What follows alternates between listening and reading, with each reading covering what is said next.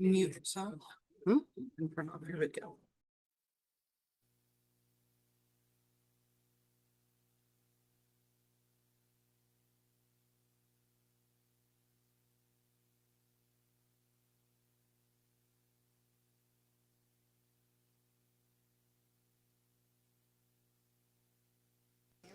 No.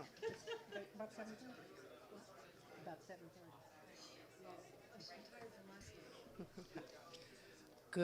Good afternoon, everybody. Good afternoon. Are we ready to rock and roll, Madam Administrator? Okay. Good afternoon, everybody. I want to welcome you to the public hearing for the Appropriations Higher Education Committee. This is kind of one of the highlights for me. This is an opportunity for students to come and talk to us about the importance of the state's funding for your education, and to talk about the impact that it's having on you. We are trying our best to make sure that we work with all the colleges in the state of Connecticut, because we have kids everywhere in every aspect of it, whether it's UConn, whether it's the Connecticut State University System, or CT State, or any of the other private institutions here in Connecticut. Education, no matter what, is the most important thing, especially higher education. The other part that's really amazing is that most of you, I hope probably about 90% of you, are from Connecticut and have this thought that maybe continuing your education here was going to lead to an important job that's going to help you to support yourself, your family, and the community. So today, we're going to have panels from different colleges, and the panels are going to be between 4 and 5? The size of the panels are between 4 and 5? Okay. So what I'll do is I will call your names out for each panel, and you're going to come, and where are they sitting? I think my first panel is virtual. I'm sorry? Your first panel is virtual. Oh, it is? Okay. Okay. Now, I want everybody to understand that you will be on our CTN network, and you're also going to be on YouTube. So if you have people at home that have access to YouTube and they can't figure out where CTN, tell them to tape it off of YouTube so that you can go and see it. But the best part is when you see yourself on that big camera behind me. It's kind of awesome. So don't get stymied behind it, okay? Don't stop talking because you're looking at yourself, because I know everybody here. And all of a sudden when I said that, all the girls started pulling their hair back and everything. I saw that. It was cute. So, I mean, the first time it happened, you've done it, it kind of overwhelming. But I'm sure you guys will have the knack. By the time you finish this, you'll be ready to be a legislator and come take our place, and we expect that. So that's the most important part, except for some of us who are so young that just got out of college. It was only 2 years ago, Madam Chair.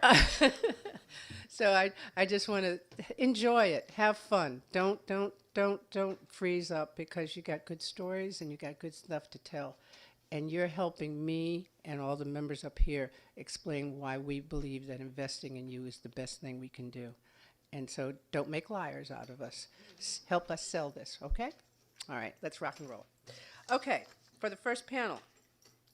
First panel is independent colleges. So it will be Charles Tierra, Gordon Chalice. Oh, I'm sorry. Charles Tierra from Quinnipiac University, Gordon Chalice from Albertus Magnus, Belissi Chase. Okay, I butchered the name, so don't hold it against me. Belissi Chase from University of St. Joseph, and Mosley Williams McQuilla from University of Hartford. They are on. Have they been promoted, Madam Administrator? Yeah, they're all there. They're all there? Okay. So, Charles? Is it? Hi. Hi. Oh, it's Tiara? Yeah, it's Tiara. It's Tiara Charles. Yes. This is very interesting, because I think I've got a blend of both, but use your first name last and last name first. Again, don't hold it against me. Okay. Yeah, no, it's okay. Okay. Thank you, ma'am, and go right ahead. Now, I just want to ask everybody to please try and keep it to about 2 minutes the most, because the panels are 15 minutes. Yes? For the whole panel. So say your statement, say your point, and then pass it on to the next person so that they can get theirs on. Okay? So go right ahead, Tira. Okay. My name's Tiara Charles, and I'm from New Haven, and I go to Quinnipiac University, and I'm a psychology major right now, and I'm in my junior year. And I chose to attend Quinnipiac for like a lot of different reasons, but some of the things that stuck out to me was just like the environment here and like the campus life, and as well as just the opportunities, like even past graduation. And I also Tira, loved you're it. going to have to be a little louder, babe. Just a little louder. Okay, wait, can you hear me now? A little louder. How about now? That's better. Okay, good. Sorry. Mhm. And so yeah, I chose to attend Quinnipiac because I like the environment here, and also what stuck out to me is because obviously since I'm from New Haven, it's close to home. So that's also a part of it that I really enjoyed. And then even just like with the different things you can get involved with here, like on campus, like there's many different like multicultural orgs and everything.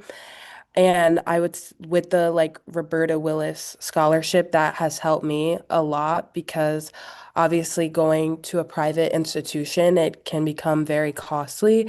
And with scholarships like this, it gave me an opportunity to be able to financially afford it, which I'm really grateful for. And I think any student should have that opportunity as well to be able to go to a school they want, even if it seems like it's out of their price range. But even now, like with having the opportunity here, even I'm a psychology major, but I'm on a track to be like a clinical psychologist. So this is also another reason why I chose here because of the opportunities that it's given me to pursue, like even after I graduate. And with being like a clinical psychologist, like I want to stay in Connecticut and like hopefully work with like people in New Haven and like give back to like my own community. So that's also why. Thank you very much. Thank you for your testimony. Next, Shalise Gordon. And please turn on your cameras. We want to see your beautiful faces, okay? There we go. Go right ahead, babe. Hi, can you guys hear me? Speak louder. Oh, hello? Good? Yep, Better? better. Oh, okay. Hi, my name is Shalise Gordon. I was born and raised here in Bridgeport, Connecticut. I am a senior here at Albertus Magnus College. I chose to attend Albertus because I felt supported by the faculty and staff from day one. I was also recruited to play volleyball here at Albertus, so there was really just a bonus. I have also been able to obtain a federal work study position on campus in the finance office, which I would not have been able to do without the opportunity to participate here at Albertus. I ex- my experiences at Albertus have been fun. It's been a fun, long journey, honestly. 4 years is a lot, and I can't wait to see what's next for me. Financial aid, such as the Roberta Willis Scholarship Grant, has been incredibly important to me because I have accomplished so much here at Alberta's. A couple examples, making the dean's list and also completing 1,000 assists in volleyball. So without the Roberta Willis Scholarship, none of this would have been possible for me, and it helps us fill a large gap within my family that we couldn't fill financially. When I graduate, I do plan on staying in Connecticut. I do plan on staying here at Albertus. I plan on going into the master's program for counseling. So I'm very excited for that. I want to thank everyone for supporting the Will Roberta Willis Scholarship and for the additional funding that has been invested in the program. These dollars make it possible for more students like me to attend in-state tuition that best suits our needs. Thank you so much, guys.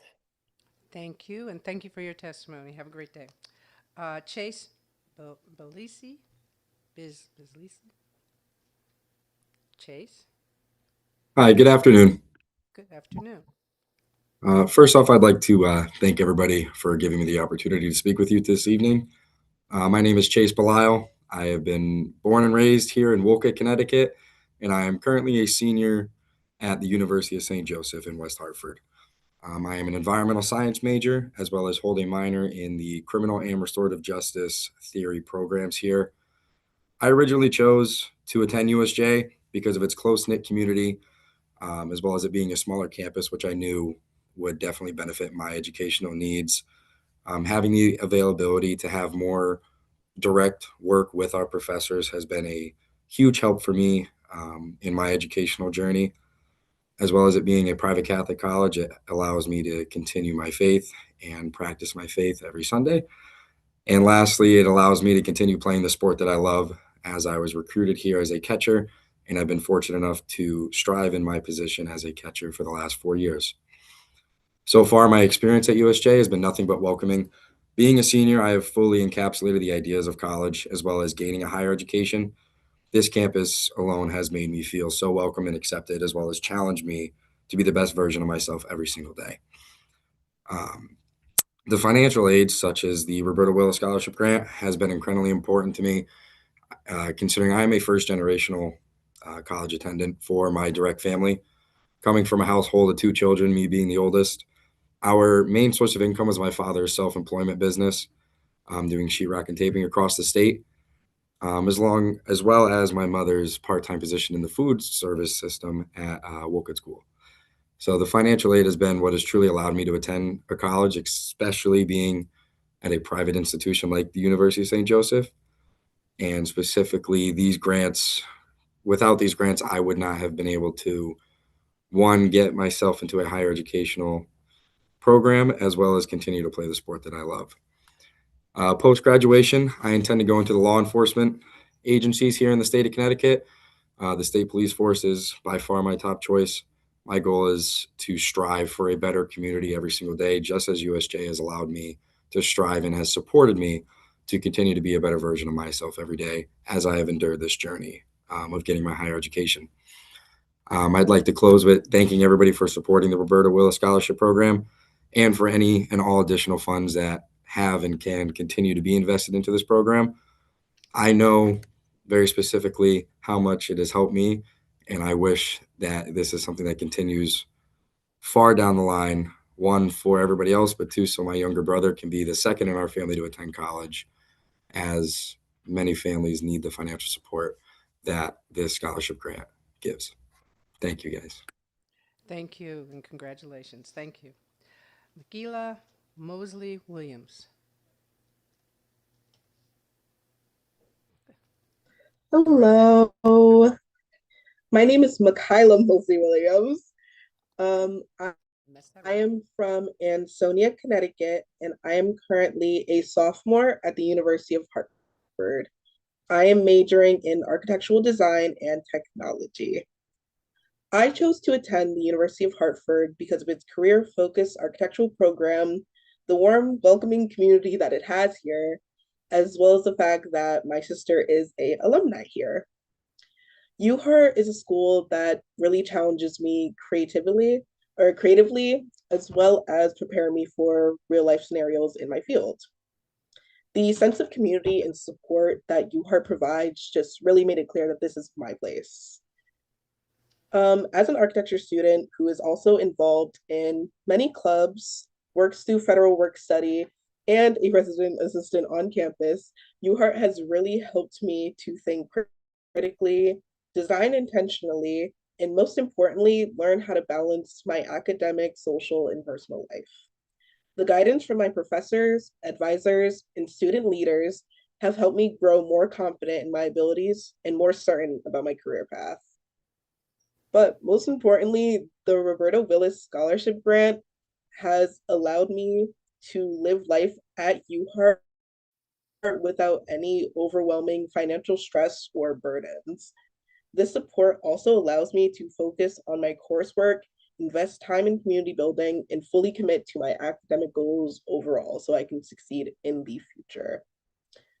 When I graduate, I do plan on staying in Connecticut and working in a local firm, specifically in Southern Connecticut, so I can stay close to home and contribute meaningful projects back to my community and to grow as a designer. Overall, again, I want to thank you all for supporting the Roberta Willis Scholarship Program and for the additional funding that has been invested in this program.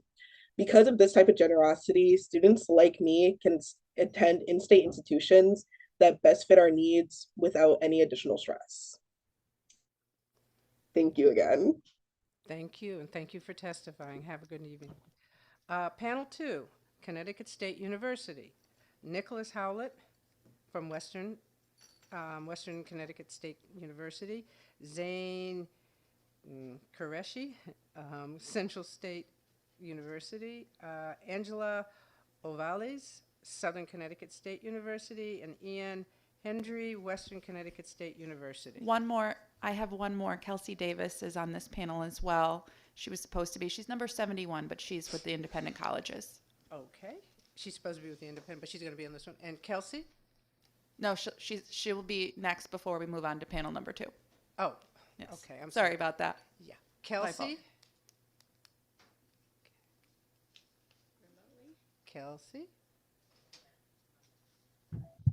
Hello, just want to make sure you can hear me. Mm-hmm. Okay, Speak up perfect. loud. Speak up loud so that we can hear you. Okay? Okay, is this better? Mm-hmm. Yep, that's better. Okay, thank you. Okay, I just want to start by saying thank you for this opportunity to speak today. And I hope that I can help you through with my testimony. But my name is Kelsey Davis. I'm a current senior at the University of New Haven from East Hartford, Connecticut. Currently studying criminal justice with a concentration in investigative services and 2 minors in fire science and general psychology.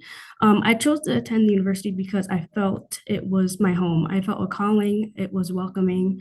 The campus community was just so great, and the students were so lovely. And I couldn't have picked a better school. My experience at the school was very amazing. Within my 4 years, I have joined so many organizations. Currently, as an executive member, I have learned so many things within leadership. I have met so many people. I've gained so many friends, so many trusted professors, staff members, and I just really love the university. With the financial aid with the Robert Willis Scholarship Grant, it has incredibly helped me not to worry about any financial stress, financial needs.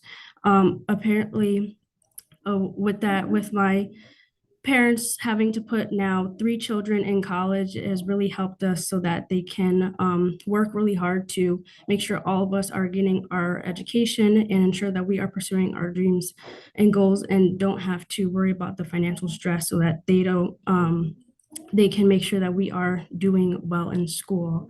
When I graduate, I intend to pursue a master's in forensic technology, going towards my goal in being a crime scene investigator.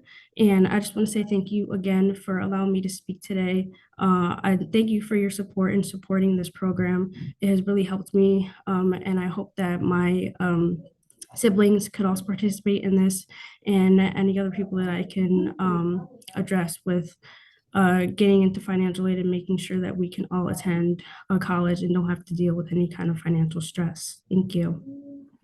Thank you, and thank you for your testimony. Thank you. Have a good day. Now, panel 2. Panel 2 is Nicholas Howlett. Nicholas?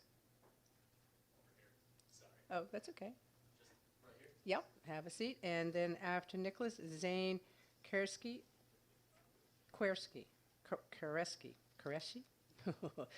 Central Connecticut State University.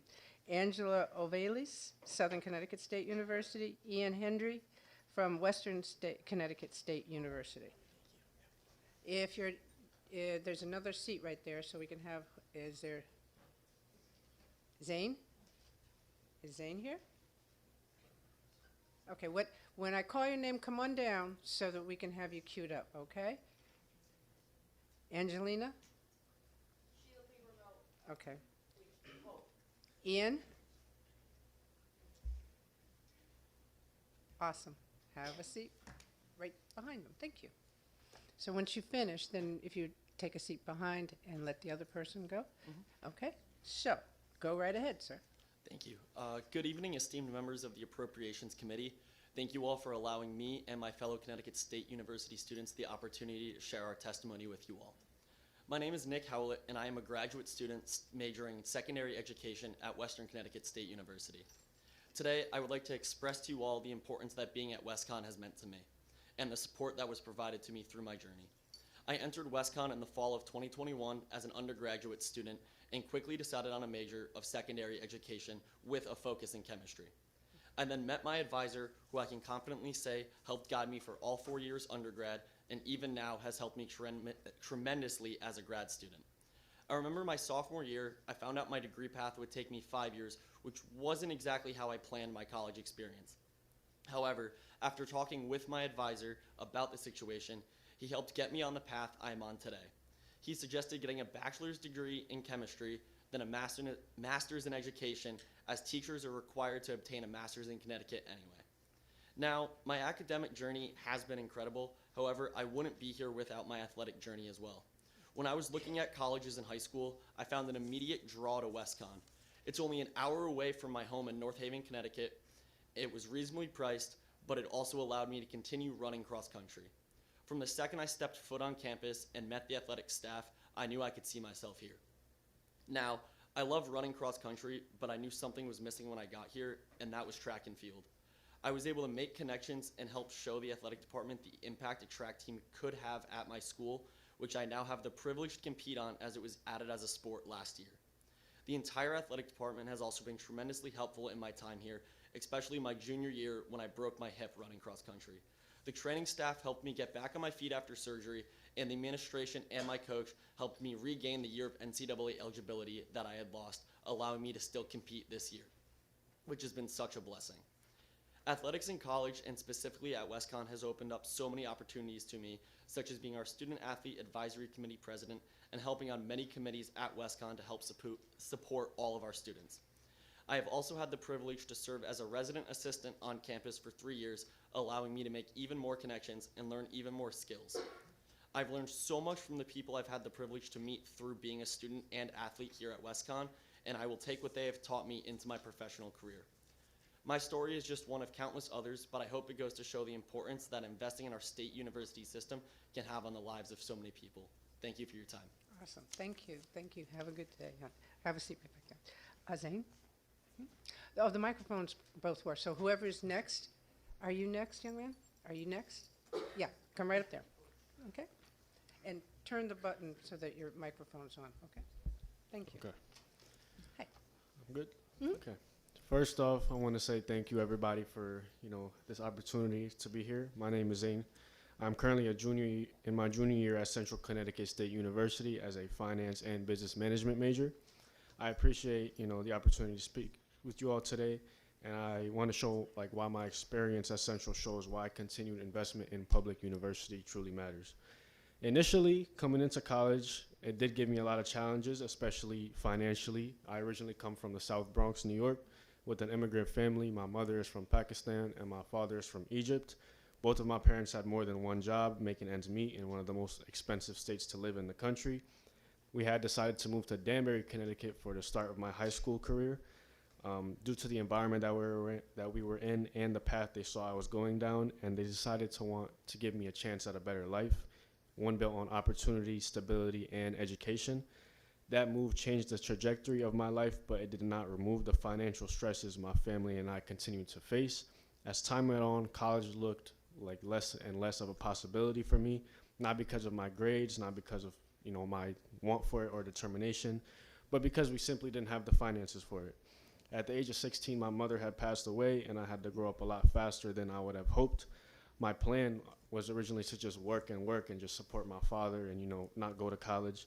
Despite these challenges, I did still try in school and even got a 1250 on my SAT.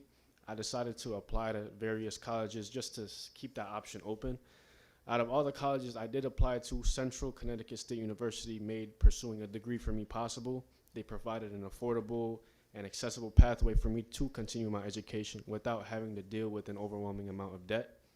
Because of Central, I was able to take the college route and continue building towards my future. So as a finance and business management major, part of my studying is seeing how financial systems affect the individuals and families and communities. That perspective has been deeply personable for me. And due to these issues, I have experience learning about money, and I teach people about money as well. It's just something that I'm very passionate about. Public higher education institutions like Central serve students who are determined, capable, and ambitious, but who may lack financial privilege. I would say that I'm very involved on campus and have done internships and work study positions on the campus. I am also a part of the Brotherhood Initiative, which is an initiative that the college has that is simply their only goal is to help men graduate. Continued state investment ensures that students like me are not forced to choose between, survival or education. It allows us to persist, graduate, and contribute meaningfully to Connecticut's workforce and economy. Today, I am not only pursuing a degree, I am pursuing to build a career to support my family and give back to the community that invested in me. None of that would be possible without access to an affordable public university. So I would like to thank you guys for your time and for your continued commitment to supporting public higher education. Your investment in Central Connecticut State University and in students like me. Students are working hard, overcoming obstacles, and striving to create a better future for themselves and the state of Connecticut is greatly appreciated. Thank you. Thank you. Good job. Thank you. Yes, go ahead. Press the button in front of you. I know you're fourth, but go ahead. Yeah, no, you don't. He doesn't have to turn it. It's okay. Go ahead. Is this thing on? I bet you got to speak Okay. louder than that, baby. All right, I'll try and be. Is this a good volume? A little bit more. I've heard you louder. Okay, perfect. All right. Madam Chair, esteemed members of the Appropriations Committee, I want to thank you for your time. My name is Ian Hendry. I'm a political science major at Western Connecticut State University, and I'm an undergraduate student, currently in my junior year. I came here today because I want to talk about my experience at WestCon, but I also want to talk about the system, CSCU, and I want to talk about the future for it, because it seems like everyone here in the room is wondering what that is. Personally, federal aid and financial aid through the state has been pivotal for me to go to college. I started going to college in 2023, and since then I've also had the pleasure to dorm on campus, but I've only been able to dorm on campus due to personal circumstances through private loans, because my current student loans are not covered under that system. I think it's really important to note that when I came to WestCon, the idea was that it's very affordable, and WestCon tries its best to be affordable with the budget it has, but I've noticed that at other institutions, like for example UConn, I'm actually paying roughly the same amount just because they have a much more robust scholarship program. And that seems off to me because WestCon is the affordable option. The CSCU system is the affordable option to help people like me to be able to get an education. So this puts it in an awkward position.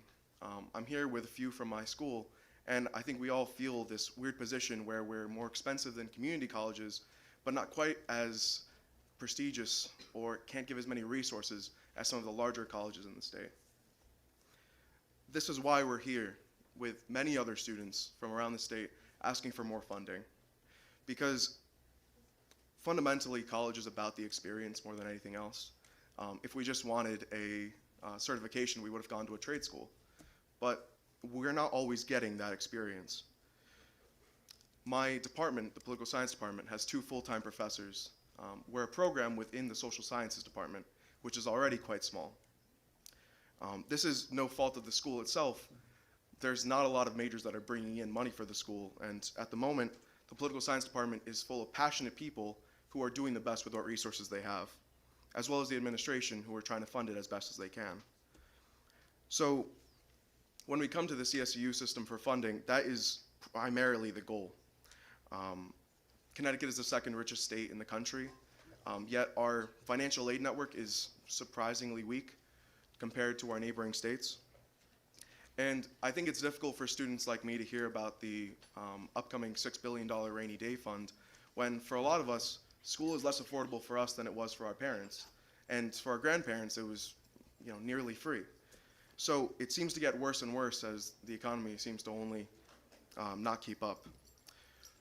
That's why I'm here, and that's why a lot of other students are here, when we probably should be studying, because we are worried about whether we can afford school next year.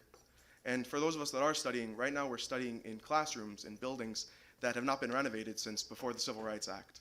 And it can be quite difficult for us to learn in that environment. So I wanted to end by discussing that I'm surrounded by students right now, quite a lot of us here, and I don't want you guys to listen to my story, but really the whole story that we're all telling. We want to be in college. We are hardworking. We're not asking for a handout or charity. We're asking for an investment in the students in this state, because we will deliver on that investment, but it cannot happen if our schools are incapable of delivering us that education. that is not the promise that we feel we were promised as children. With that, that's everything I wanted to say. Thank you for your time, and thank you for doing the right thing. Appreciate it. Thank you. We want to hear everybody's story and yours too. Okay. On remotely, Angelina.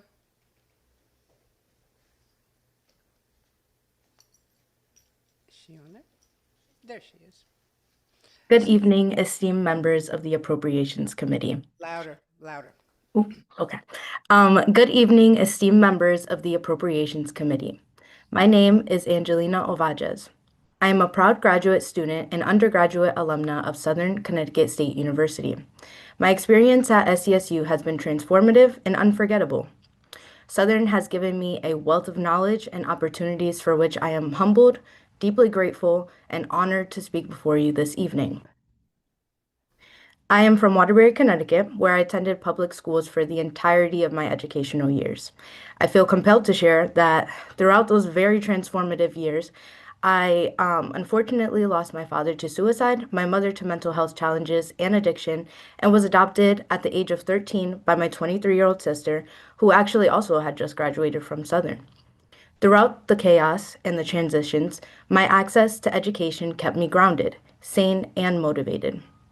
I share this not for sympathy, but to emphasize that while my upbringing did not place me in the most opportune position to succeed, Southern offered me consistency, a sense of home, a safe space, and empowered me to become the person I am today. Alongside being a social work major, I held numerous leadership roles throughout my undergraduate years. I served as a resident advisor, orientation ambassador, and on multiple executive boards, including becoming a member of Zeta Phi Beta Sorority Incorporated Psi Omicron chapter, where I served as the vice president. Through these positions, I gained access to educational and DEI trainings, professional development opportunities, and learned critical skills in understanding community needs, program planning, and crisis response. Today, I am a student in Southern's Master in Social Work program with a clinical concentration. I continue my work at SCSU as a graduate intern in the Dean of Students Office, providing student support opportunities and services focused on basic needs. Concurrently, I work as a graduate clinician at Shoreline Wellness Center in West Haven, providing client-centered, culturally competent mental health services to diverse populations. Fueled by my upbringing, access to education, and the opportunities SCSU has given me, I aspire to give back to my community in meaningful ways. As I prepare for my postgraduate steps this May, including considering positions like in the Peace Corps and local social service positions within Connecticut, the lessons instilled in me at Southern will continue to guide my path. I would like to end with a quote: "Knowledge is power. It creates access to opportunities and advancement." This quote illustrates my educational journey, from a child who attended summer school 3 times to a 22-year-old graduating with her MSW this May, completely debt-free through hard work in and out of the classroom. With honorable mention to my educated and supportive sisters, I will forever be appreciated of the universal access and educational opportunities Southern has granted me, as well as the Roberta Willis Scholarship. Higher education is a gatekeeper to success, and I urge you to fund public higher education. Without Southern, I would not be who I am today, nor would I be readily available to be devoted to my community. Thank you for your time, consideration, and commitment to students like me, because there are a lot of us out there. Have a blessed evening. Thank you so much. Thank you for your testimony, and have a good day. And congratulations to graduation. Panel 3, UConn. Andy Zhang. Okay. Jose Matute,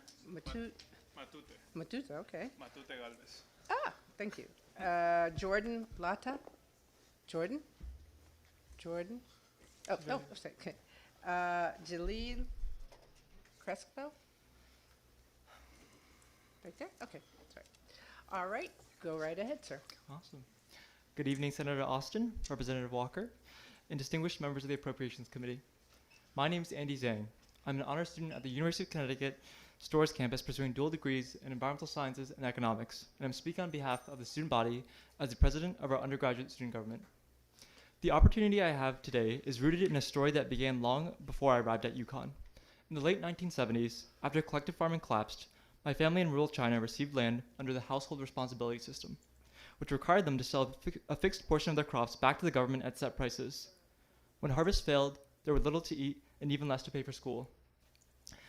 My grandparents knocked on neighbors' doors, asking for cabbage and rice, and when that was not enough, their brothers and sisters left school to attend to work.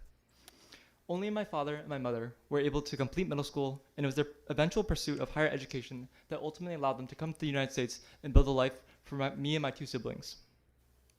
Their story taught me two important things. One, the transformative power of higher education, and two, how deeply public institutions shape the lives of the people that they serve. 4 years ago, I chose UConn because I wanted to learn how to create public institutions that truly serve people, and since coming here, I've worked to help build one that does. For 3 years, I've worked as a sustainability intern at our UConn Office of Sustainability, helping strengthen the systems that make UConn a leader in environmental responsibility. I've led our green metric reporting, subsequently earning UConn the 9th, 10th, and 8th most sustainable university in the world. In the past 3 years, I've worked alongside faculty and staff to co-author the College of Agriculture, Health and Natural Resources inaugural Diversity, Equity, and Justice Statement. And as UConn's first ever Chinese American student body president, I helped open UConn's first ever Hindu prayer space this past Sunday in collaboration with our Hindu student organization. In addition, I've built coalitions across the state and have led the creation and establishment of the Connecticut Students Association, bringing together student government leaders from UConn, Western Connecticut State University, Eastern Connecticut State University, Central Connecticut State University, Southern Connecticut State University, Yale University, the University of Hartford, Fairfield University, Sacred Heart University, Wesleyan University, and Northwestern Connecticut Community College. The work I began at UConn has become the foundation for impact far beyond just UConn. I've represented UConn at COP30, the United Nations Climate Change Conference this past fall in Brazil. I've interned twice at the New York State Attorney General's office, and I've most recently supported the Aspen Institute's Food and Society program in launching its inaugural Food is Medicine Community Action Plan. I've gained national recognition as a UDAL Honorable Mention, a Phi Beta Kappa Key into Public Service Scholar, and a Marshall Finalist and alternate candidate. My successes are solely a product of the environment that UConn has been able to cultivate and the mentors, some of which are sitting in the audience, who invest in students every day. The world now more than ever needs leaders who refuse to wait for change and instead work to drive it forward. UConn has created those leaders because this state has chosen to invest in it. I stand before you as a proof of what public higher education makes possible, and specifically, what UConn makes possible. I respectfully urge you to support UConn's funding request so that the next generation of students can be given the same opportunity to lead, grow, and serve the great state of Connecticut. Thank you for your time and your service to our state. Thank you very, very much, and congratulations for your success. Thank you. Jose? Good evening, everyone. Is this okay? A little louder, though. Good evening, everyone. Thank you all for being here tonight. My name is Jose Luis Matute Galvez, and I'm currently a senior at the University of Connecticut, pursuing a dual degree with triple majors in molecular cell biology, allied health sciences, and an individualized major in biochemical systems and health and disease. I'm also an incoming dental student at the University of Connecticut School of Dental Medicine, meaning I'm going to continue my journey to become a dentist here in the state of Connecticut. Let me take a step back and share with you why I'm telling you all of this. I'm a first-generation immigrant from Ica, Peru, where opportunities were scarce, close to none. My family moved to Manchester, Connecticut for a better life, but we faced real challenges like many immigrants faced. My mother, a dentist in Peru, couldn't practice here, meaning we had to live through poverty and uncertainty about making ends meet week to week. In high school, this all got even worse, when my father had a stroke, meaning I had to take up work in order to help my family. This took a significant toll on my studies, meaning I barely graduated from high school, which you wouldn't have guessed from my introduction. However, community college was a turning point in my life, and I'm grateful to see it represented tonight on this panel. The affordability of Manchester Community College allowed me to get my footing and restart my academic journey. I found support not only from professors and mentors there, but also from the tight-knit community that the college built. This foundation allowed me to transfer to UConn and become the student I am today.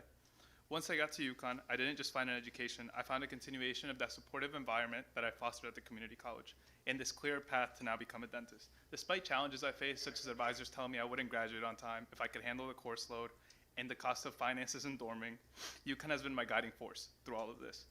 Even through the recent loss of a family member to suicide over winter break, which has placed an even bigger financial burden on my family, UConn support has enabled me to continue. Through funding my research, allowing me to get a job on campus as a peer research ambassador, which has led me to guide others into research, and grants that have helped me pursue my own independent research project, I can focus on my studies and make my education my real job. I went from a struggling student to a university scholar, which is the most prestigious academic honor the university bestows on a student, conducting cutting-edge research, presenting at a national conference, and receiving this grant to continue my own independent project. All these opportunities were made possible because of state funding. When you can receive the financial support it needs, students like me can not only access affordable education, but also make meaningful opportunities and a pathway for fulfilling careers right here in Connecticut. We all know what's happening in the world right now, and it truly affects me deeply, but the only thing more powerful than hate is love, and love starts with investing in education and building bridges through opportunity. Supporting UConn means supporting students who have come from nothing, like myself, and are now on a path to become dentists, doctors, engineers, and many more. Seeing someone like me up here can help others believe they can do it too. Thank you all for your time and commitment to the future of Connecticut. Let's ensure every student has a chance to achieve their goals just like I have. Thank you. Thank you very much. Next, Jordan.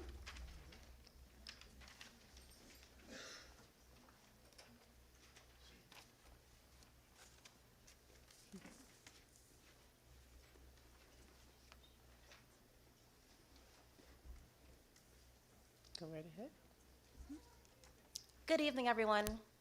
My name is Jordan Latta, and I am a junior at the University of Connecticut, studying digital media and design, minoring in personal brand entrepreneurship. To me, my family, and community, higher education represents opportunity, mobility, and empowerment.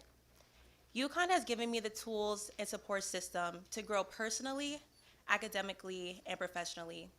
UConn's FY27 budget request emphasizes funding for initiatives that support students, including financial aid, technology, and programs that offset federal funding cuts. This underscores what I want to highlight today.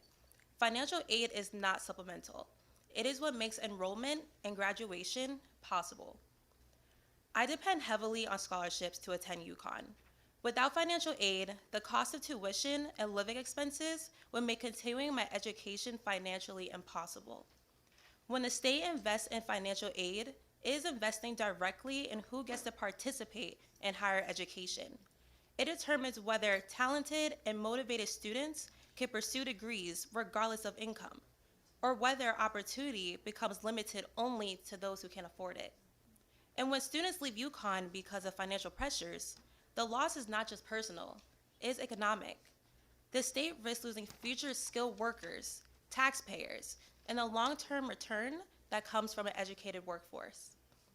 I am deeply involved in the Worth Institute for Entrepreneurship and Innovation, where I was selected for a highly competitive cohort of women innovators. Through this experience, I developed business ideas leading into an intensive internship. I also served as a UConn Husky storyteller, where I had the role of actively raising funds to strengthen UConn's community growth and impact. But opportunities like these depend on sustained state support. When funding is reduced, the impact is immediate and felt by students. Opportunities like these are not extras. They are core to what makes UConn transformative. Because of UConn, I am not just earning a degree. I am building a future filled with purpose, possibility, leadership, and contribution to this state. I respectfully urge you to protect and strengthen funding for UConn so students like me and the generations after us can continue to succeed and give back to Connecticut. Thank you for your time and consideration. Thank you. Go right ahead. Good evening, everyone, and thank you for your time. My name is Jaylee Crespo. I am a senior at the University of Connecticut with a major in sociology and human development and family studies. I am a first-generation, low-income Puerto Rican woman from Waterbury, Connecticut. I'm here before you today not as the traditional image of a college student, but as someone whose presence here is the result of intentional support. This is an assignment I once received in one of my classes called the Student Mentoring Map. It is a simple sheet of paper asking who supports you academically, professionally, who advises you, mentors you, and guides you. When I think about this piece of paper, I realize something extremely special. I was able to fill every single box. But because of programs like the Center for Access and Post-Secondary Success, also known as CAPS, this program just existing is what is keeping me here. These programs didn't just help me pass my classes, they stabilized me. They kept me grounded during moments when I was unsure if I even belonged at UConn at all. They provide advising, professional development, leadership opportunities, and holistic support. For the last few years, I've been working 2 to 3 jobs trying to fund my education while keeping up with classes. For students like me, when funding decreases, stress increases. I was able to study abroad, something students from backgrounds like mine really imagined for themselves. I learned public speaking skills and gained professional confidence. I will not be standing in front of you today without programs like these and my CAPS advisor, Carl Dean. That mentoring map, that piece of paper, represents something even larger. A filled page represents stability. A filled page represents belonging. A filled page represents retention and graduation. An empty page represents isolation. It represents students quietly struggling. You have the power to make sure those pages are filled. We cannot accept UConn to simply admit first-generation low-income students and just hope they succeed. We need consistent, intentional investment in programs that support students holistically, academically, and personally. I'm living proof that when the page is thrilled, students thrive. And for that, I will be pursuing my MSW. I'm living proof, and thank you. Thank you both. Thank you very, very much. Yep. We can't clap in here. We have so when you want to, you have to do jazz hands because decorum is something that's part of our rules. And I should say this is the Appropriations Committee. We are the ones that write the budget. We don't fund it, we just write it. And each one of the people up here is a legislator around Connecticut, so they're very, you know what, can I just ask the legislator, just tell us what town you're from, please, and your name. Good afternoon. I'm State Representative Kathy Kennedy. I represent parts of Milford and Orange, and welcome to all of you. I'm Senator Julie Kushner. I live in Danbury, Connecticut. I also represent parts of New Fairfield and Ridgefield. Joan Hartley, Waterbury, Naugatuck, Middlebury. Shout out to the Waterbury folks. And all the State Representative Eleni Kavros DeGraw. I represent Avon and Canton, and I'm trying not to cry, but I am definitely clapping for you in my heart. Good evening. My name is May Flexer. I'm a state senator from the 29th District, which includes Mansfield, Wyndham, Scotland, Canterbury, Brooklyn, Killingly, Putnam, Pomfret, and Thompson. I'm Representative Greg Haddad. I represent Mansfield and Storrs. State Rep Dan Gajewski, I represent Groton and New London.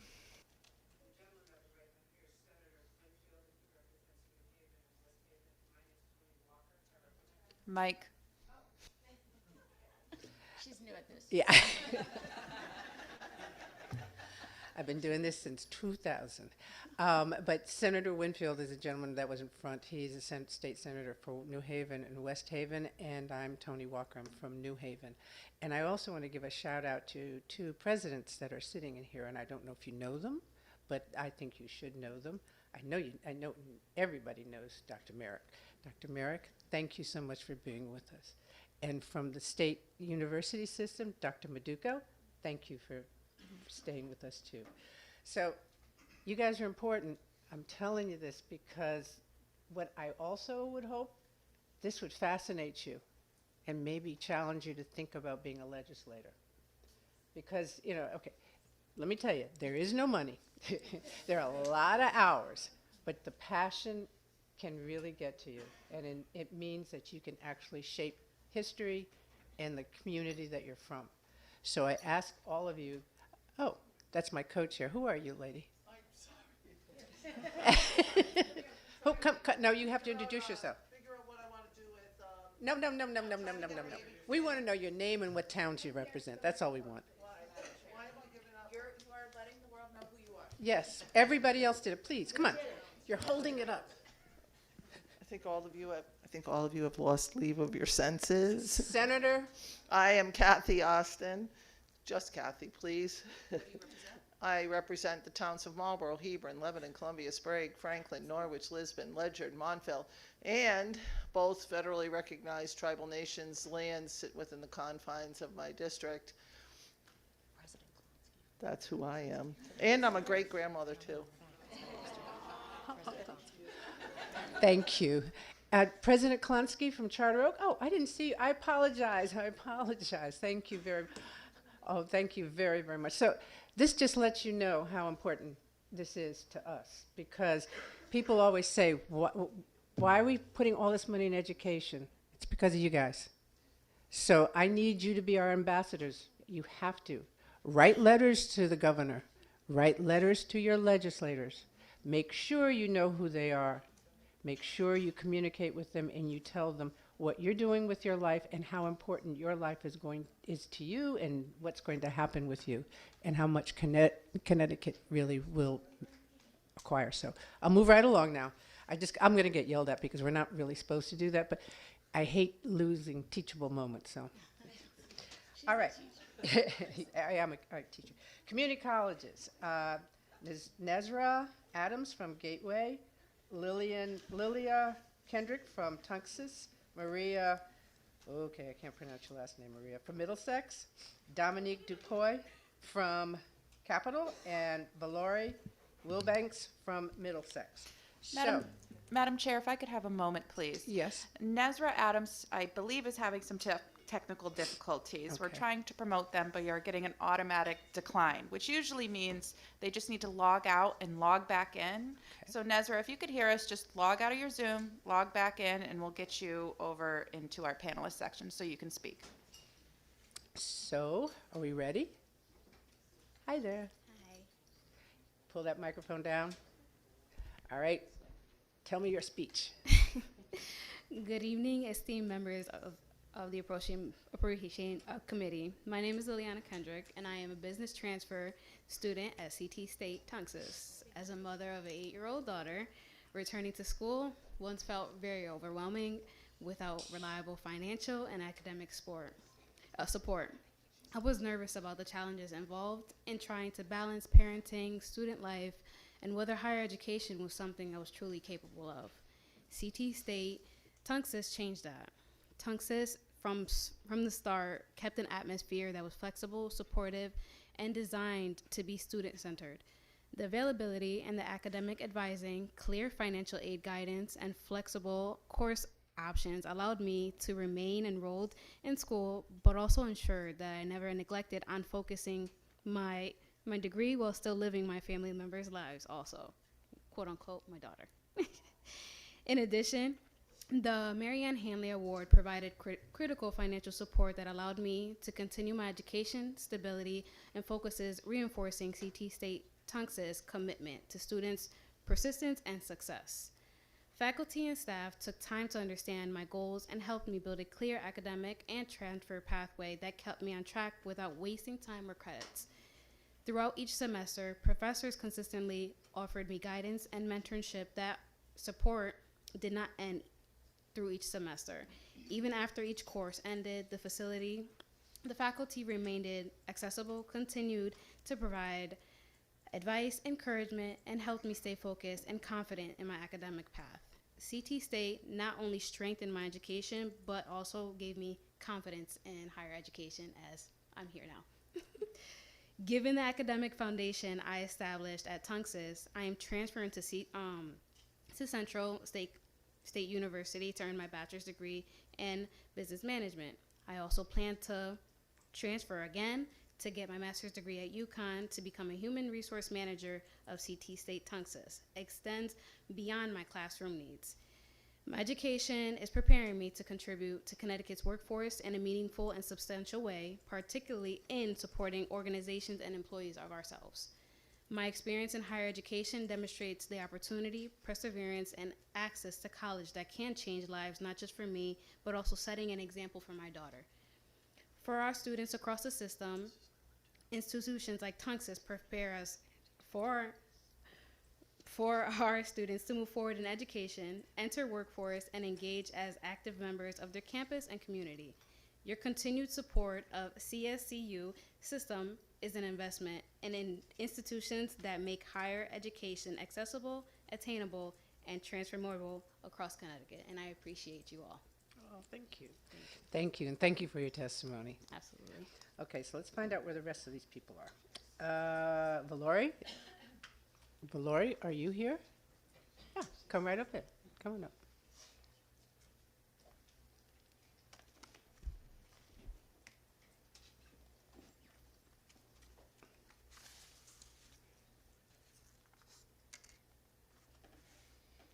Good evening, esteemed members of the Appropriations Committee. My name is Valerie Wilbanks. I'm a full-time student at CT State Middlesex in the second semester of my freshman year. I'm majoring in architectural design. I come from a sheltered, homeschooled background, and already college has helped me grow so much. My homeschool experience was unusual, which made me struggle in college during my first semester. My mom unschooled me, meaning she let me do whatever I wanted, and she taught me very little. As a result, I was behind in math, and I had never written an essay before starting college. Thankfully, with the support of the tutors at CT State, I learned quickly. College is easily the hardest thing I've ever done, but also the most rewarding. Not only have I learned so much about school subjects, but I've also improved my social skills. I've never been consistently around people my age before, and it's thrilling. I'm the most happy and fulfilled I've ever been. After a lot of work, I managed to get all A's last semester. With newfound confidence, I applied to the honors program and was accepted. The honors program has been one of my favorite things about college yet. I've learned so much about leadership, making friends, and applying for scholarships, even though we're only a few weeks into the semester. Being able to go to CT State for free is especially useful for me because coming from homeschool, I didn't have any record to prove my skills, so I wasn't able to apply for any merit-based scholarships. With the help of the honors program, I'm confident in my chances to win a scholarship when I transfer to get my bachelor's degree in the future. CT State is a huge help to me in becoming a better person and easing the financial burden of college. Thank you for your time. Thank you, and thank you for your testimony. Great job. Maria? Maria, is she on the remote? Oh, no? Oh, you're Maria? Yes. Oh, welcome. Okay.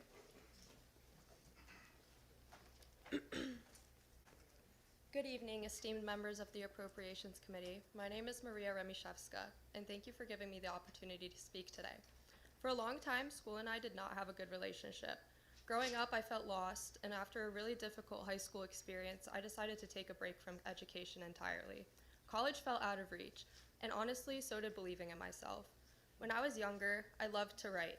At 14, I was even working on a book. But when I switched high schools, all of my writing was deleted. Years of stories, gone. It was devastating, and I stopped writing altogether. Later, after high school, I found myself in a bad relationship.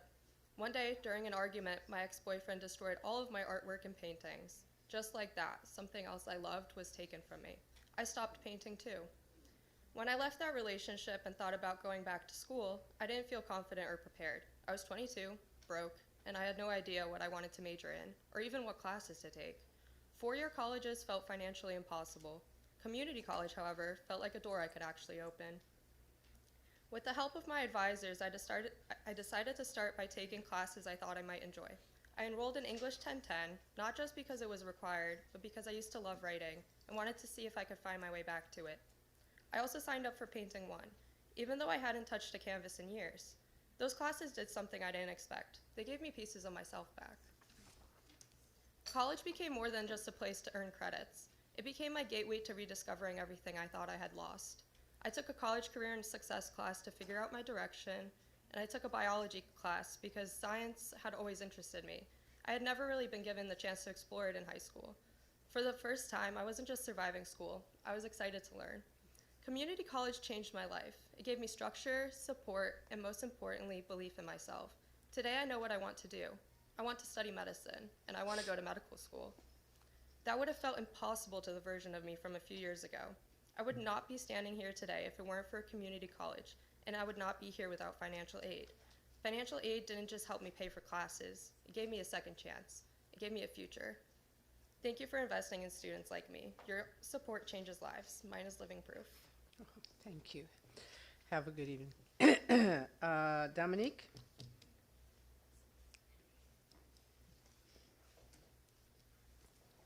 Is Nezra Adams from Gateway here? We're still trying to work on it. We'll try one more thing before the panel ends. Okay. So we'll circle back after. Go ahead. Good evening, esteemed members of the Appropriations Committee. My name is Dominique Dupuy, and I'm proud to be a student at CT State Capitol, where I am currently pursuing my associate's degree in stenography. I also have the honor of serving as the current Student Government Association president. When I reflect on my journey here, I can confidently say that this institution has done far more than educate me. CT State Capitol has inspired me, supported me, and helped shape the leader and professional I am becoming. As a single mother of two who works full-time, earning my degree has required an incredible amount of dedication, sacrifice, and discipline. Balancing academics, leadership, motherhood, and employment is not easy. However, what has made this journey possible is the unwavering support I have received from faculty and staff. Beyond academic instruction, they have provided encouragement, mentorship, and mental support during challenging times. Their role in students' lives extends far beyond the classroom, and the impact is something I carry with me every single day. Throughout my time here, I have been given opportunities that push me beyond my comfort zone and encourage meaningful growth. Attending the National Student Leadership Conference in Atlanta allowed me to connect with student leaders from across the country and strengthen my leadership and advocacy skills. I was also honored to be interviewed by Miguel Cardona, who served as the 12th United States Secretary of Education under President Joe Biden. That experience challenged me to communicate confidently, think critically, and represent both myself and CT State Capitol with professionalism. CT State Capitol has supported me during times when I truly needed help. During a period of financial hardship, the college assisted me through a micro grant, which relieved stress and allowed me to stay focused on my education. As a student with disabilities, I have consistently felt supported through the Office of Disability and Access Services. ODAS has ensured that I remain connected to the accommodations and resources necessary for my success, reminding me that I am never navigating my challenges alone. Serving as SGA president has been one of the most meaningful parts of my academic journey. Through this role, I have developed leadership, public speaking, advocacy, professional communication, teamwork, strategic planning, problem solving, and collaborative skills with faculty and administration. Representing the student body has strengthened my confidence and deepened my commitment to creating positive change. CT State Capitol is more than a college to me. It's a foundation. It has empowered me, invested in me, and helped me grow academically, professionally, and personally. I am deeply grateful for the impact this institution has had on my life. Thank you. Thank you, and thank you for your testimony. Congratulations. Thank you. Let's see, we're going to try one more time. Madam Chair? Yeah? Yeah, we're going to, she's called in, we think this is her calling in. So Nezra, I'm going to ask you to unmute. I should have just prompted that to you. I think you're on. Nazareth? Alrighty. Hello, can everyone hear me? Can you hear us? Hello? Yes, I can barely perfectly. hear you, Nazareth. Oh, barely. Okay. Just speak up a little bit louder and we should be okay. Go Is better? Alrighty, perfect. I just want to first and foremost thank everybody for their time and the little inconvenience that I was having with the technical difficulties. And first and foremost, I would like to thank you to the Appropriation Committee for allowing me to speak today. My name is Nezra Adams, and I'm a business student at CT State Gateway in New Haven.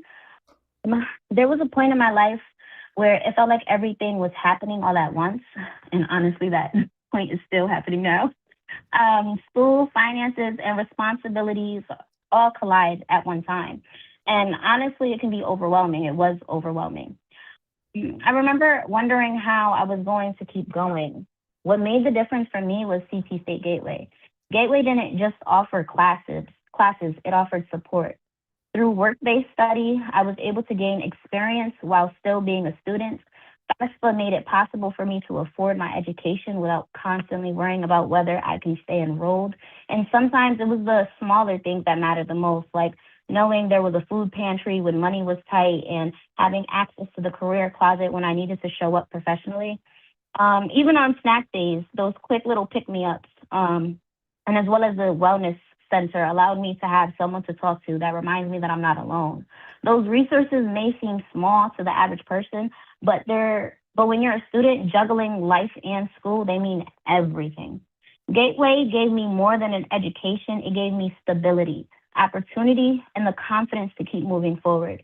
Because of that support, I'm not just surviving in college. I'm building a future. So I just want to say thank you for your time and thank you for your supporting institutions that truly support their students. Thank you so much. Thank you for your testimony. I'm glad we got a chance to hear you. Thank you. Okay, panel Thank you. 5, Yukon. Christian Piscopo. I'm sorry? Close enough? Piscopo? Okay, no, okay, but Corbus Alvarado.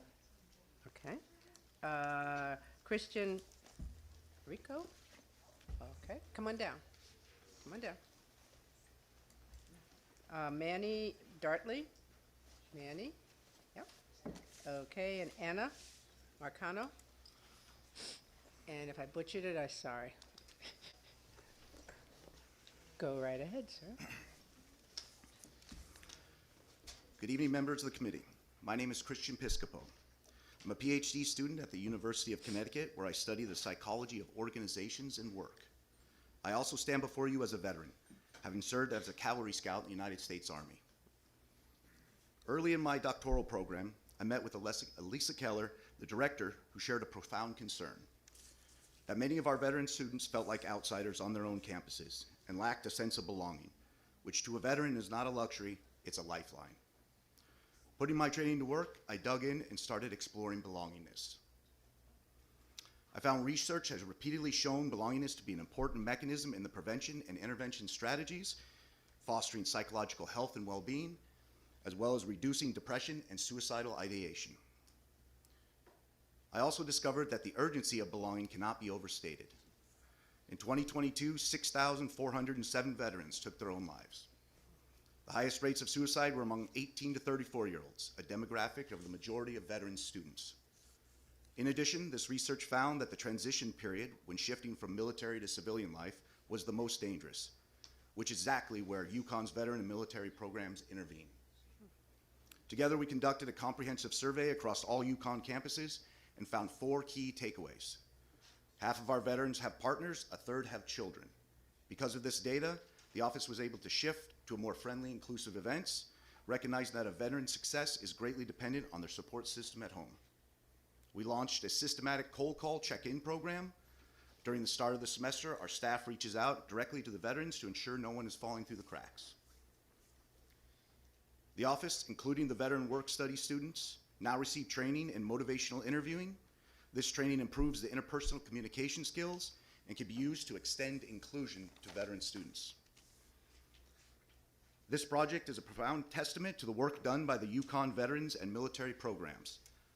Their continuing efforts with improvement projects such as this one, and their day-to-day guidance, empathy, and resourcefulness is critical to the success of veterans in higher education. This staff and their facilities are instrumental in our transition from military to civilian life, our accomplishments as students, and are the cornerstones for which we build our communities. The veteran and military programs is not a luxury. It is a necessity, a life-altering institution, and it is where we belong. Thank you for your time and your continued support and those who have served.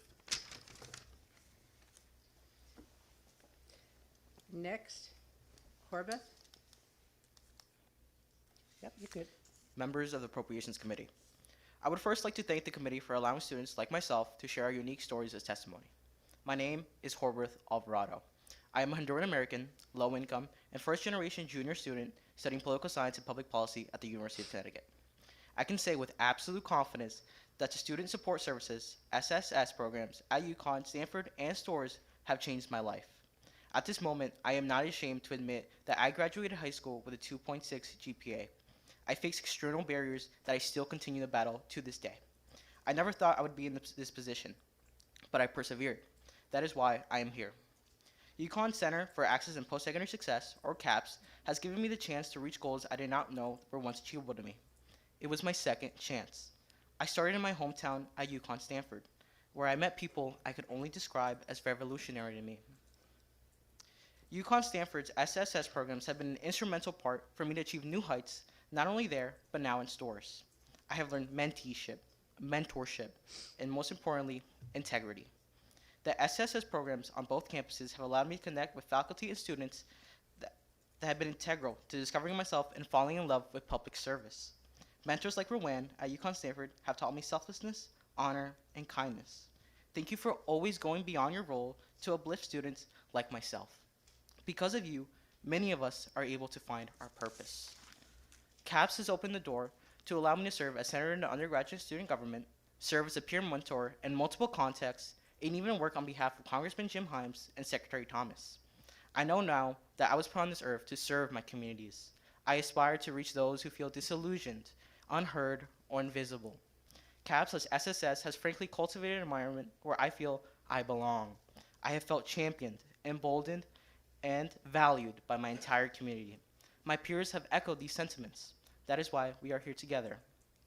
Today, as students, we seize the moment to stand up for something that has brought us great knowledge, friendship, and kinship. Together, we urge you to consider the effects of the proposed budget cuts on committees such as the ones I am a part of. Students such as myself will never stop fighting for further opportunities of equity and a belief of a brighter future. Once again, I would like to thank the committee, and I hope to one day steal your jobs.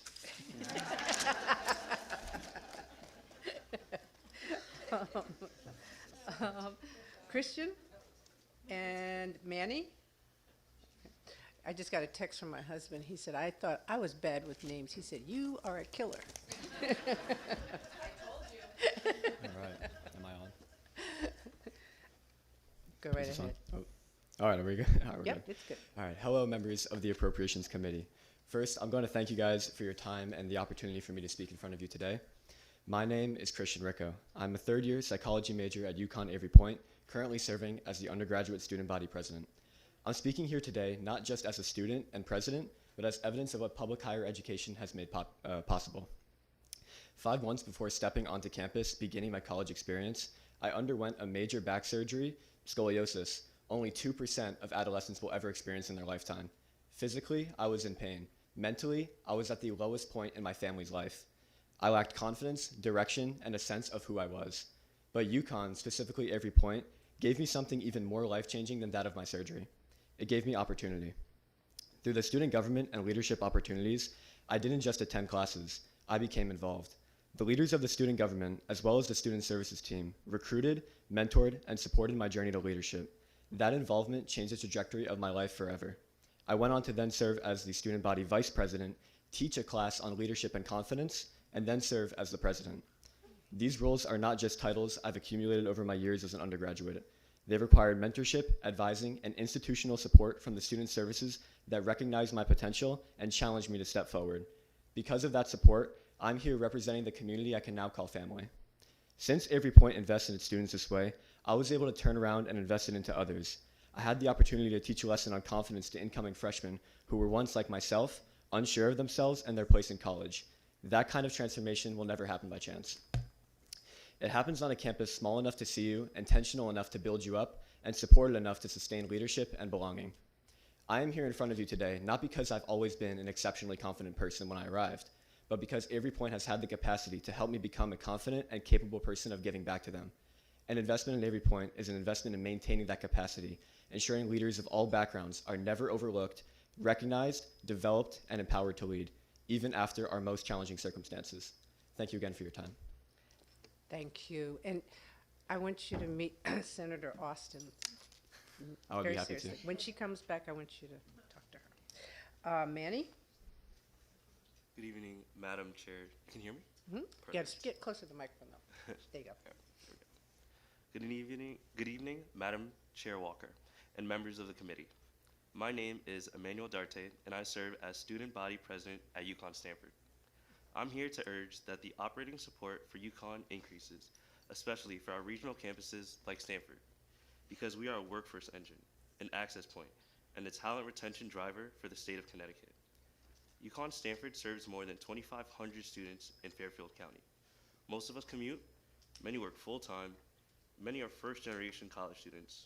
For many here, Stanford is not an alternative. It is the only accessible path to a UConn degree. Located in one of the most economically competitive regions in the country, our programs in business, healthcare, technology, and more equip students to enter key industries across the state, nation, and the world after graduation. We are not just educating students, we are strengthening Connecticut's economy. Right now, state support covers only a fraction of UConn's operating budget, about 12 to 15% of total revenues, and that share has declined over time. Regional campuses like Stanford are doing more with less, but there is a limit to how far efficiency can stretch. Without sustained investment, class sizes increase, advising capacity tightens, high demand programs become harder to maintain. Systems designed to offer critical support to our students are strained. When retention declines, Connecticut loses talent. I know what that retention looks like because I'm part of it. I came to Connecticut as an out-of-state student. Because of UConn Stanford, I gained leadership experience, professional preparation, and mentorship that positioned me to succeed. Today, I'm choosing to build my future here, to work here, and contribute to this state's economy. That choice reflects what public investment makes possible. If Connecticut wants to remain competitive in business, finance, and fields that define this region, then our support for UConn must match that ambition. Additional funding will do more than preserve programs. It will expand opportunity. At Stanford, it will create spaces like a gym that strengthen student health and community. It will expand academic capacity and protect access to high-demand majors. It will also ensure that more students can come to Connecticut, earn a UConn degree, and remain here contributing to our economy. I urge this committee to increase operating funding for UConn in the upcoming state budget so that regional campuses can maintain quality, meet demand, and continue delivering workforce-ready graduates. UConn Stanford is not a satellite campus. It's an epicenter for state potential. And I stand before you as proof that it's worth investing. Thank you for your time. Anna?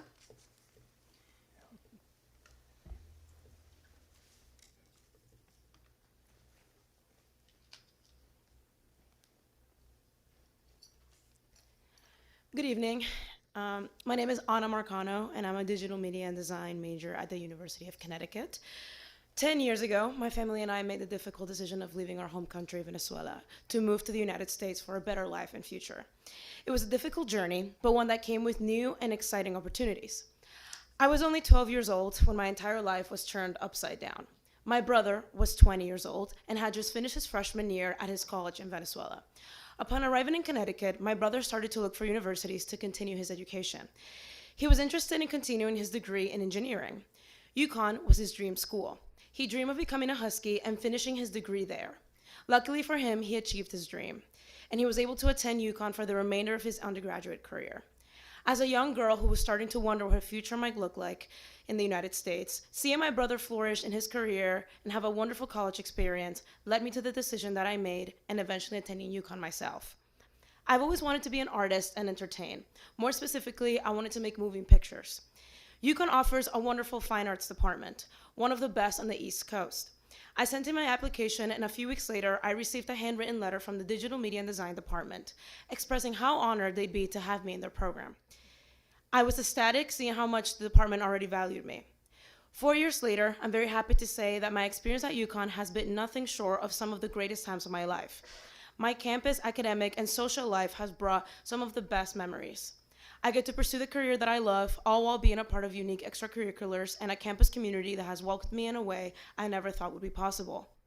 Being an immigrant is inherently a challenging experience, and finding community in a new place is even harder, which is why I think it is important to maintain proper funding for the Fine Arts Department. UConn must continue to be able to provide integral academic and social experiences that welcome immigrants like me. We live in a country right now that is threatened by cultural individuality. My brother and I, at a time that was, and still is, difficult and can make one feel like an outcast. We found a safe place in the UConn community and within our respective departments. I urge you, the Appropriations Committee, to take the UConn experience into consideration when making your difficult decisions and support the Fine Arts Department so they can continue to support their students and improve the department in whatever way they feel is necessary. This could include improvement in infrastructure and equipment that can enhance the lives of many students who come to the university in the search of community and acceptance. I would like to thank the finer departments and the faculty of the Digital Media and Design program for being so welcoming and for pushing their students towards academic greatness. And thank you to UConn for showing my brother and I that what we do matter and that we deserve the experiences and opportunities that we have had here. Thank you so much for your time. Thank you. Next, no. Anna, oh, that was Anna, right? Yeah, okay, sorry.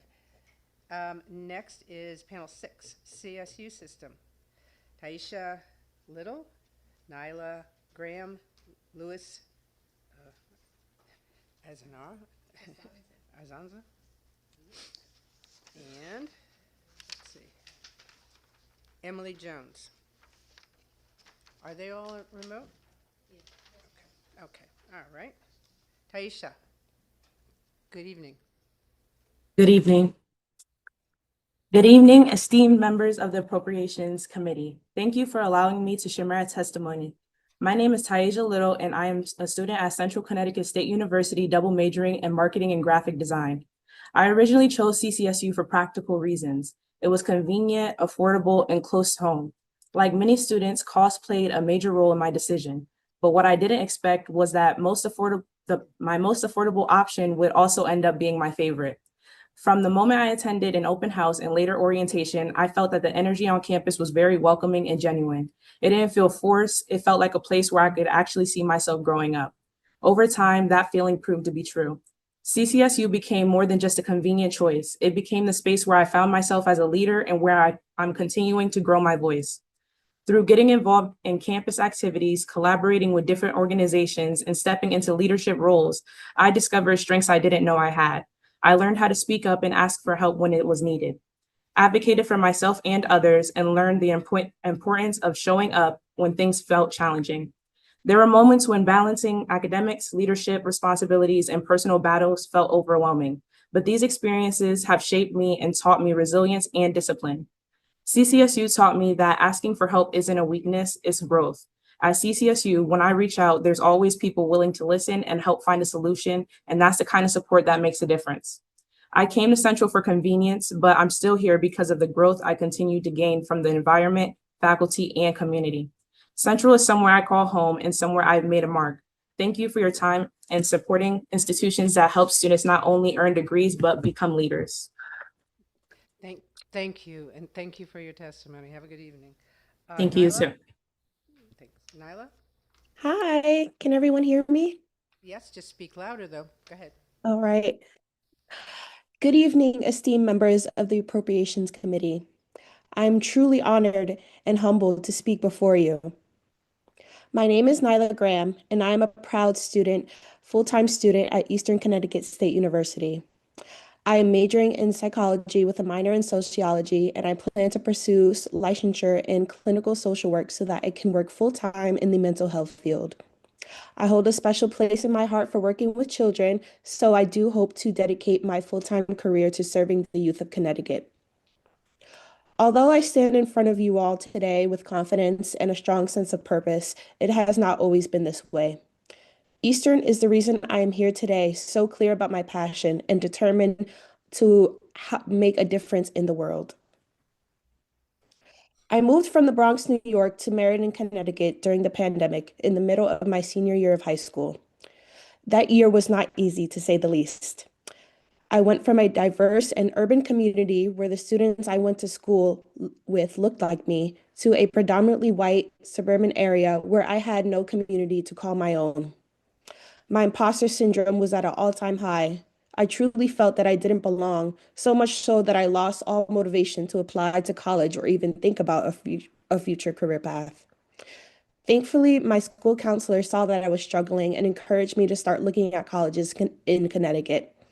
I began exploring my options, and she briefly mentioned a small public liberal arts college in Willimantic. Something about it immediately caught my attention. Later that day, I did my own research, and that was when everything changed.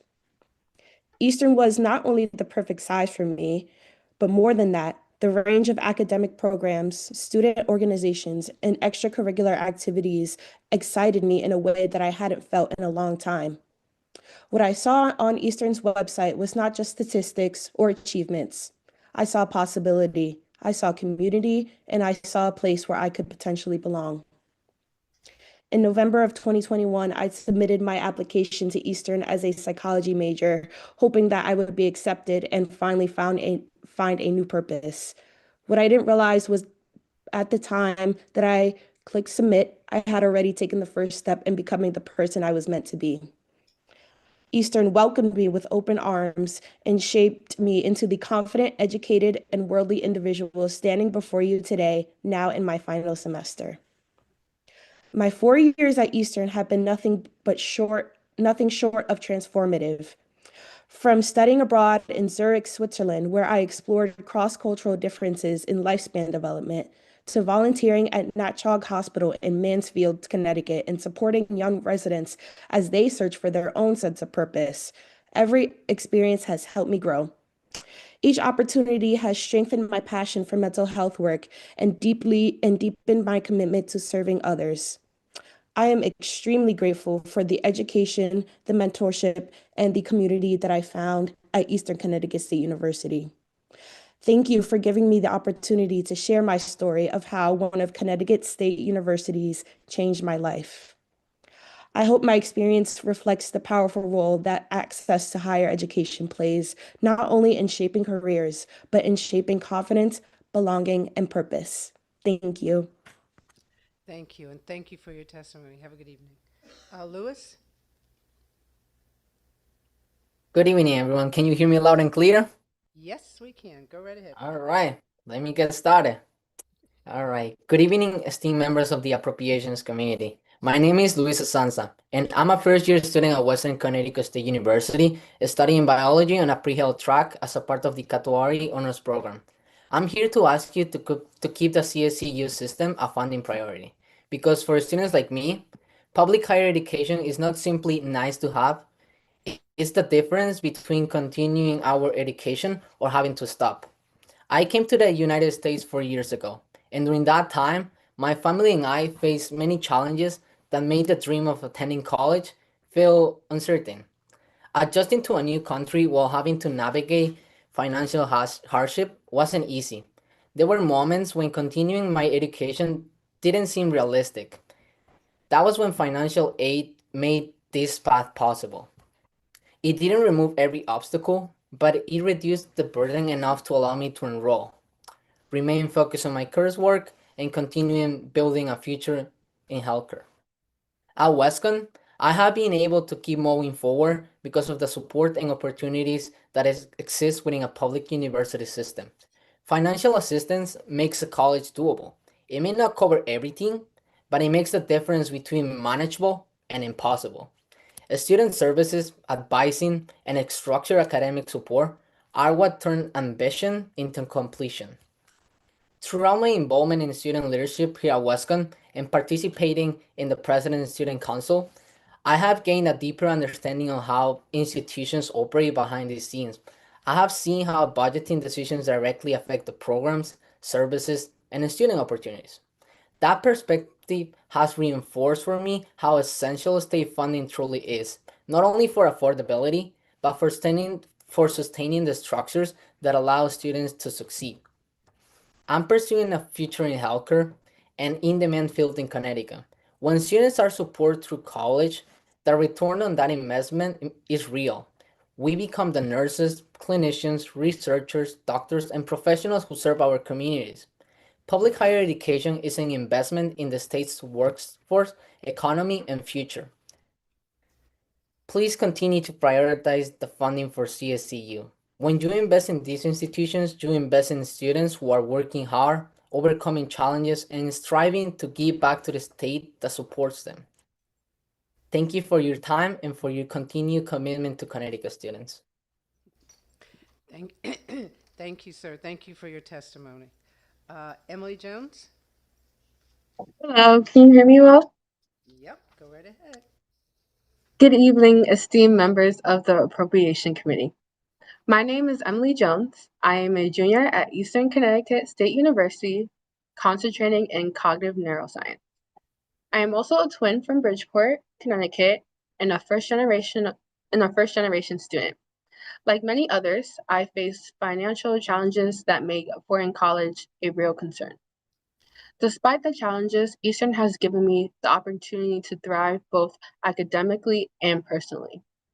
Today, I serve as the president of UVOP, United Voices of Praise, the president of Pre-Health, junior at large for the senior class committee, a peer mentor, a student orientation counselor, SOC, and a student ambassador for the Intercultural Center. Yes, I do like to keep myself busy.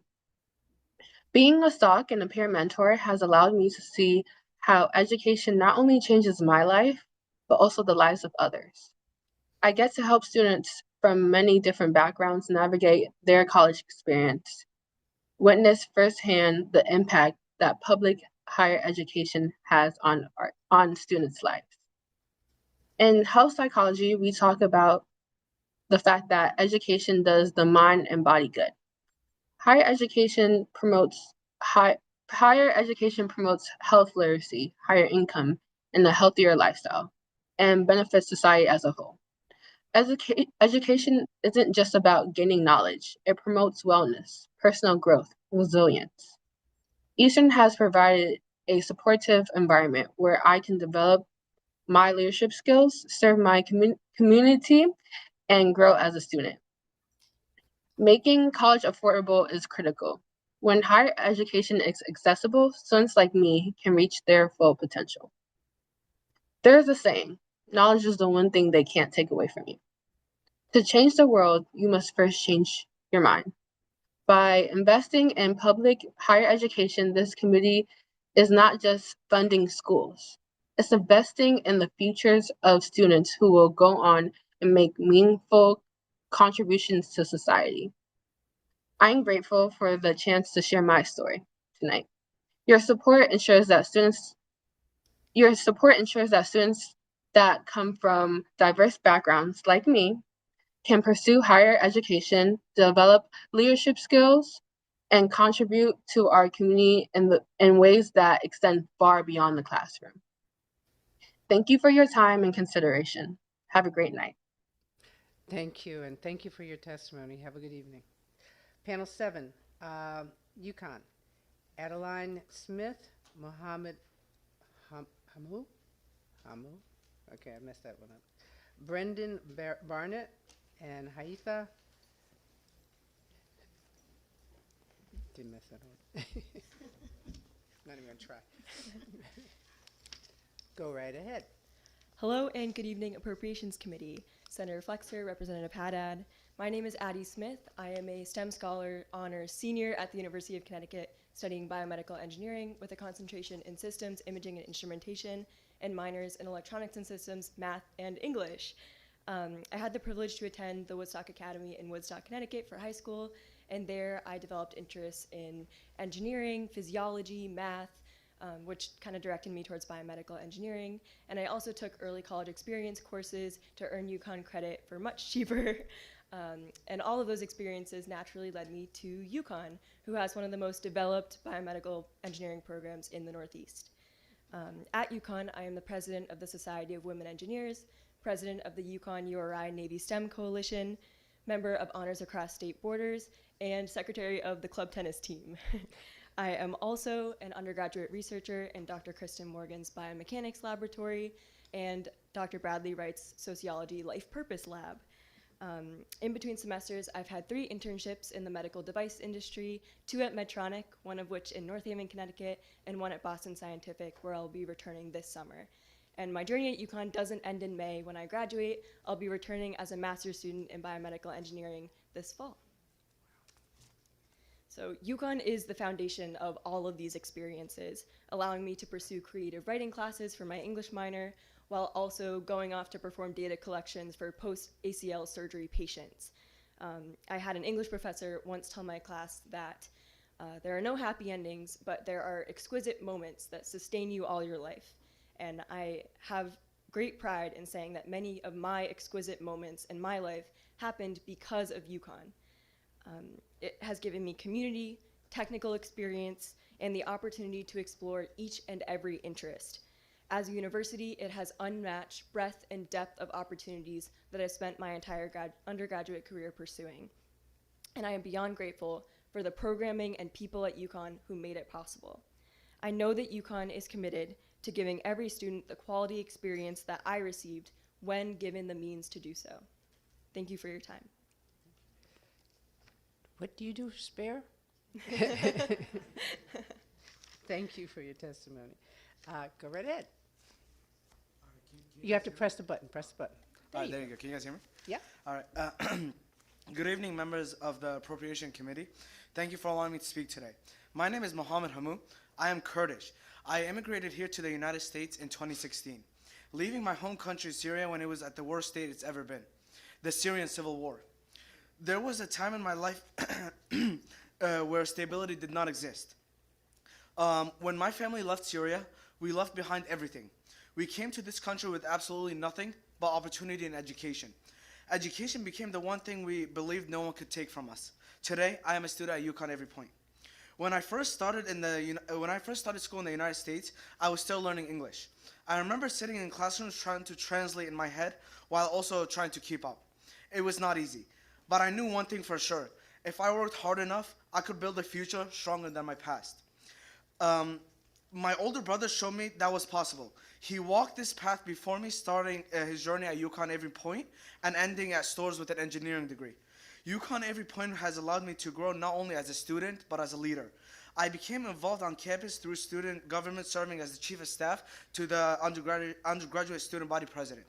I learned how to speak up, collaborate with others, and lead with purpose. These experiences pushed me to take responsibility, represent my peers, and take thoughtful decisions that impacted others. On this campus, I was not just another student. I was known. Professors challenged me, advisors supported me. The small campus environment gave me space to grow without feeling lost. Years before college, in 6th grade, I had the opportunity to speak at a TEDx event and share my story. At that time, it was scary, but it showed me the power of using my voice. Every Point helped me continue building on that same spark of confidence, turning a young student with potential into a college student prepared to lead and represent others. Investment in my institution led to families like mine striving for the American dream. You are investing in students who are not just earning degrees, but rewriting their family stories. My brother began that transformation. Every Point is allowing me to continue it. I stand here today not just for myself, but for the immigrants who can't access higher education. The reason this campus exists, and because it is supported, I am able to grow as a leader, give back to this state, and help my family's sacrifice that were not lost in vain. Thank you. Thank you, and thank you for your testimony. Every Point. Yes, Every Point. We're going to get Catherine. Brendan and Harita. Okay.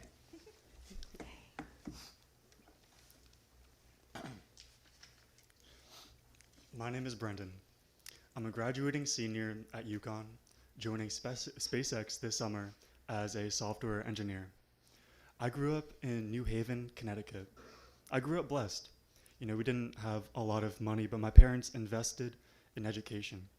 When I was a senior in high school, I had the opportunity to attend some well-known schools in Massachusetts that I was genuinely excited about. I was drawn to Boston.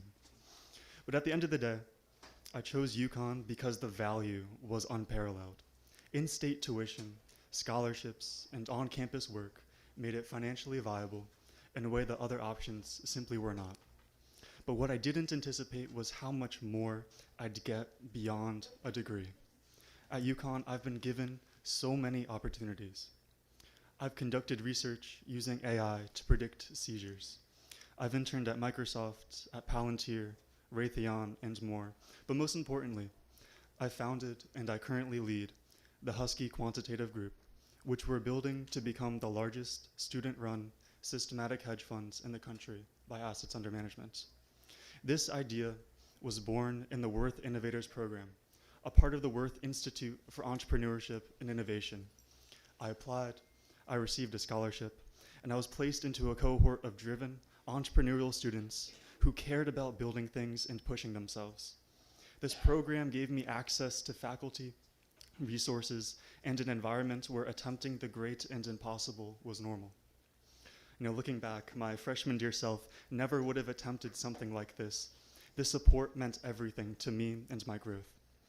I've spoken with students at peer programs at places like Cornell and UC Berkeley who are trying to build something similar to what we've started here at Husky Quant Group, and the difference in institutional support has been monumental. UConn makes initiatives like this possible. Thank you so much for your time and continued support. Thank you, and your president has talked to us about your program. We're very excited. Thanks. Go right ahead. Good evening, Chairs Austin and Walker, and distinguished members of the Appropriations Committee. My name is Haritha Subramanian, and I currently serve as the Vice President of the student body at UConn Stores. I'm a senior honors student majoring in political science, music, and an individualized degree in women's and reproductive health. I'm also working towards my master's in public policy through the 4+1 program at the UConn School of Public Policy on a full tuition scholarship, a major factor in my decision to continue studying at UConn. I'm a proud Nutmegger, born and raised in Connecticut, and currently serve as an elected commissioner on the Farmington Zoning Board of Appeals. I am incredibly thankful to go to a school with diverse programs of study, especially coming in undecided. There was a moment my freshman year where I thought of transferring, but it's the music groups, like the marching band, the Asian American Cultural Center, and the diversity of majors that kept me here. It's my experiences at UConn in student government and of various internships, including here at CGA, the Lieutenant Governor's Office, Pro Homes Connecticut, and the United States Senate, that largely informed my dream to continue working in equitable education and housing policy. It is no secret that higher education in Connecticut is overwhelmed and underfunded. I often hear from students that they have never met with their advisor, and unfortunately this makes sense. At UConn, we have advisor caseloads varying from 25 to 655 students per advisor, while the national caseload average among four-year public institutions is 286 students. Students have also expressed difficulty accessing the accommodations that they need to thrive in school. But UConn's disability service professional caseloads averaged 556 students per professional across the system, which is 122% higher than nationally recommended levels. I and many other students have experienced high wait times when booking health appointments with Student Health and Wellness due to high demand and the lack of providers. UConn also has an infrastructure problem. As any student would tell you, some of our oldest residential buildings on campus suffer from continuous mold, asbestos, roaches, and other issues that pose both public health and accessibility concerns. Unfortunately, we simply cannot afford to lose these housing units at the moment either. We must recognize the impacts of federal cuts to the student body. Firstly, it impacts their financial aid and ability to even afford a college degree. This is a problem for the over 7,000 students receiving Pell Grants, and the numbers of new first-year students receiving federal Pell Grants have only been increasing. Given the current political climate, we also see that federal actions disproportionately impact people of color and other marginalized communities. This means that places of community are important to invest in as they build systems of trust and care and love for students, like they did for me. I strongly urge you to invest in Connecticut by investing in our students. We know our students deserve it. Thank you so much for this opportunity to speak today. Thank you so much for coming and testifying. Excuse me. Next, community colleges. Panel 8, Dahlia Baker as Nuntuck. These remote, Nicholas Clancy, Naugatuck Valley. Nicholas Clancy, you here? Oh, good. Dahlia? Are you Dahlia? I'm Dahlia. Okay, wait, let me just go to Dom DeGennaro from Gateway. Is he here? Madam No. Chair, we have two panelists online, Dom and Nicholas, 33 and 35. Okay, so then Jordan McIntyre? Is Jordan McIntyre here? Oh, okay, great. All right, go right ahead. Good evening, esteemed members of the Appropriations Committee. My name is Dahlia Beckett, and I'm a Palestinian American student at CT State Community College, currently studying political science, mainly at my home campus, CT State as Nuntuck. For my entire middle and high school experience, I felt incapable of success. I believed that doing the bare minimum was the most I'd ever be able to accomplish. I was in a deeply isolating environment without much support for most of those years. Because of my mental state, I was running purely on survival instead of ambition. The passion I had for learning as a kid was almost completely lost. When I graduated from high school in 2023, I spent the following year slowly rebuilding my identity. I decided that I was tired of doing the bare minimum and of being barely average. I remembered the creative, ambitious little girl I used to be and realized she was still inside me all along. At this point, I was entering my second college semester. I was taking a philosophy class, and one day, there was a discussion that sparked a new mindset in me. My professor had brought up a man he saw protesting on a sidewalk somewhere in Enfield, waving a Palestinian flag. He asked us our thoughts, and a debate broke out. I pointed out during this debate that we were so incredibly lucky to safely sit in a classroom and learn. Nobody in the room was wondering whether they'd still be alive the next day or whether the building would still be intact by the end of the week. Millions of people around the world can only dream of getting an education. Millions of people could have been scientists or artists or leaders or anything else that they want to be, but instead they can only afford to worry about the safety of themselves and their families, and I very much could have been among them. What if I were born into violence? What if my grandparents never escaped their village in Palestine? Would I have been born at all? Suddenly, all I could see was how privileged I was, and still am, to safely be going to school, fully covered by financial aid, with infinite opportunities laid out in front of me. Who was I to take this for granted? I decided from then on that my education needed to be a priority for me. I did not have to go through the motions or dread going to classes. In fact, I didn't have to attend college at all. When you frame studying as a privilege instead of a chore, it makes all the difference. Through my education, I began to rediscover my passions.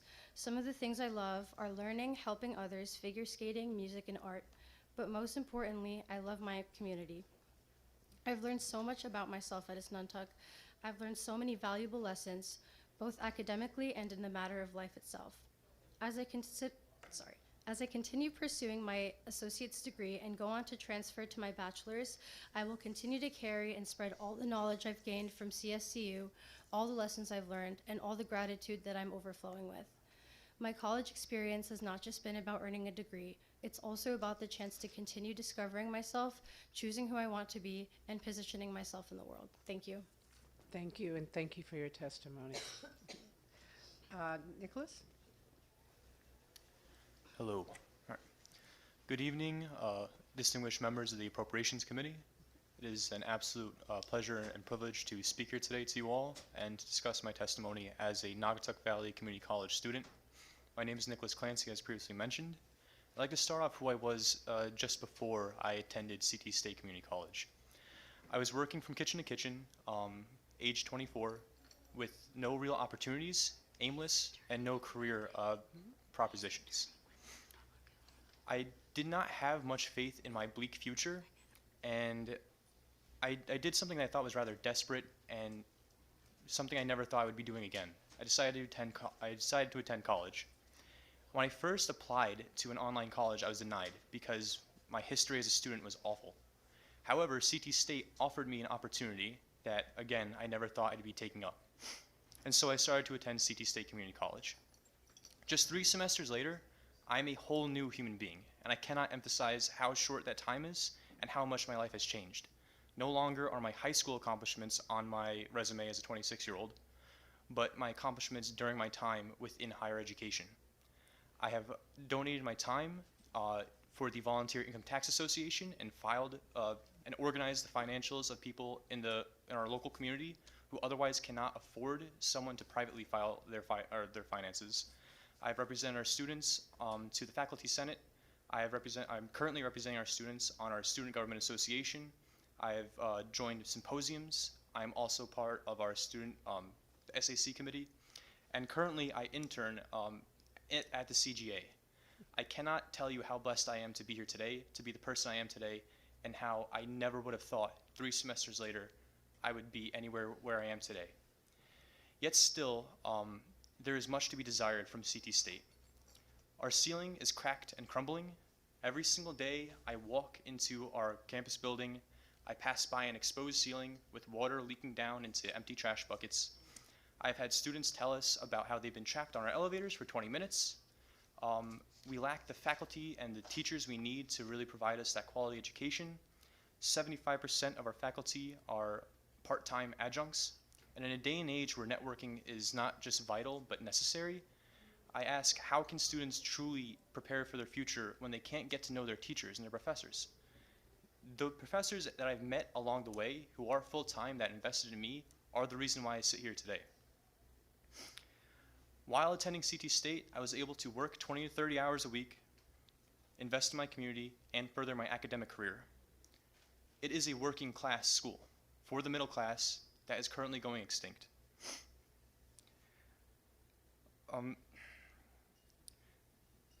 What we're asking you today is not to fund higher education, but to invest in the future of Connecticut State, not the community college, but the state as a whole. A penny invested today is a dollar earned tomorrow. If there's one thing I've learned in my accounting classes, it's the time value of money. The students that you raise will be the foundations and the structures of the state in 10 years, in 10 short years. Every student I've met and connected with has led me to testify here today. And I carry with them their hopes and their dreams. There's one thing I would like to also mention that I forgot. I've known students who skipped semesters because they couldn't take the classes that they needed on campus, and because they can't afford transportation, because there's limited transportation, and just all of the culmination of all of these issues, I truly believe we need greater investment than it stands now. We've been receiving funding cuts, greater populations of students, and the people who are in those buildings, the faculty, the students, myself included, are all well worth the investment. I thank you for your time, I thank you for your attention and your care, and may God bless you all. Thank you, Nicholas, and make sure you shake every legislator's hand when you're in here, okay? Absolutely. And let them know. Let them know. me today. Yeah. Tomorrow. Dom, wait, there's one more, come. Your name, hon? Oh, Jordan. Jordan, come on up, Jordan, because I want to get the people that are here, and then the two online. Good evening, esteemed members of the Appropriations Community. Thank you for allowing me the opportunity to speak before you today and tell you about my journey with the Connecticut State Community College. I am Jordan McIntyre, and I am a freshman at Asnuntuck Community College. Amongst most of my friends, I was the only one who decided to attend a community college. Many of them were shocked when I revealed my choice. They would ask why I am not pursuing the ultimate form of education as someone whose career is going to be just that, education. I want to clarify that there is absolutely nothing wrong with going to a university. However, I do find something immensely wrong with how much students must pay to receive a degree from one today. I hear tales of student loans still burdening people decades after graduating, and it makes me realize that America has a serious issue on its hands. To make matters worse, debts often increase over time due to rising interest rates, meaning people are pouring thousands upon thousands of dollars into a seemingly bottomless pit. The entire purpose of college is to enrich one's future, not to impoverish it. Community college has allowed me the flexibility to work at a part-time job, be a leader in 2 clubs on my campus, take 5 classes, and make countless friends. This translates into me being able to build a foundation for my finances, skills, and knowledge while still maintaining a very healthy social life. As I said before, I'm going into teaching. Education is not typically a very lucrative field, unfortunately, and yet I am required to get at least a bachelor's degree to teach, while a master's in education is always recommended. If it were not for the Pledge to Advance Connecticut program, I could have been looking at easily $80,000 being owed for a bachelor's degree alone. Realistically, I would be one of the many Americans digging themselves into an increasingly worse financial situation, all because I decided to follow my heart and my gut regarding my purpose in life. Thanks to Connecticut, I will be able to pursue my passions. I will be able to do my part to shape the future and the minds behind it. I will not need to choose between abandoning my dreams and having a financially stable future. I have a lot of ambitions in life, and I'm a very driven person. The classroom is just where I want to start, but I hope to be truly able to make a change in both the lives of my students as well as the system itself. Connecticut is moving in the right direction by funding college education. Thank you for letting me speak today, and thank you for investing in so many people, including me. When you invest in others, you invest in the culture, its frame of mind, and the potential for the U.S. to welcome the future it has been dreaming about. Thank you. Thank you, and thank you for your testimony. Online, Dom DeGennaro. Thank you, Representative Walker. Good evening, esteemed members of the Appropriations Committee. My name is Dom DeGennaro, and I'm a student at CT State Gateway, as well as Student Government Association President. When I was younger, I had dreams of doing great things. Growing up, my parents did everything they could to provide for my family, but we still often experienced the terror of poverty. I dreamt of a life where I could provide for myself and my family, one where I could be the kind and empathetic person I know I am. Still, my life has not been easy. I faced challenges that tore me down to my lowest point and made me question life. Most of my life has been dictated by challenges with mental health. I spent years of my life in psychiatric hospitals where I believed there was little to no hope for me. The dreams I wanted were gone, it seemed. I was not living my dreams, but living a nightmare. From the ages of 17 to 23, I was hospitalized over 20 times for various reasons, many of them being attempts on my life. I was broken, defeated, and about to surrender, but I didn't. I speak before you today as a man full of hopes and dreams. How could I go from not wanting to live to living a life I never thought possible? It's simple. I was able to get an education. I entered CT State Gateway shortly after being in a psychiatric hospital for over 6 months. I didn't know where Gateway would take me. I was encouraged by my vocational counselor to take 2 classes, and so I did. And that was the greatest decision I've made in my life. I went from patient to student government president in 6 years. There are many students like me at CT State Community College. We have dreams just like everyone else. When given the opportunity, time and time again, CT State students have shown perseverance and determination in the face of hardship. There are many non-traditional students at Gateway, including myself. We deserve the chance to thrive as much as any other college student, do we not? I wholeheartedly believe my college education was the stepping stone to my success. But it's easy to get discouraged when there seems to be so many barriers against you. When I was in the hospital for 6 months, I didn't think I had a future. Gateway told me otherwise. So I ask you this, please invest in our futures. Look at me. I was able to not only wake up from terrifying nightmares and begin to dream, I was able to go from aspiring to inspiring in the span of 6 years. You hold the key to an unfathomable number of students' futures. I urge you to open the door that not only lets students dream, but to succeed. I promise you, we're worth it. Thank you for your time. Thank you, and thank you. Good to see you again. Thank you so much for your testimony. Nicholas? Hello, can you hear me well? Yep. Okay. Good evening, esteemed members of the Appropriations Committee, and thank you for allowing me to testify before you today. My name is Nicholas Catalino Andujar, and I'm currently attending my 6th semester at CT State Northwestern as a pre-nursing major living in Winstead, hoping to get into the program next spring. I am more than grateful to be receiving an education, and if it were not for CT State Northwestern, I would not be able to, as I receive financial aid and am taking advantage of the PAC program. CT State Northwestern is my key to pursuing my career. I was aware early on in high school that I would not be able to afford to attend a 4-year university. I am a first-generation student who has had to pave their own way and learn how to navigate college without any of my family or friends being able to help me through it. Within my first semester attending Northwestern, I joined Team Scholar Success. Through TSS, I have been given countless opportunities to utilize funding I otherwise would not have had access to on my own. From campus jobs to rental assistance to having my CNA certification paid for last March, I've been financially supported my entire college career by these wonderful people. They have gone above and beyond and have helped me even outside of funding, no matter how small the matter may be. I was nominated to attend the Oxford Human Rights Consortium at Sonoma University last January and have been nominated to go to Oxford, England for a second Human Rights Consortium this September. Both of these events further motivate me to become an active member of my community and to organize for progressive change, as well as utilize opportunities such as speaking in front of you all today to advocate for the resources you all provide to our student body to take advantage of on Northwestern's campus. I currently work at the simulation lab for nursing students as a technician, which just moved to the Joyner Lucas building.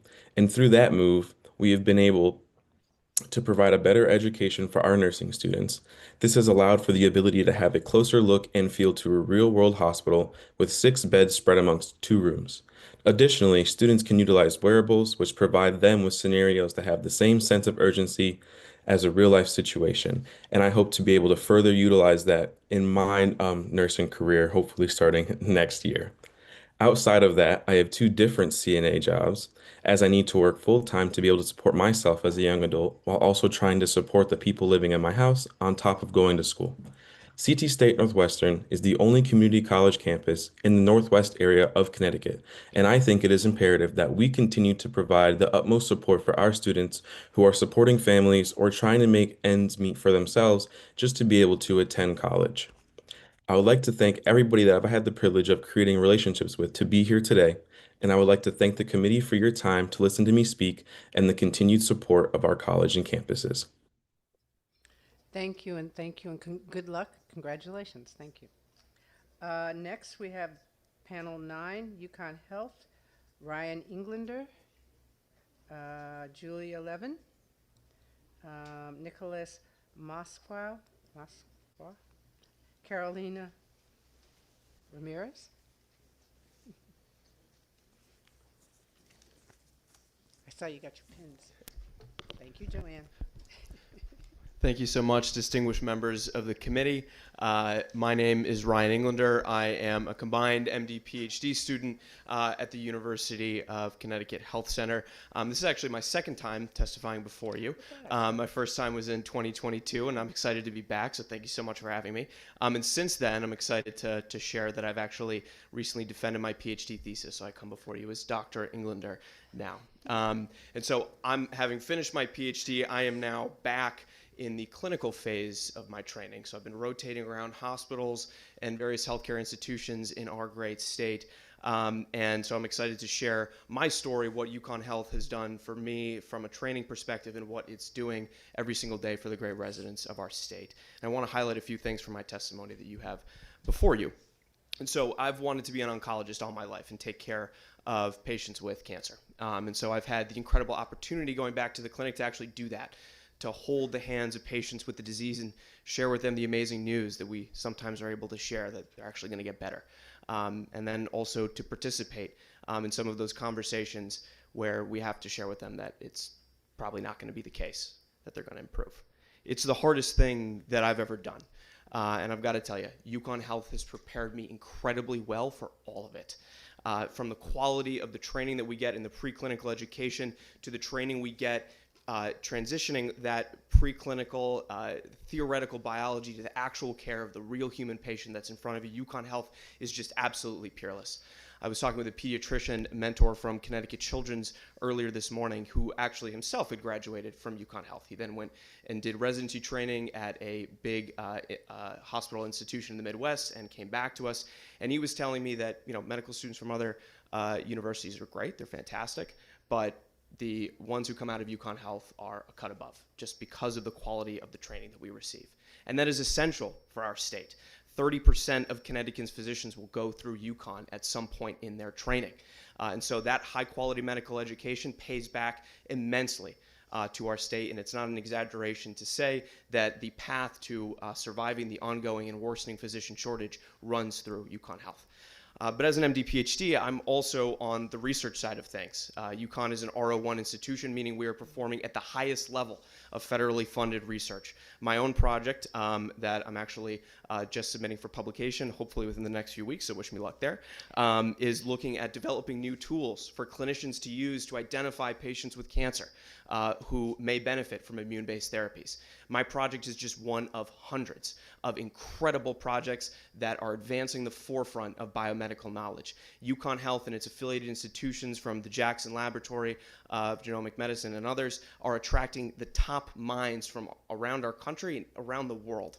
But unfortunately, we are in a position where those things are under threat. I'm sure I don't have to tell you about the federal funding cuts from the NIH that came through early in 2025. I'm sure I don't have to tell you about the impact that the impending cuts to Medicaid scheduled to start taking effect in 2027 are going to have. And so you play a key role in making sure that this incredible institution that is giving back so much to our residents can continue to keep doing so. And so I encourage you all, as you are engaging in that appropriations process and figuring out how best to distribute that fixed sum of money that we all have as a state, to think of UConn Health not as an expenditure, but as an investment that is paying back dividends to the people of our state every single day, dividends that would be a shame to lose. So thank you so much for the opportunity to share my testimony with you today, and thank you all so much for the work that you all do on behalf of our great state. Thank you. Thank you. And congratulations. Go right ahead. Good evening, everyone, and thank you for the opportunity to speak today. My name is Julia Levin, and while I will not graduate as a double doctor, I'm a fourth-year medical student at the University of Connecticut School of Medicine and a proud graduate of UConn Stores as well. I'm originally from Dartmouth, Massachusetts, but I currently live here in Connecticut, where ultimately I'm proud to be training at UConn Health. What first brought me to Connecticut is ultimately what's kept me here and will continue to draw me back.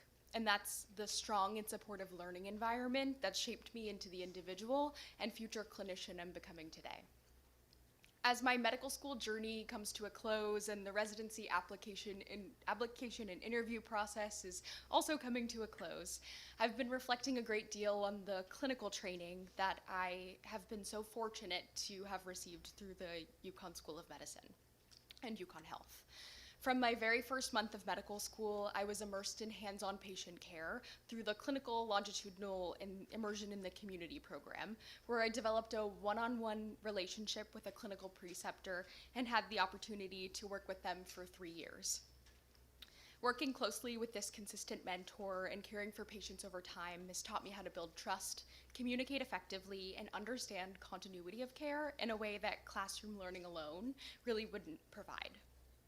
In parallel to my traditional educational studies, the urban service track sponsored by the Connecticut Area Health Education Center also allowed me to integrate service directly into my medical education through both clinical and non-clinical community experiences. I taught elementary school students about oral health through the Brushing Bunny program, volunteered at vaccination clinics and door-to-door COVID vaccination campaigns in the city of Hartford, and participated in the first-year home visit curriculum that allowed me to learn with and from patients directly about the social barriers that they face that are ultimately affecting them as they strive to achieve their healthiest lives. These experiences really taught me and helped me understand how social factors are shaping health outcomes and taught me how to meet patients where they are beyond the four walls of the exam room. Finally, the wide array of clinical sites available for rotations across the state of Connecticut through my education at the UConn School of Medicine has exposed me to diverse patient populations, clinical pathologies, and healthcare systems, all while being supported by mentorship from dedicated faculty who guided me through challenges and successes along the way. As I compare my experiences with programs across the country during residency interviews, I've come to appreciate how uniquely comprehensive my preparation at UConn has been. It's because of these opportunities that I feel exceptionally well prepared to enter residency and deeply grateful for the continued investment in the UConn School of Medicine and UConn Health that makes this level of clinical training possible. Thank you. Thank you, and thank you for your testimony. You sure it wasn't pizza that kept you here? It doesn't hurt. Thank you. Next, Nicholas and Carolina.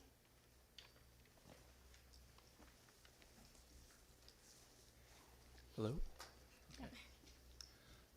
Hi, my name is Nicholas Moskwa. Thank you for taking the time to listen to my testimony. I'm a postdoctorate student at the University of Connecticut Health Center, and I recognize that I'm really, really lucky that I was born and raised in Connecticut. You know, throughout my preschool education all the way to my college education at UConn Stores has provided me an immense amount of confidence and a lot of knowledge that allowed me to choose the life that I want to live, which right now is pursuing research, really interesting clinical biomedical research.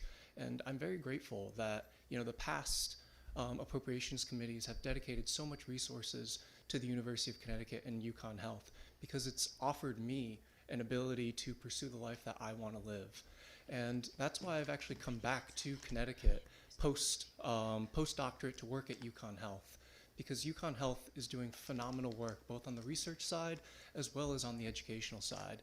I'm not going to talk too much about the research side, it's probably too intense, but I will tell you that while I've been here in Connecticut, coming back, I've had many different insurance changes, so I've had to find new dentists, new PCPs and such. I've had a couple injuries, so I've had to find some surgeons, and what I found is that all these people who are providing these healthcare services are coming from UConn and UConn Health. And I think that is a beautiful thing, that our past investment has provided our current healthcare landscape now, where we are creating our own healthcare using the institutions that we have invested in ourselves. And I think that is a truly beautiful thing that we should not pass on, because it offers our future to shape, it offers us an ability to shape our future. And I think that's really important. And I don't think that we could waste money shaping our future. We can only diminish our future by retracting money. And I don't think that's who we want to be. We want to continue investing in our future and shaping our society using our tax money for education. And that's all I have to say. Thank you. Thank you. Good job, Nicholas. Good evening, and thank you for holding this hearing and for giving me the opportunity to speak and advocate for UConn Health from a true student perspective. My name is Carolina Ramirez. I was born in Columbia, raised in Massachusetts, and I am now a second-year student here at UConn School of Dental Medicine. I immigrated to the United States at 7 years old on a cold December day, knowing only 2 English words, hello and goodbye. You got to speak up. Can you not hear me? Get closer, get closer. Yeah. Try to get closer. Yeah. It was not a decision I made or fully understood at the time, but it changed the trajectory of my life. I grew up learning how to navigate a new language, culture, and spaces where I often felt different. That experience shaped me not only to succeed, but to serve communities who face barriers to care. This is what led me to UConn Health. UConn Health has given me more than an education. It has given me people, purpose, and perspective. Here in Hartford, I'm part of an organization that provides free dental screenings to underserved communities. But this past summer, through a friendship formed at UConn Health, I had the opportunity to travel to the Dominican Republic with 2 medical students on a service trip that changed me. We worked in a rural and underserved community where electricity would disappear frequently. Yet despite the interruptions and limitations, I have never felt more present, and what I remember most was not the work, but the people. When we conducted surveys to understand what the community needed for future visits, people sought us out because they wanted to help us help them. They offered us pieces of fruit, chairs to sit on, stories about their families, little pieces of what they did have, and their generosity humbled me. For 1 week, I was immersed in a culture that was not mine, yet I felt embraced by it. I watched medicine practice in its purest form as the physician explained every finding carefully and patiently. Care was relational, it was human. Being there made something very clear to me. Without the interprofessional community fostered at UConn Health, without my med school friend, I would have never been in that place. UConn Health made that moment possible. I came back carrying more than memories. I came back carrying lessons about love, patience, and gratitude. That community gave me something I could never repay, but I try to honor it every day. I try to treat each patient with the same humility and presence I witnessed there. I'm grateful that UConn helped me become the healthcare provider I aspire to be, and thank you for your time and your consideration today. Thank you. Thank you. Number 1 product in Connecticut, medicine. Thank you. And the last panel, panel 10, Charter Oak. Olivia Ballinger, Amy, okay, Maylee Rudin, Kamara Moody, Joshua Cross, and Norma Valesi. Let's see, I'm trying to see who's on. Is there anybody here? Madam Chair, we have 1 panelist who will be joining us virtually. That will be number 43, Kamara. Okay, so the rest of them are not on? The rest should be in person. Come on down.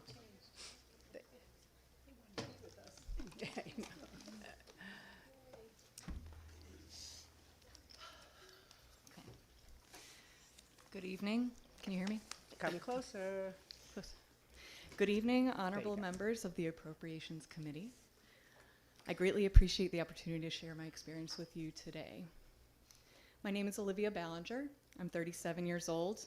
I live in Somers, Connecticut, and I am a divorced mom of 3 kids, aged 15, 14, and 10. God bless you.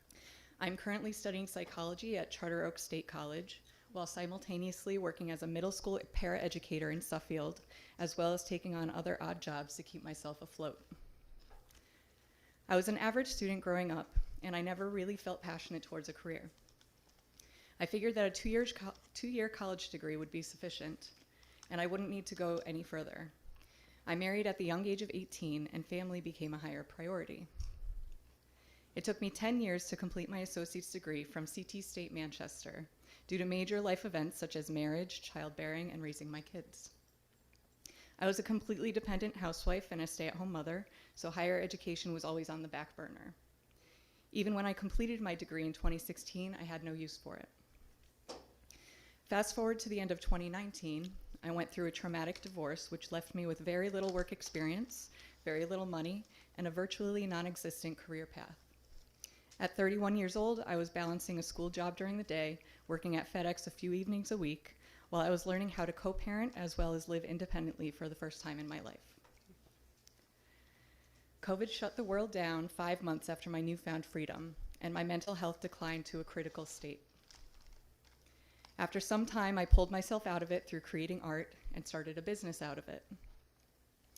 I quit my jobs and pursued the art business for 3.5 years by selling my work, offering classes, and life coaching.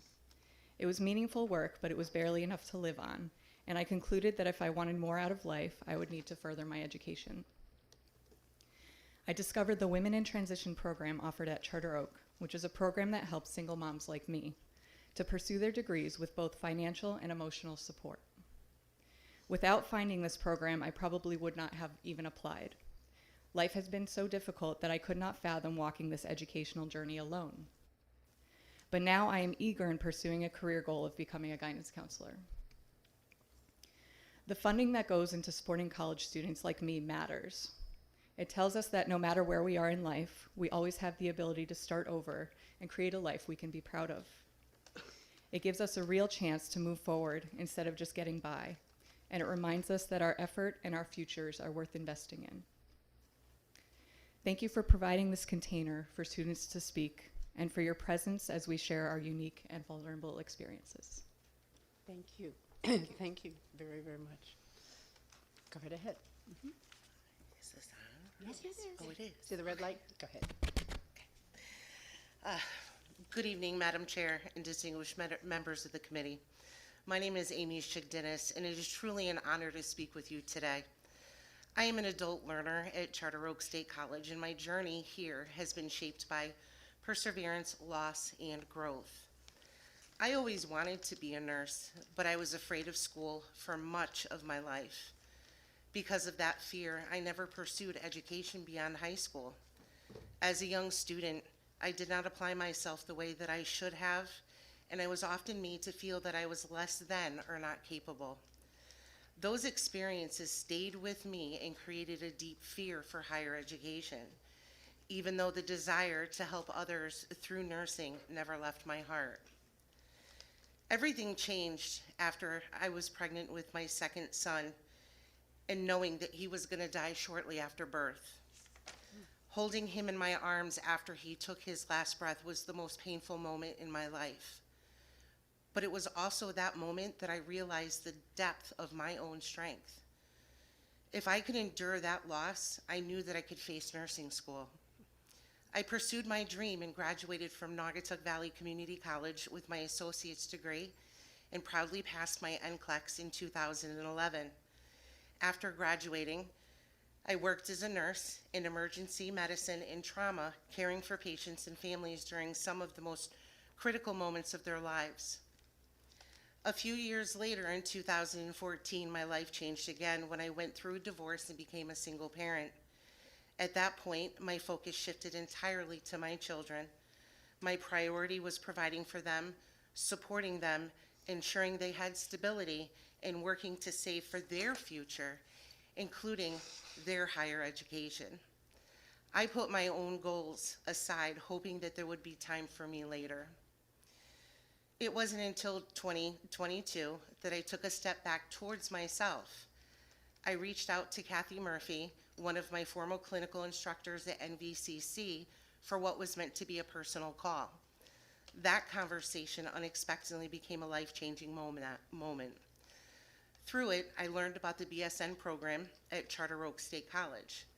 I also learned that there may be funding for tuition from the Health Horizons program. For the first time in years, continuing my education, earning my bachelor's degree felt possible, not overwhelming, and attainable.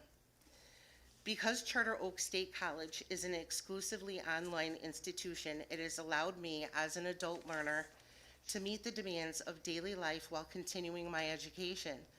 Balancing full-time work, parenting, and academic responsibilities is the reality for many adult learners.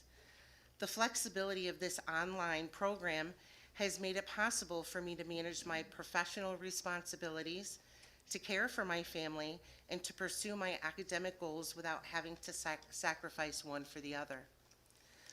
Charter Oak State College has given me the opportunity to return to school as an adult learner in ways that respects my responsibilities, my experience, and my resilience. I am now just 5 courses away from completing my bachelor's and have been on the dean's list since starting freshman year.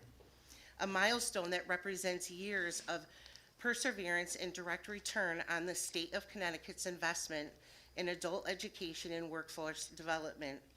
Since beginning classes at Charter Oak, I have also been offered a leadership position within a hospice organization, reflecting the confidence, credibility, and professional growth that continuing my education has made possible. This program has allowed me to grow not only as a nurse, but as a leader who believes in her own worth and abilities. My journey has not been linear or easy, but it's been meaningful. Charter Oak State College made it possible for me to reclaim a dream that I once believed that was out of reach.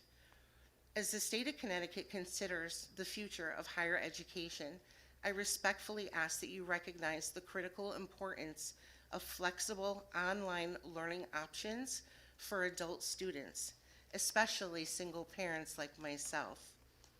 Programs like Charter Oak State College allow working parents, caregivers, and health professionals to complete degrees that they are already close to finishing.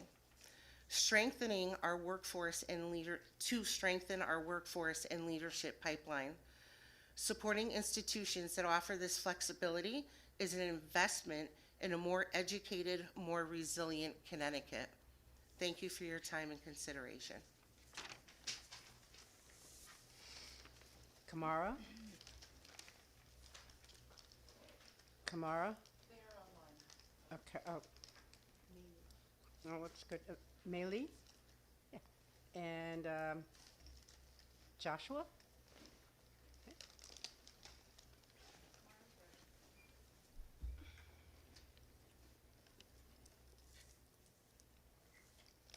Go right ahead. Good evening. My name is Maylee Rudan, and I am proud to say that I am a first-generation college student and on track to graduate with my bachelor's degree in psychology from Charter Oak State College. Afterwards, I plan on pursuing a future career in the social work field. I grew up in Hartford, Connecticut, and for much of my life, I felt like I was always behind. My mother had me when she was just 17 years old. She grew up in the foster care system and had been on her own since she was 16, so college was not something that was immediately on her radar. But education was something that was always important to her. Through the CREC program, my mom was able to place me in a different school district and give me a better chance at a stronger education. That decision changed my life. I had also had the privilege of watching my mother go back to school herself. I watched her cross the stage and earn her medical coding and billing certificate so she could get what she proudly calls her big girl job, to give us a better life. She is my superhero, and she showed me firsthand that education can change the trajectory of a life. at any age. Charter Oak State College has also proven this. Despite the motivation, navigating higher education was incredibly difficult. In high school, I did not receive guidance from my advisor. I had to figure out the college application process entirely on my own. My school had a scholarship program called Dollars for Scholars, but I was never told anything about it until it was too late to submit the required essays.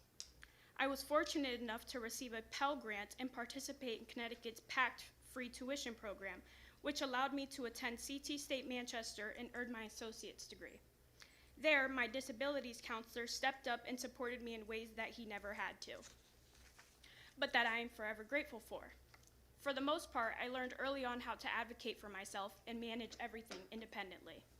After earning my associate's degree, there were moments that could have ended my journey in higher education. I didn't have a plan until a Charter Oak mailer arrived in my mailbox. I remember thinking it sounded way too good to be true, but it wasn't. From the moment I applied, Charter Oak felt different. The process was simple, transparent, and welcoming. The tuition match, affordability, and asynchronous learning model made it possible for me and my peers to continue our education without sacrificing financial stability or mental health. There are no rigid login times, just clear expectations and reasonable deadlines, and the understanding that adult learners have real lives and other responsibilities. For the first time, I felt supported instead of judged and valued instead of overlooked. Although Charter Oak is an online institution, I have never felt disconnected. I have experienced authenticity, community, and guidance that I have not found elsewhere. My academic counselor, Sarah L., has been a constant source of encouragement and direction. She is truly an angel, and I am grateful for not only her support, but for her recommendation that I be here speaking with you all today. Charter Oak State College didn't just help me stay enrolled, it helped me succeed. Without its flexibility, affordability, and the student-centered approach, my path to completing my bachelor's degree may not have been possible. On May 21st, 2026, I will walk across the stage as a first-generation bachelor's degree graduate. That moment represents not just my achievement, but the impact of an institution that understands students just like me. Continued funding for Charter Oak State College is an investment in students who are hardworking, resilient, and committed to building better futures for themselves and for Connecticut. Charter Oak meets students where they are, and because of that, students like me get to finish. Thank you for your time, your support, and your commitment to accessible and affordable higher education. Sincerely, Meili Rudon. Go right ahead, sir. Good evening, esteemed members of the committee. My name is Joshua Cross, and I'm excited to tell you a little bit about myself. I'm a 34-year-old assistant teacher hoping to advance my career. I've been in the teaching role for a little over 10 years. While I'm glad to have found something that I truly enjoy, the pay is not enough to be self-sustaining. I returned to school so that I can make a living wage in a field that I personally love. A little history about why my journey into college took so long. I grew up in poverty in Bristol, Connecticut, which is now where I currently work, and life was incredibly challenging. Throughout my schooling years, starting in middle school, I was what you would call a problem child. In middle school, I started to disobey, I fell in with the wrong crowd, and because of that, my grades suffered tremendously. I had to repeat grades 7 and 8, and when the No Child Left Behind Act was passed, I was pushed through middle school with not so great grades, leaving me unprepared for high school. I repeated the 9th grade 3 times, leaving me with self-doubts about my ability to even go to college. For years, I've worked hard and I was committed, but I believed that I would never move up. It was my executive director of my program, Megan Adams, who saw something in me and encouraged me to return to school.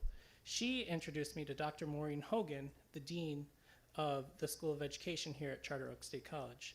Dr. Hogan patiently guided me through the process of applying to college, and she served as my advisor. She made sure that I could contact her whenever it was needed. Returning to school as a working adult was difficult, but Charter Oak State College's online classes allowed me time to study at my own pace and in the comfort of my own home. The professors are extremely supportive, and the weekly structure of the courses offered me the opportunity to do well. I was able to use my work experience in the classroom, which made the learning connection much more memorable and way more powerful. I managed to pass class after class, and I'm proud to say that I will be graduating with my bachelor's degree in child studies this May. Charter Oak State College has helped me realize that I can be successful in school given the right fit, and Charter Oak is definitely the right fit. It's been a long journey to get here, and if it wasn't for the support of my executive director and Dr. Maureen Hogan, I wouldn't be speaking here today, speaking to you. I ask that you consider my story one story among many, but one that is so, there we go, sorry. One that is so, wow, I'm so sorry, I lost my spot. Take your time. I ask that you consider my story one story among many, but one that is also the story of many. I ask that you continue to fund Charter Oak State College so that other people like me, those who are hardworking, resilient, and committed to building a better future for themselves, have a way to reach our goals and our dreams. On a final note, I am excited to share that I'm going to be in the Charter Oak State College's inaugural master's program for curriculum instruction. That starts this fall. Thank you all for your time, your support, and your commitment to accessible and affordable higher education. Fantastic. Kamara? Kamara, sorry. Yes, I'm here. Can you hear me? Yes, go right ahead. Good afternoon, esteemed members of the Appropriations Committee. My name is Kamara Moody. I'm a mother, grandmother, entrepreneur, and I'll be a class of 2026 graduate of Charter Oak State College with a bachelor's degree in child studies. I also aspire to continue my studies at Charter Oak in the Curriculum and Instructions Master's Program. This journey was not an easy feat. As a young parent born and raised in Jamaica, college was a dream that never came true. I migrated to the USA and fought my way to achieve my dream. During my time at Connecticut State Housatonic, my professor insisted that I continue my studies at Charter Oak and assured me I would be in good hands, and the process would be a rewarding one. I enrolled before graduation and began summer classes. During the process, my amazing academic advisor, Dr. Maureen Hogan, took the time to listen to my concerns and fears and gave me the peace of mind I needed to achieve my goal. As a family child care provider, attending school can be a tedious task. I worked long hours operating a 24-hour child care program in Bridgeport as a single parent trying to strike a balance.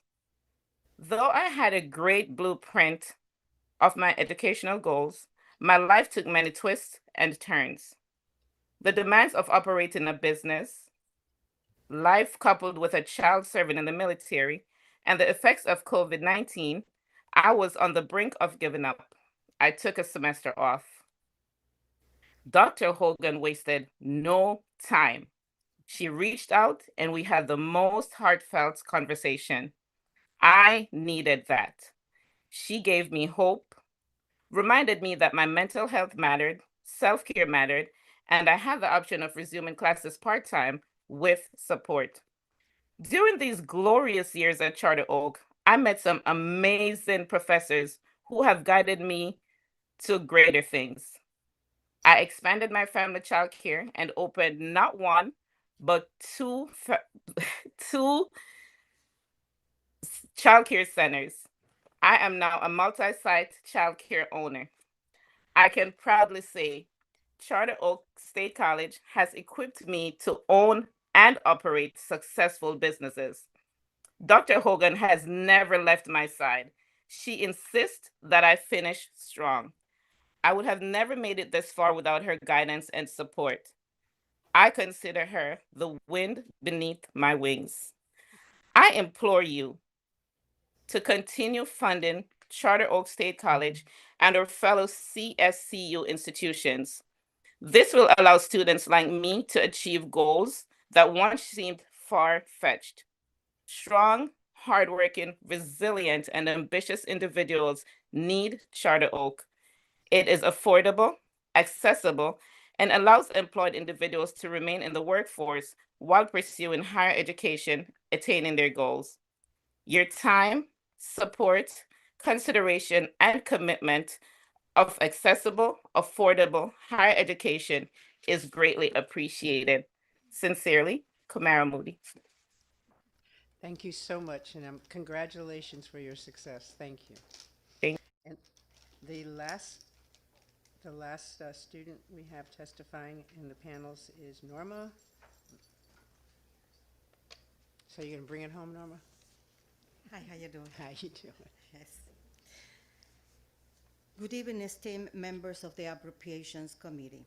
I would like to begin by expressing my sincere gratitude to everyone at Charter Oak State College who supported me through my journey. I am especially thankful to my advisor, Wanda Warshauer, whose patience and dedication guided me for 4 years. Because of her and the many committed professionals at Charter Oak, I stand here or sit here today deeply grateful for the support of this Appropriations Committee, which make it possible for the students like me to achieve our dreams. My name is Norma Balsecki, and I will earn my bachelor's degree in business administration from Charter Oak State College this May. I would like to share a bit of my personal story. As may you have noticed from my accent, I was born and raised in Argentina by my wonderful mother, my first and greatest teacher. She taught me strong values, the importance of education, and most significantly, resilience, the determination to persevere through hardship and never give up. As a teenager, I was an AB student on an accounting track when my life changed dramatically after my mother was diagnosed with breast cancer. As the sole provider for my younger brother and me, her illness left our family without income. At just 16, I made a difficult decision to leave school and work full-time in a supermarket's accounting department, often 7 days a week, leaving no time to continue my education. Despite the hardship, I am deeply grateful that after more than a year of uncertainty, my mother recovered. A few years later, I met my husband, and we emigrated to the United States in search of a better future. With very limited English and no time to attend ELL classes due to my work schedule, I taught myself using several books. Eventually, I passed the GED in English, a frightened but empowering step that gave me the confidence to pursue a degree. Through hard work, my husband and I achieved financial stability and were blessed with twin boys. Life continued to bring profound challenges. My husband developed serious health problems and passed away when our twins were just 6 years old. Only 8 months later, I lost my mother to lung cancer. Losing the two people I love most shattered my world, but I have 2 little sons who depended on me. For them, I found the strength to stand up and keep going. For years, I postponed my degree to focus on work and family until the time finally felt right. Though I was afraid, I drew on my resilience and made that first phone call to Charter Oak State College. From that moment, I felt truly supported by a team that was consistently kind and helpful. Today, I am just one step away from earning my bachelor's degree, an achievement made possible by Charter Oak State College. Its affordability, flexibility, and accessibility empower students who balance work, family, and life challenges. Charter Oak does more than grant degrees. It changes lives. It's never too late to pursue your dreams. Adversity does not define us. Resilience can carry us further than we imagine. Thank you so much for supporting our education.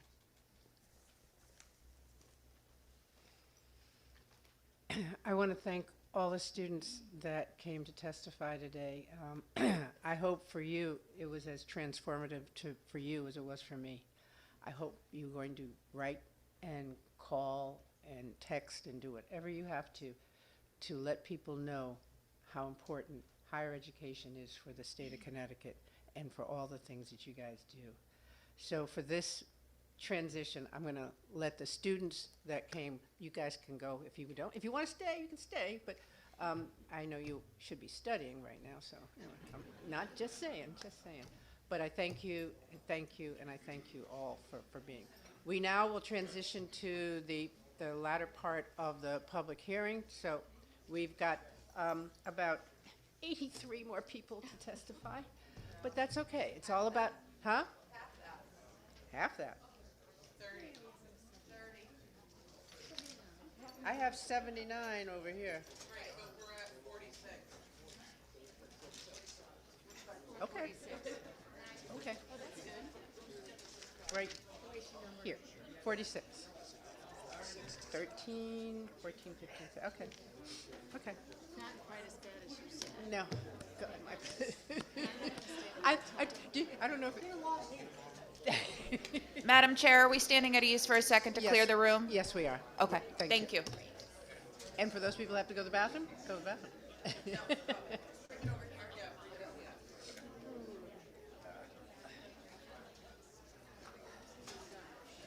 Here, go. No, just sit right. No, because you're going to read my part.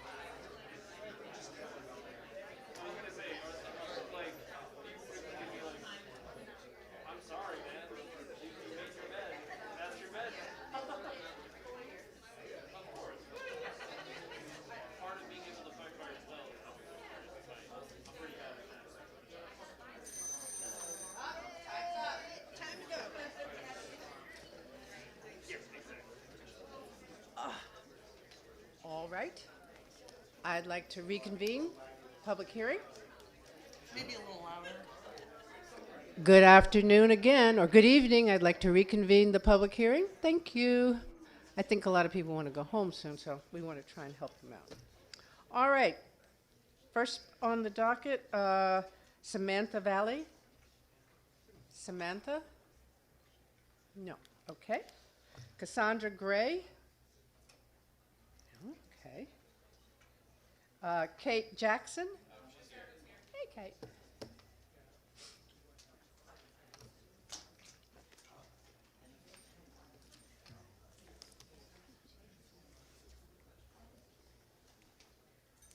Good evening. My name is Cassandra Gray, and I've worked at UConn Health for 2 years. I've been a dental assistant for 14 years, and working at UConn was once a career goal of mine. Now that I'm here, I've had to question whether it was the right decision. Many 1199 members feel disposable, but we are not. Whether we are CNAs, dental assistants, or transport aides, we are often the ones patients turn to during some of the most frightening moments of their lives. We listen, we comfort, we protect their safety. Yet we are among the lowest paid members of the healthcare team and too often treated as though we are replaceable. The truth is, chronic underfunding pushes UConn Health to stretch its workforce beyond safe limits. When resources are tight, the solution becomes squeezing more out of the same staff. We are floated across clinics without proper planning. Assistants are cross-trained and assigned new physical tasks without adequate safeguards, and people are getting hurt. I personally was out on workers' compensation for 5 weeks with numbness in my hands after being denied a temporary light duty assignment. In pediatric dental, assistants who accompany children to the OR report not receiving breaks, no lunch, no bathroom relief, while other staff are relieved appropriately. That is not a staffing issue caused by frontline workers. That is what happens when a system is stretched too thin. When I set my goal to work at UConn Health, I believed it was an institution that treated its employees with professionalism and respect. What I've experienced instead is what happens when funding gaps are balanced on the backs of frontline staff. This is not just about morale. It's about safety, retention, and the quality of care our patients receive. If the state truly wants healthcare reimagined, then it must fully fund UConn Health so staff are not stretched beyond safe limits, employees are treated with dignity, and patients receive the care that they deserve. Thank you. Thank you, and thank you for your testimony. Thank you. Okay, Kate Jackson?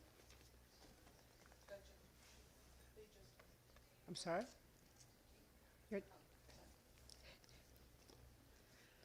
Good afternoon. It's been a long night. Thank you for paying attention to all the powerful testimony given in this room. I hope you have some attention left for me. Madam Chair and members of the committee, my name is Kate Jackson. I am a resident of Newtown, Connecticut, a student at WestConn, and I hope you can tell by my red shirt, an intern at CSU AAUP. Today, I am speaking in firm opposition to House Bill 5032, primarily because it proposes a 50% cut to the Pledge to Advance Connecticut Tuition Assistance Program, otherwise known as PACT. Only last session did the passage of House Bill 6885 expand PACT so that community college students could transfer to four-year state universities and finish the 120 credits necessary to earn a bachelor's degree. In the few months since the House bill's passage, PACT has remained a necessary program, one that provides crucial access to affordable higher education for historically underserved students in low-income households. Too often, do students in this state struggle to make ends meet while pursuing their degrees. Too often have I seen friends tired after working 20 to 40 hours a week just so they can afford to stay in school. And too often do our students graduate with student debt, which takes decades to pay off, and in the meantime makes it extremely difficult to purchase a car, place a down payment on a house, or even keep up with daily living expenses. Simply put, debt keeps people stuck, Higher education promises to uplift individuals and provide them with the tools necessary to live fulfilling lives. This is why when I was lost, 18 and working 40 hours a week, I chose to seek out a better path for myself. I chose to finish my GED and apply to WestCon. This is the story of many students in Connecticut State Universities. They want to learn, they want to grow, and they believe in the power of our higher education institutions to help them to do so. Every single person in Connecticut deserves the opportunity of affordable higher education. No one deserves to be stuck with immobilizing debt because they are trying to better themselves, their families, their communities by obtaining a bachelor's degree. Now is the time for us to make a real investment in Connecticut's people by fully funding PACT, Connecticut State Colleges and Universities, and student debt relief programs. I urge you to vote against House Bill 5032 and to stand in solidarity with Connecticut students and educators. Thank you so much for your time and attention this evening. Thank you so much for your testimony. Thank you. Okay, Ramkin Grant.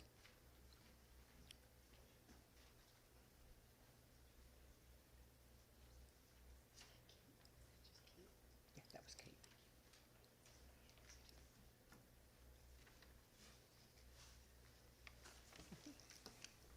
Hi, I'm an alum of SCSU and a graduate student at UConn.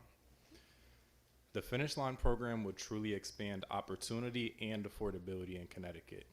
And despite the front cover being adorned with those two words, the governor's budget seeks to cut this program in half, from nearly $8 million to a little over $3 million, from uplifting thousands to limiting its impact to just a few hundred.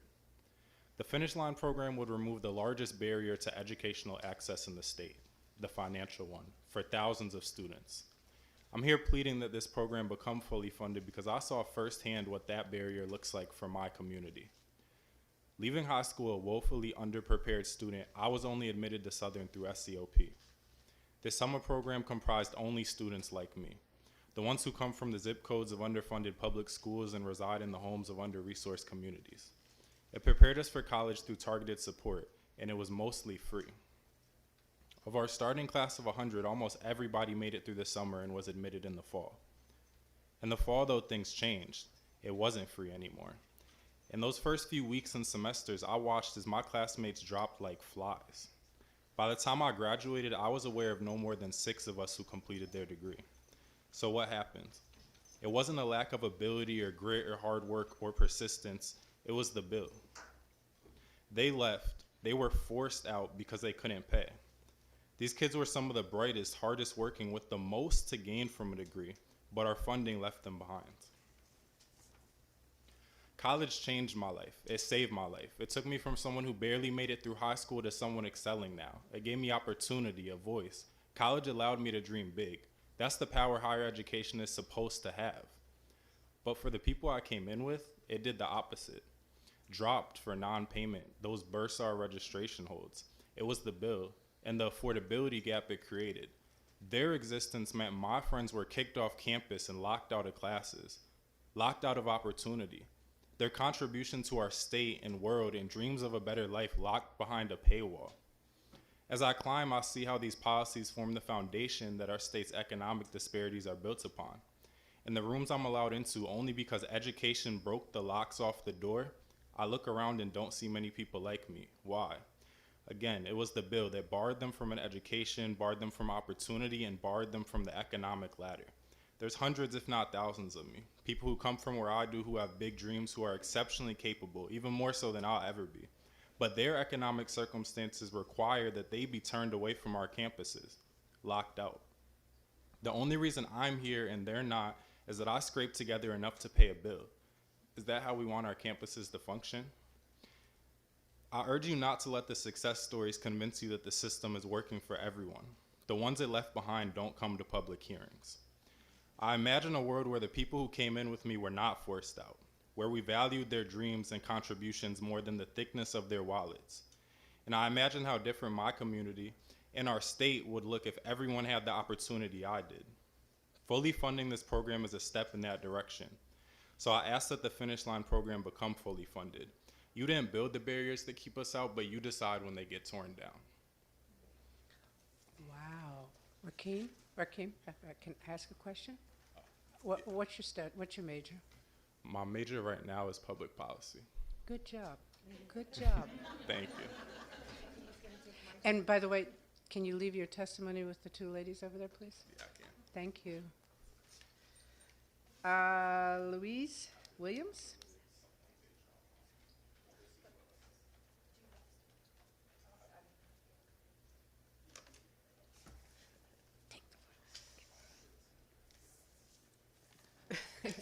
Sorry. Good evening, members of the Appropriations Committee. I'm Louise Williams, President of CSU AUP, the union representing all of the faculty at the Connecticut State Universities. I too am here to urge you to expand funding for the Finish Line program so that the tuition assistance provided at the CT State Community College can also serve the 4 state universities. I want to thank you so much for making this program possible last year by appropriating $7.7 million to it. This shows the true commitment of Connecticut lawmakers to expanding opportunities for our residents and enhancing our workforce. But to be honest, CSU AUP members did not think that was quite enough money. We would like the Finish Line program not just to cover those students who received PACT and completed 60 credits at CT State, but all potential students in Connecticut. We were especially disappointed when we learned recently from CSCU administrators who began implementing the program for this fall that the $7.7 million could only fund a quarter of the eligible students, and only for 1 year. There are almost 5,600 students eligible, but the appropriations of last year can cover only about 1,300 of those. This is not a huge number. But we were realistic. We thought this was a good start. And then we learned that Governor Lamont's budget had cut that money in half. This undermines the entire program and what it was intended to accomplish. Now the number of students who can get the award will be halved, so a mere 650 residents will benefit. This is hardly enough to have a significant impact on our workforce or the lives of our residents. What the Finish Line program was intended to do was to make it easier for community college students to move from the good jobs they can get with an associate's degree to even better ones that require a BA or higher. A look at Connecticut's labor market report of the state's fastest growing occupation and future workforce needs demonstrates the benefits of a BA. I will give you just 2 examples. It's projected that in the next 5 years, Connecticut will need 271 mechanical engineer technologists and technicians. These are jobs that require only an associate's degree. But it also projects that we will need over 5,000 mechanical engineers, which is a profession that requires a BA or higher. And those BA engineers earn almost $30,000 a year more than the technicians with the associate's degree. The earning benefit is even more significant in a field like nursing. Connecticut will need over 11,000 medical assistants with associate's degrees by 2030, but they will need over 3 times that number, 38,000 registered nurses who must have a BA. Those nurses earn almost $60,000 more per year than medical assistants. They earn about $105,000 a year compared to $48,000 a year. In 15 years, that's close to $1 million in extra earnings. All of those extra earnings trickle down to the entire population of our state in the form of increased taxes, increased consumer spending, savings on social services, and benefits for residents who take advantage of their expertise. So please think about the well-being of Connecticut residents and the entire state, and not only restore the government's cut to Finish Line, but expand it. This is an investment in our future, and it's a very good one. Thank you. Thank you, and thank you for your testimony. Good. Next, Wynn Gadkar Wilcox.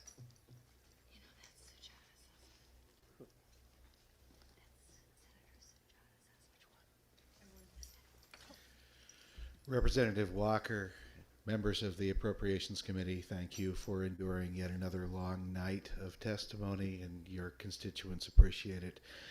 I've already submitted my comments in written form, and Louise has mentioned several of the things that I wanted to mention, so I'll just quickly highlight a couple of things.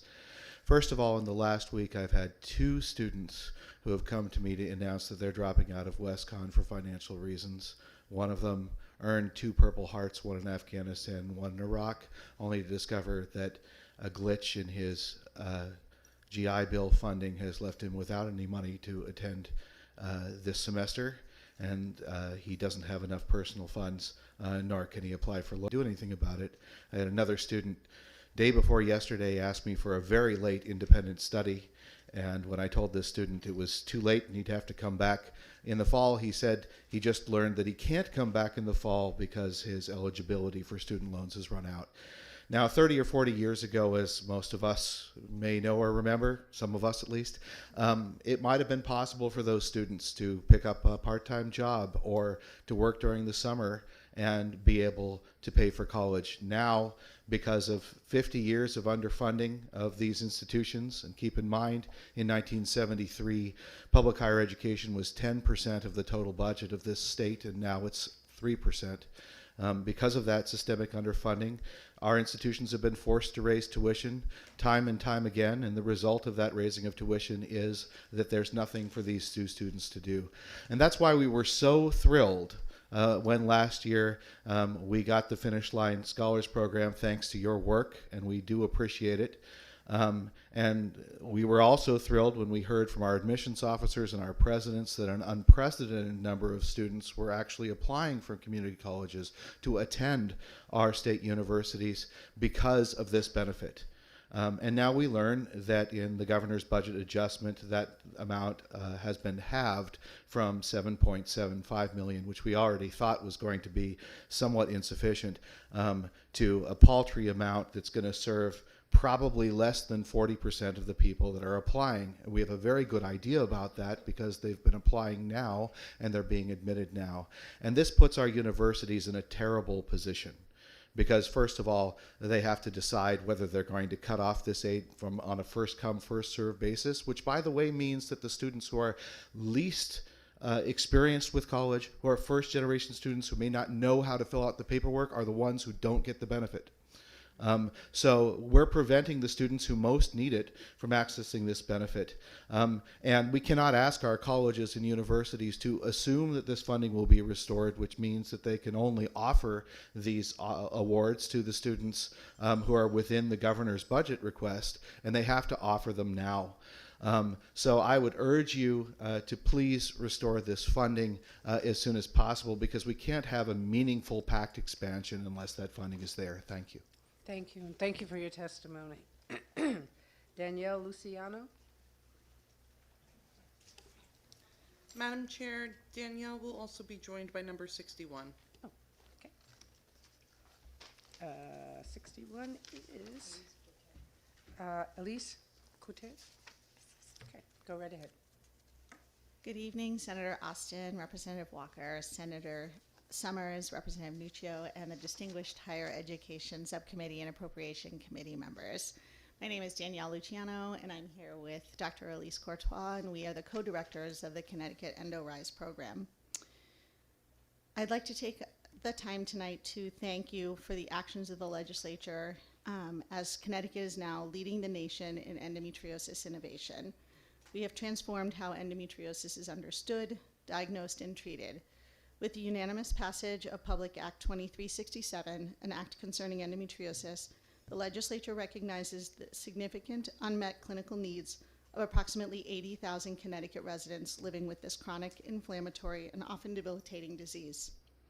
This landmark legislation established the most comprehensive, first ever state-led endometriosis initiative in the nation, a model for how states can address historically underfunded women's health conditions, positioning our state as a national leader in health innovation. Examples of how Connecticut has set the bar for endometriosis is we have had representatives from Washington, Ohio, and Texas reach out to make endometriosis programs just like we've done here in Connecticut. We've been asked to speak at international conferences to present what we have done. And when we had our endometriosis forum this year, we had world-renowned endometriosis researchers and surgeons who wanted to come and speak at our conference. For those of you who don't know, endometriosis is a chronic, inflammatory, and often debilitating disease that affects approximately 1 in 10 female-born individuals. It is characterized by abnormal growth of endometrium outside the uterus, often within the peritoneal cavity. It's the leading cause of hysterectomy among women of reproductive age, is associated with increased risks of cancer and cardiovascular disease, and impairs fertility. There is no cure for endometriosis, including a complete hysterectomy. Current diagnostics are invasive, and limited treatments carry substantial side effects. For decades, endometriosis has been underdiagnosed, misunderstood, and underfunded, and Connecticut has chosen to change that trajectory. So with a strategic investment and forward thinking from the leadership in Connecticut, we have built a secure, high-quality endometriosis data and biorepository. This program is truly pioneering. It really enables collaboration among clinicians, researchers, industry partners, and public health experts. For the rigorous data collection and standardized biospecimen storage, researchers are and will accelerate discovery in understanding endometriosis progression, better diagnosis, and treatment for this disease. The program now has biobanked over 5,500 biospecimens from 106 participants that were enrolled across 58 towns in Connecticut. And we now begin enrollment to include participants from the postmenopausal age range.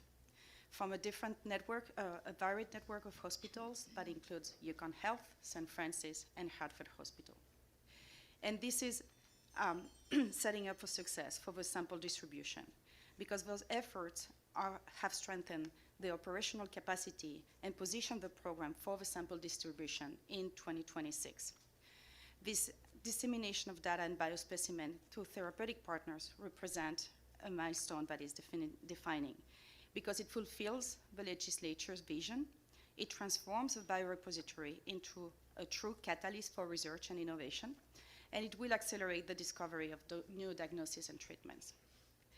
We appreciate the governor's continued commitment to this initiative and funding in his midterm budget recommendations. However, we respectfully request that this committee maintains the funding they advanced last year for the 26-27 budget, because stable funding is essential for us. It will maintain high standards for data and biospecimen stewardship, help us continue expanding and diversify the enrollment of participants, help us remain competitive for federal grants and private partnerships, and sustain biotechnology and research innovation within Connecticut. But most importantly, we want to send the message that what we have built here in Connecticut and is now requested by a therapeutic partner is the reliable source it was said to be.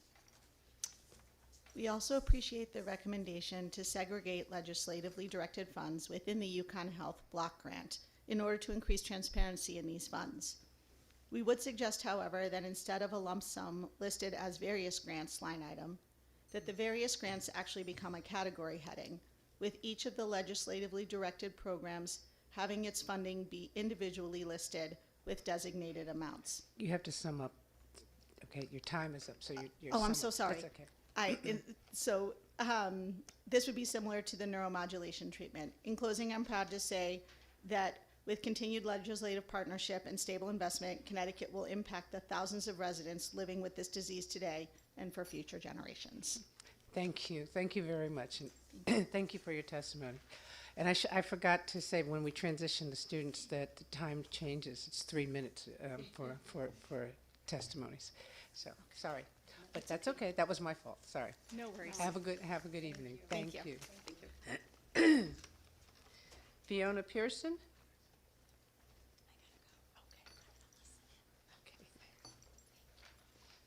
After Fiona Pearson, Richard Palinko. Is Richard Palinko here? No. Okay, go right ahead. Representative Walker and members of the Appropriations Committee, thank you for hearing us tonight. I'm Fiona Pearson, professor in the Department of Sociology at CCSU, member of CSU AAUP, and part of the Coalition for Connecticut for All. I'm here to request that you oppose HB 5032 and that you fully fund the Packed Finish Line Scholarship and a student loan reimbursement program that provides student loan debt cancellation for graduates of Connecticut colleges and universities who remain and work in our state. I was a beneficiary of near free college back in California in the mid-1980s.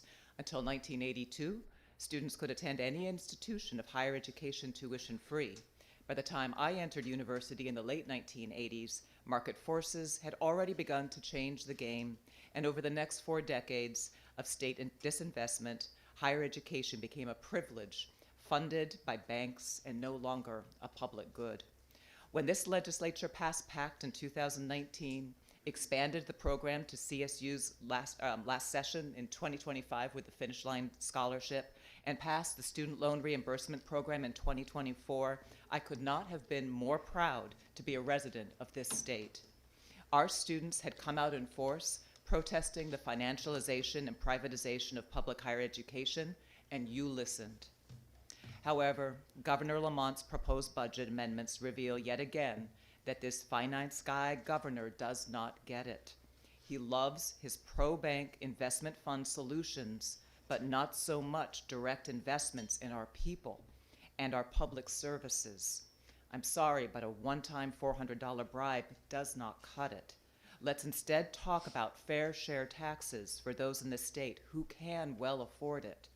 I have been teaching in higher education for over 30 years. 20 of those years have been at CCSU. You know that our alumni are some of the best and the brightest in this state. They are the backbone of human services departments, public schools, protective services. They are also leaders, deans of colleges, some of our own alum in our department, Rhodes Scholars, engineers, and U.S. Secretaries of Education. Our state is strong because of our public regional comprehensive universities. However, too many decision makers are much removed from the reality of what is happening on our campus grounds, and we've heard that today from the testimony from many students. Last semester, one of my star students had no choice but to bring her 6-month-old daughter to class every day due to a lack of available childcare on our campus and in her community. Every week, students miss class due to mental health crises, and you heard about those today, fears of ICE, or sudden unemployment. Just over a year ago, one of my students, a past recipient of PACT, confessed that he was leaving Central after a semester to join the Army. He felt it was the only way he could cover the cost of college in the future. Every semester, every week, we work with students facing similar challenges, and they are the norm, not the anomaly. This is a time for fully funding the Finish Line Scholarship that expands the successful Mary Ann Handley PACT Award, and increasing enrollment and access at our community colleges and decreasing student debt. I urge you collectively to fully fund our birth to college educational systems, and I thank you for your time and consideration. Thank you for your thank you for your testimony. Thank you very much. Richard Palinko? No. Okay. Fred Biggs?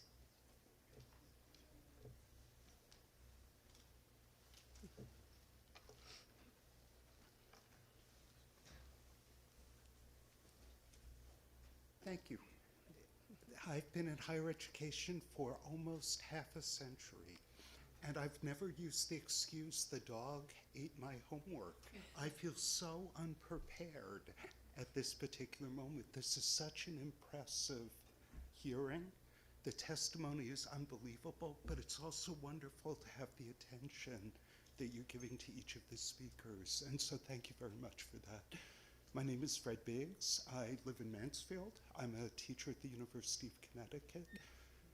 Just 2 points I wanted to make. We have such an incredible higher education system here in the state of Connecticut. One of my best undergraduates said he wanted to apply to grad school, and I was thrilled, and then realized he was applying to Central.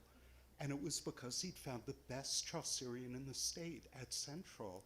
And I knew that, but I didn't know how he figured it out. And so to have that strength across the university system is just overwhelming to me. I didn't realize how hard it would be, though, to fully fund public higher education until I started hearing some of this testimony. You guys have a difficult job, and it's nice to see you thinking about it and working on it the way that you are. I did want to say one thing about the University of Connecticut, though. Just Greg and may already know this as well as I do, but I think it might be worth getting it into the record. The last 3 years at UConn have been made more difficult because the administration has not asked for full funding for the budgetary needs during that, for the academic years. And so we've confronted at the beginning of each new academic year a crisis. This started 3 years ago, where we were told there would have to be 15% cuts across the university. It makes, I have a sign in the back, I decided I wouldn't bring it up. It was about the trash removal in the Hartford Current the other day. I'll show you the sign later if anybody's interested. But it's just absurd to run a university in the way the administration is running it at this point. We need full funding, even at a place as blessed as the University of Connecticut with all the resources it has. And I'd be happy to try and do my homework and come back and say more on these subjects at some point, but thank you very much for the opportunity to speak. Thank you for your testimony. See, UConn has asked for fully funding, but For this year, that's interesting. they ask for Thank fully you. funding all the time. It's just, it doesn't seem to translate. I'm taking it, the responsibility lies here, not there. Well, very interesting. Thank you. Thank you. Next is Chris DiFrancesco. Whoa, be careful.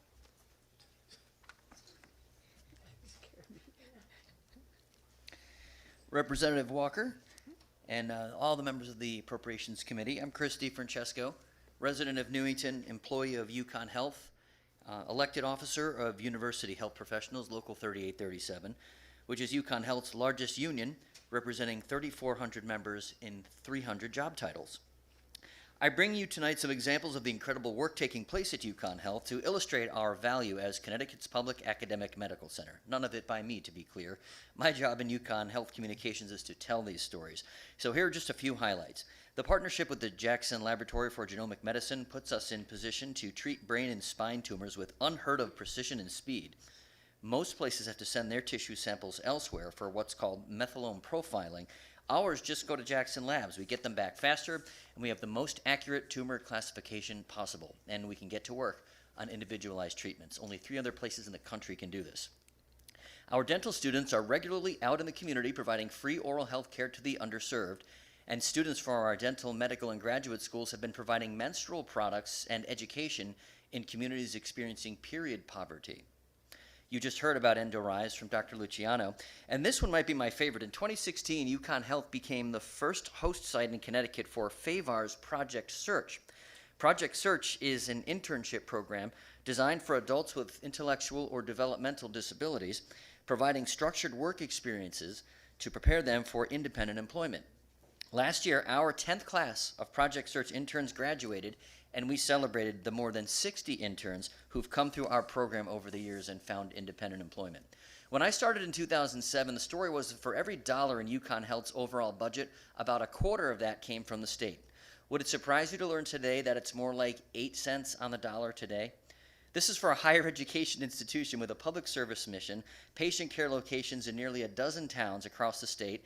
It has to have public fights with insurance companies for fair reimbursement rates for its high-quality health care, has more than 5,800 employees, several $1 billion in economic impact to the state every year, and it's essential to maintaining a healthcare workforce in our state by training tomorrow's physicians, dentists, and scientists. Now, more than a few of you and your colleagues clearly agree we're pretty good at what we do, since you're entrusting us with turning around a health system in Waterbury that's had its share of challenges in recent years, for reasons I'll leave to you to conclude. But for too long, we've seen the state's investment in UConn go in the wrong direction. You have the opportunity to reverse that trend. So many lives in Connecticut have been or will be touched by UConn Health's clinical, research, or educational missions. It's time to take another look at our funding of UConn and UConn Health and make investing in higher education a higher priority. We can do better. On behalf of my members, all my colleagues, and the public we collectively serve, thank you for the time tonight. Thank you, and thank you for your testimony. Jill Kress. Jill? Okay, Sean Jeffrey, I think he's online. Good evening. Can you hear me okay? Yes, go right ahead, sir.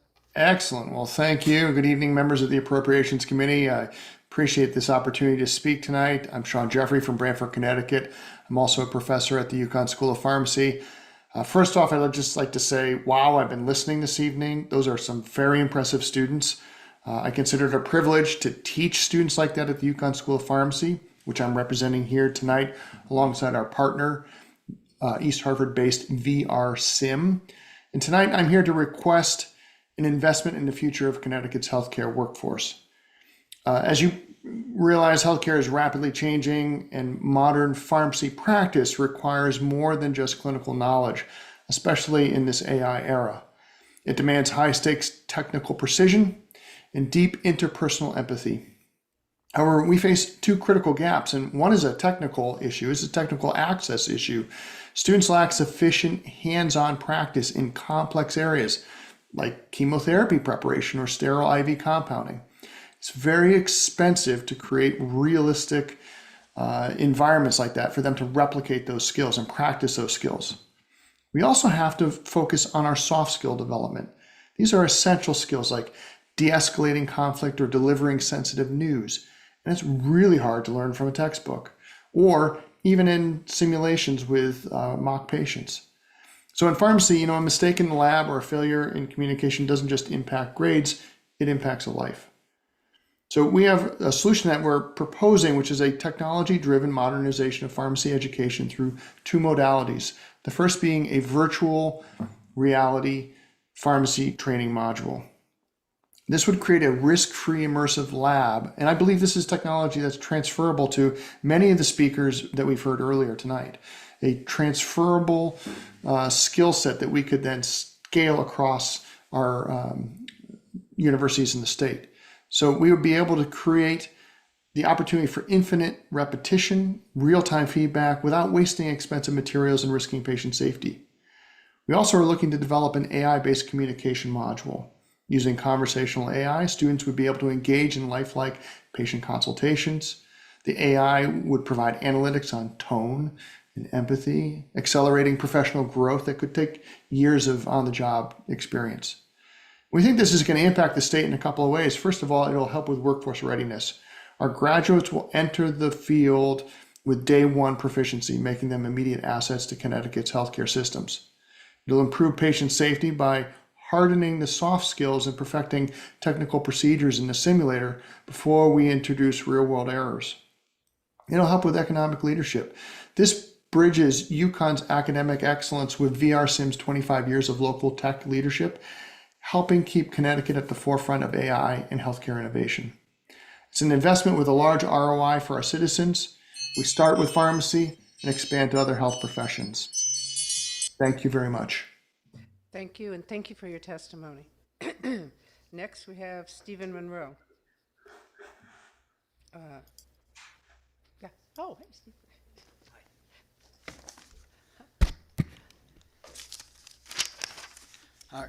Good evening, Representative Walker and members of the committee. My name is Stephen Monroe Tomczak, a resident of Wallingford and a faculty member at Southern Connecticut State University School of Social Work, where I've served for many years as a leader in our faculty union, CSU AUP, a member organization of Connecticut for All. I am here today to ask you to make real investments in public higher education, and in particular to speak in strong opposition to the proposed cuts to the Finish Line Scholars Program within HB 5032.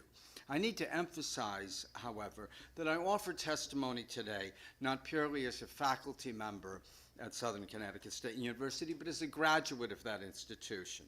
And as an alum, I have a particular concern with whether our state will continue to make investments in students like I was, so that they can become productive, contributing members of the state's economy, or whether we will abandon the historic mission of the Connecticut State University system to give middle and working class students like me a chance at, say, becoming a college professor. The benefits of making investments in our students reach deeply into every facet of our communities in the state of Connecticut. University graduates are 24% more likely to be employed and consequently pay more taxes, which makes them a greater contributor to government services and the overall public good, among other benefits. But in order for the state to gain these benefits, investments must be made to make public higher education affordable. The share of state funding for the CSUs has steadily declined over the years. When I attended Southern in the 1980s, we paid about $500 a semester in tuition and fees. A student at that time period could have a summer job and save up money necessary to go to a school like Southern. I was lucky to grow up in a time period when the state investment in kids like me who wanted to improve themselves by getting an education. In 1989, the year I graduated, the state contributed 74% of the cost of tuition. Today, it is almost reverse of that. Consequently, my students spend 10 times what we spent, and over 10 times what we spent in tuition, between $6,700 and $7,400 per semester. There's no way they can cover this with summer income, which is why most of them are working not just one, but often several jobs, and are often forced to take out crushing loan debt to make up the difference. While lowering, or better yet, eliminating tuition at public universities and colleges in Connecticut would be the ideal long-term solution, in this session particularly, I want to urge you, along with my colleagues, to oppose the proposed cuts to the Finish Line Scholars Program that Governor Lamont has proposed. His budget, as you've heard, includes cutting this program in half. I urge the committee to reject this, and thank you for your time and commitment to Connecticut students. Thanks, Steve. Good to see you again. Thank you. Nice to see you again. Seth Freeman. Seth Freeman? Yay.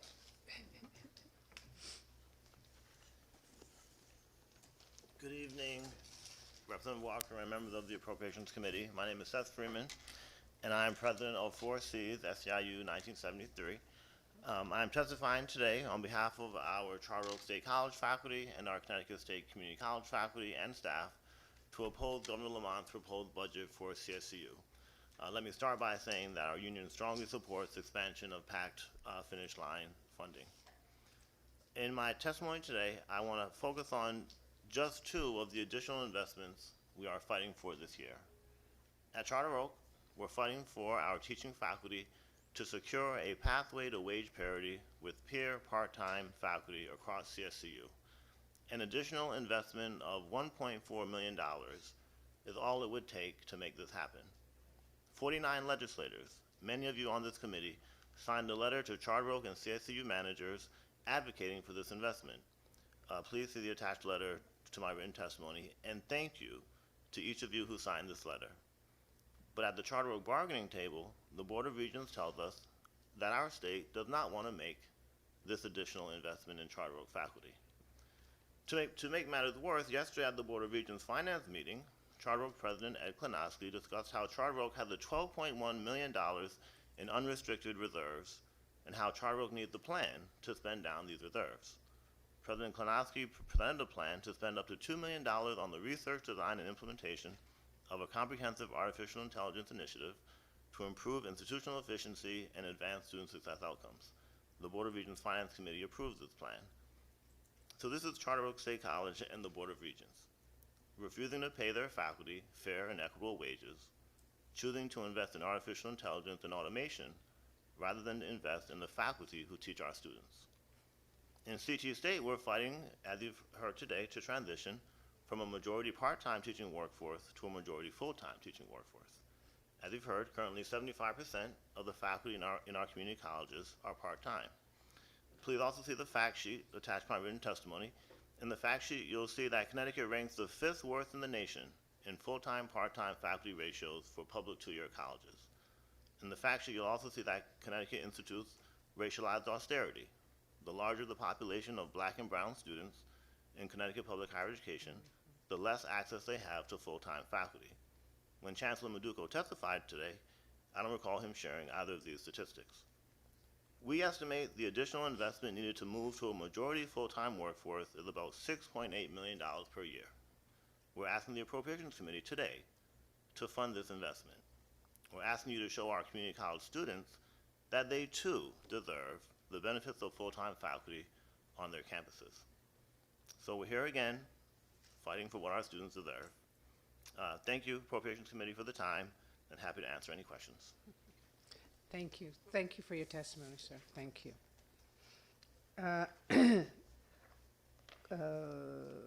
She already testified. Okay. Kaula Bush?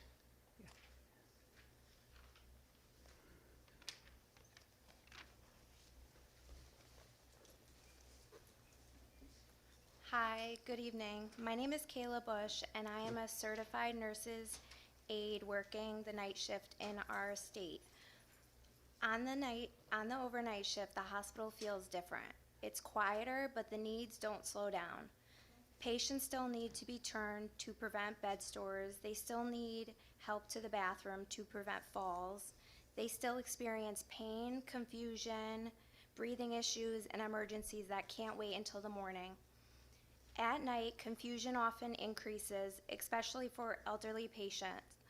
Fall risks go up, staffing is leaner, resources are more limited, yet we are expected to remain fully alert, compassionate, and responsive while working against our body's natural sleep cycle.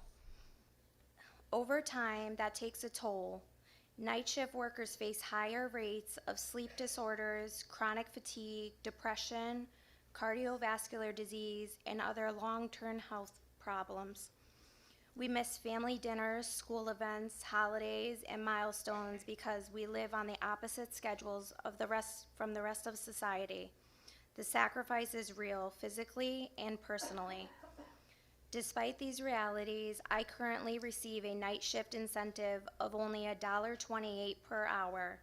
Meanwhile, workers in other facilities receive significantly higher differentials, 15% base pay for evenings and 20% for nights. That discrepancy does not reflect the demands or risk of overnight care. But this is more than just one shift differential. It is a symptom of a larger problem. Our healthcare system is underfunded, workers are undercompensated, and when workers are undercompensated, retention suffers. This affects not just CNAs, but many other frontline healthcare workers who ensure that UConn Health remains an incredible public service for Connecticut residents. Turnovers grow, burnt out increases, the remaining staff carries heavy workloads, and ultimately patients are impacted. Fair and meaningful compensation is not a luxury. It is an investment in stability, safety, and quality of care. If we want to retain experienced staff and protect patient safety, the state must fully fund UConn Health and wage increases that result from contract negotiations so that healthcare workers are properly supported and patients receive the care they deserve. Thank you. Thank you very much. Can you spell your first name, please? It's Kaula. It's Okay. Kayla. It's just said different. Okay, thank you. Thank you. Have a good day. Thank you for your testimony. Free Jenke Lawler? Free Jenke Lawler?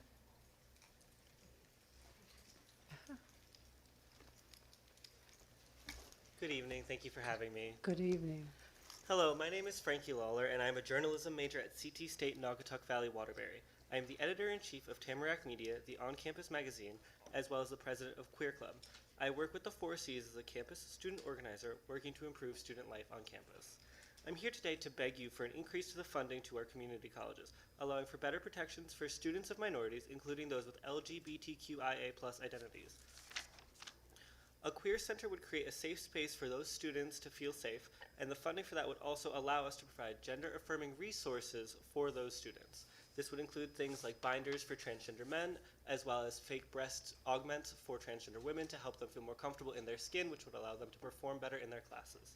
Additionally, more funding for our schools will allow us to repair our infrastructure, such as parking lots and elevators, which would also keep students from getting stuck in them.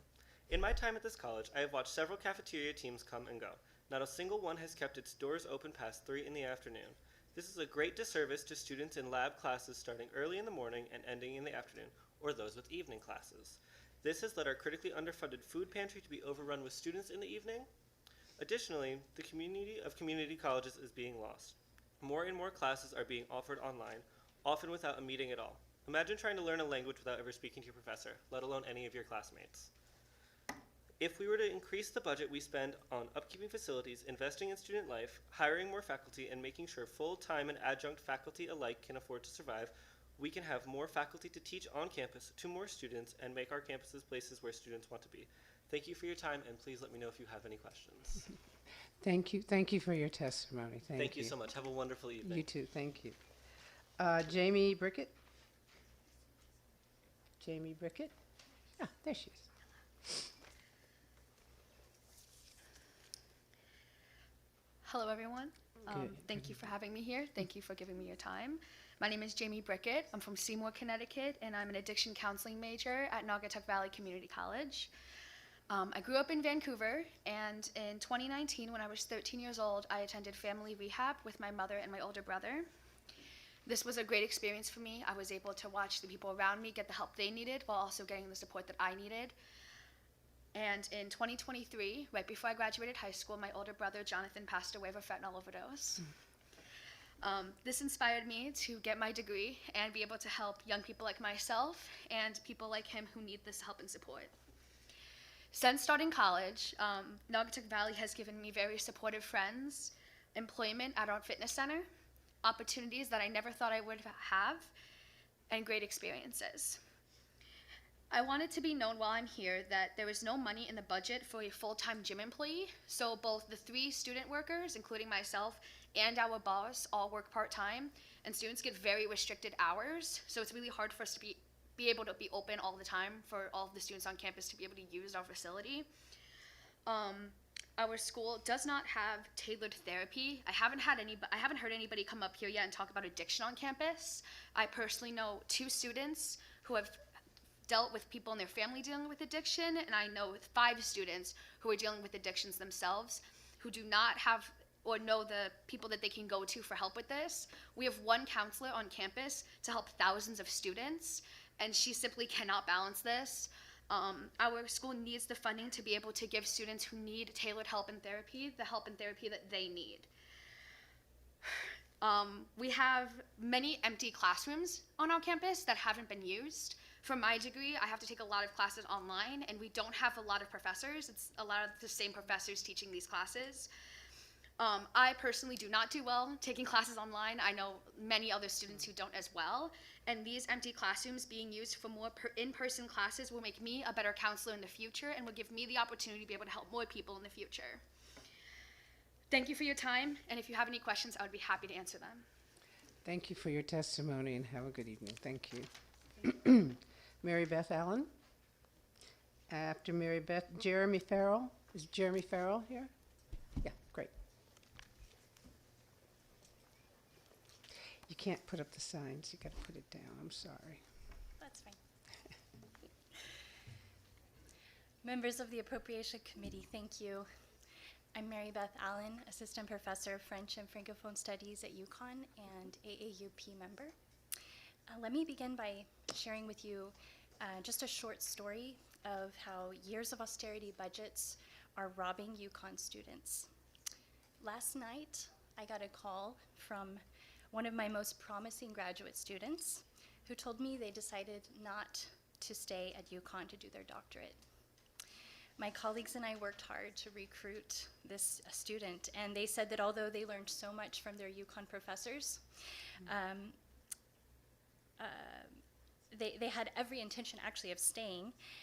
They made the choice to go somewhere else, a place with opportunities, a university where a grad student stipend is enough to live on, includes funds for conferences, a place where students aren't told over and over, we're fighting to keep you, as if they were a burden and a beggar, she said. They chose to be in an environment that isn't in a total crisis. Years of starving UConn of the funds that it needs have left many of our graduate programs shuttered or on the brink of collapse. Our graduate students and instructors are not only crucial to our academic mission, their teaching is a huge revenue driver for the university and the state, and yet they are called temp labor, and eliminating their positions is described as a budget efficiency. There are many business-minded leaders in our state leadership who know better than anyone that keeping your workforce in a state of constant crisis, cutting budgets for successful projects, and shutting the door on growth result in a demoralizing work environment. This is bad business, especially when the money is there, but the willpower and the moral clarity to spend it is not. This austerity budget erodes the very foundation of our state's success, a well-trained workforce with well-honed critical thinking skills. And we cannot rely on wealthy donors who prioritize pet projects like a new golf facility and boathouse renovations to fix this. How is it that in 2026, when liberal democracy and critical thinking are under siege from the very highest offices in our country, when millions in federal research grants have been canceled, the political leadership in the state of Connecticut simply shrugs and funnels billions of dollars in surpluses into its rainy day fund? It's monsoon season here. In Connecticut's austerity economy, there is no money for social services, no money for Medicaid, no money for higher education. The governor's priority? Pizza. Members of the committee, please meet this moment. UConn cannot survive another year of austerity. The law is unambiguous. The legislature shall appropriate whatever funds are required to comply with the collective bargaining agreement. The stakes are simply too high to do otherwise. Investing in public higher education is an investment in a future Connecticut that is innovative, thoughtful, and flourishing. Sorry to go over. Thank you. Thank you for your testimony. Jamie Farrell. And after Jamie, Cynthia Sanchez. Is she here? Okay. Go right ahead. Hello. I first want to thank you all for the opportunity to speak today. My name is Jeremy K. Farrell, and I am a tutor at the Academic Center for Excellence, the Tutoring Center at CT State's Naugatuck Valley Danbury campus. I am also a professional speaker who presents to schools, libraries, and organizations on how to work with autistic and neurodivergent population. I am a life skills coach on the Connecticut Autism Waiver, and I am autistic myself. I tell you all this because I am here to do one thing, to express why robust services are so important for our students. School is so much more than learning academics. It's about being prepared for life. That means learning about yourself and how to be your best. When I was younger, schools often thought I didn't need extra help because my grades were good enough. So they let me graduate without learning how to ask for help, how to study, or how to build healthy relationships. They didn't equip me with the skills I needed to live my life to the fullest, and I let it happen because I didn't know any better. So many students I work with have trouble with these things because they were never taught them. They were in schools that misunderstood or overlooked them, or they come from situations where they couldn't lean on the resources around them. They need the space and support to learn these things, and they need to feel that support. Every student knows the power of the right and wrong environment, how much feeling all alone or fully supported can affect their confidence, their motivation, how big they're willing to dream. We need robust services, and we need them to be accessible. And accessibility is nuanced. It's not just if a service is there or not. It's if it's welcoming, consistently available, led by equipped professionals, and most importantly, if it prioritizes student success over saving money. There are students at CT State who are ready to grow, and they are met with tutors who don't have enough hours, or entire subjects that aren't tutored at that campus. These students are ready to succeed, and their success is our success. These services are crucial because they are what allow our students to unlock their true potential for themselves, for their families, for their communities, and for their state. Thank you. Thank you. Thank you for your testimony, sir. Cynthia Sanchez? And after Cynthia, Shannon Sanford. Is Shannon Sanford here? Shannon Sanford? Is she remote? Yeah, but I didn't see her. Okay. Good evening. Go ahead. Good evening, Chairwoman and distinguished Appropriations Subcommittee members.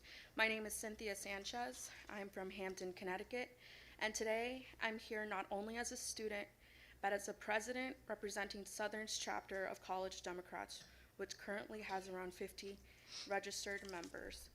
I'm a junior political science major at Southern Connecticut State University, but before I was at Southern, I was a student at Housatonic Community College with undiagnosed ADHD.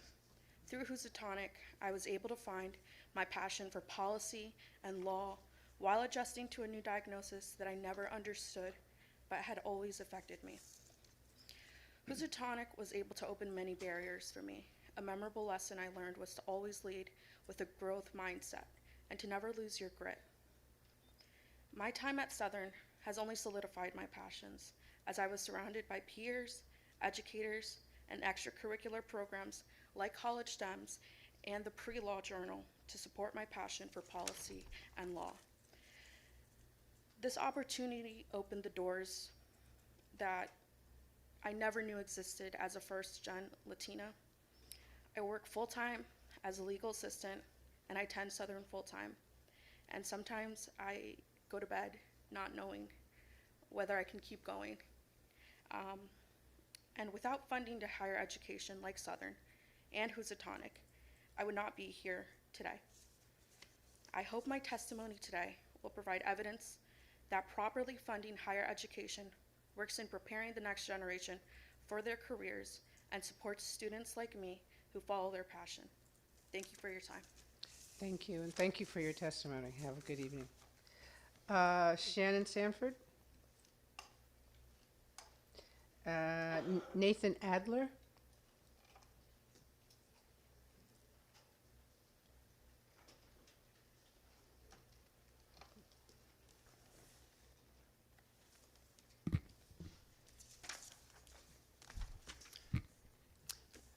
Good evening, members of the Appropriations Committee. My name is Nathan Alder. I'm a professor at the University of Connecticut Storrs campus, and I'm an AAUP member.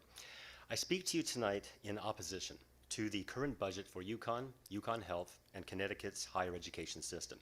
I also want to speak from the perspective of a university researcher who directs a federally supported laboratory investing cures for chronic diseases.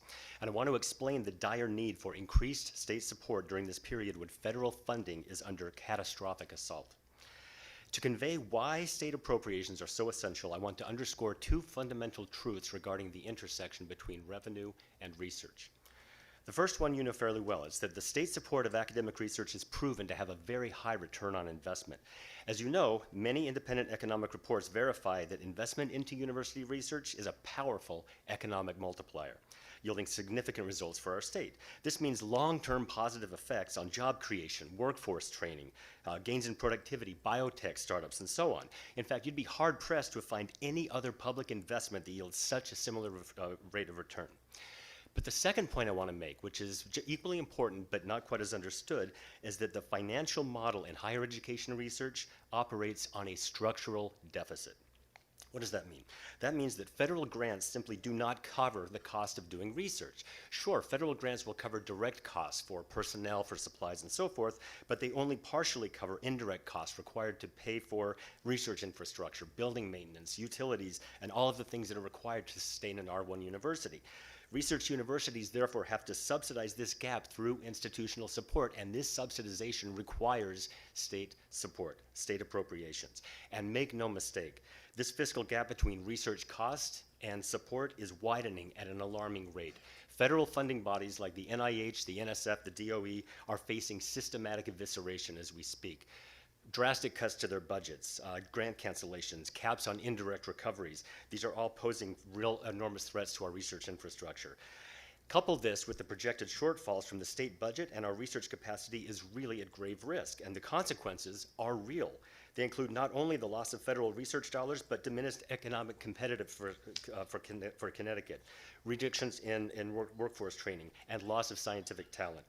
So taken together, these research realities make one thing clear. That unrestricted state appropriations are not merely incentives to grow our research mission. They are a strategic investment that allows our universities to acquire and leverage extramural dollars for the benefit of Connecticut's economy. In this moment of federal uncertainty, I implore you to provide our state's higher education and research enterprise the resources it needs to be successful in this mid-biennium adjustment. Connecticut has long benefited from research universities that serve as engines to turn investments into economic growth. Now is the time to reaffirm Connecticut's commitment to investing in its research universities. Thank you for your time, and thank you for all you do.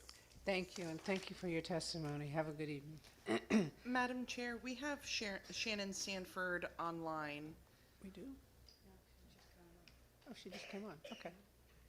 Hi, I apologize. I was here online, but I wasn't promoted to panelist, so I couldn't speak. Okay, go right ahead. Okay, thank you. Good evening, Representative Walker and distinguished members of the Appropriation Committee. My name is Shannon Sanford. I'm an associate professor of nursing at CT State Gateway's campus. I appreciate the opportunity to speak. I'm here because Governor Lamont's proposed budget for Connecticut's public colleges doesn't meet the level of support that our students need to be successful. At Gateway, we see required courses often fill within minutes of registration opening, and students who need specific classes to graduate are often waitlisted or forced to travel to distant campuses just to stay on track.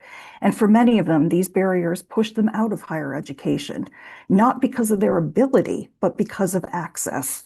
We also see very long waits for advising, sometimes weeks during peak periods, and many of our students rely very heavily on their advisors to navigate financial aid, transfers, and their degree requirements. When staffing is insufficient, too often these students fall through the cracks. In our nursing program, we've seen an over-reliance on part-time faculty, and it has become the only way to keep our courses running. And while those adjuncts are dedicated, the model creates instability. Our full-time faculty absorb increasing workloads just to maintain the basic program operations. And this is not sustainable, especially in a state that needs more nurses and more healthcare professionals. Connecticut State is one of Connecticut's strongest workforce pipelines. Our graduates become the nurses, technicians, educators, and professionals who keep our communities functioning. When students can access the courses on their home campus and receive timely advising and rely on consistent faculty support, they're able to complete their programs and move directly into these essential roles. This year, legislators are weighing whether or not the cost of a fair contract will be covered by the state's general fund. Or absorbed by CSCU's already strained budget. If campuses are forced to cover these costs internally, any increase in employee compensation comes at the expense of student services. Fully funding our contractual obligations through the general fund is the only responsible and sustainable path forward. I respectfully ask the committee tonight to increase state investment in CT State, which will help restore essential services and instructional capacity, and support additional full-time faculty and staff that will help stabilize our programs. We also need to fully fund the contractual obligations through the general fund so our raises do not diminish student services. And lastly, and most importantly, we want to ensure transparency so that those new dollars actually reach our classrooms and reach student support services where they will have the greatest impact. Thank you for your time, and I'd be happy to answer any questions you have. Thank you, and thank you for your testimonies. Have a good evening. Thank you. You too. Thank you. Vanessa Woodruff?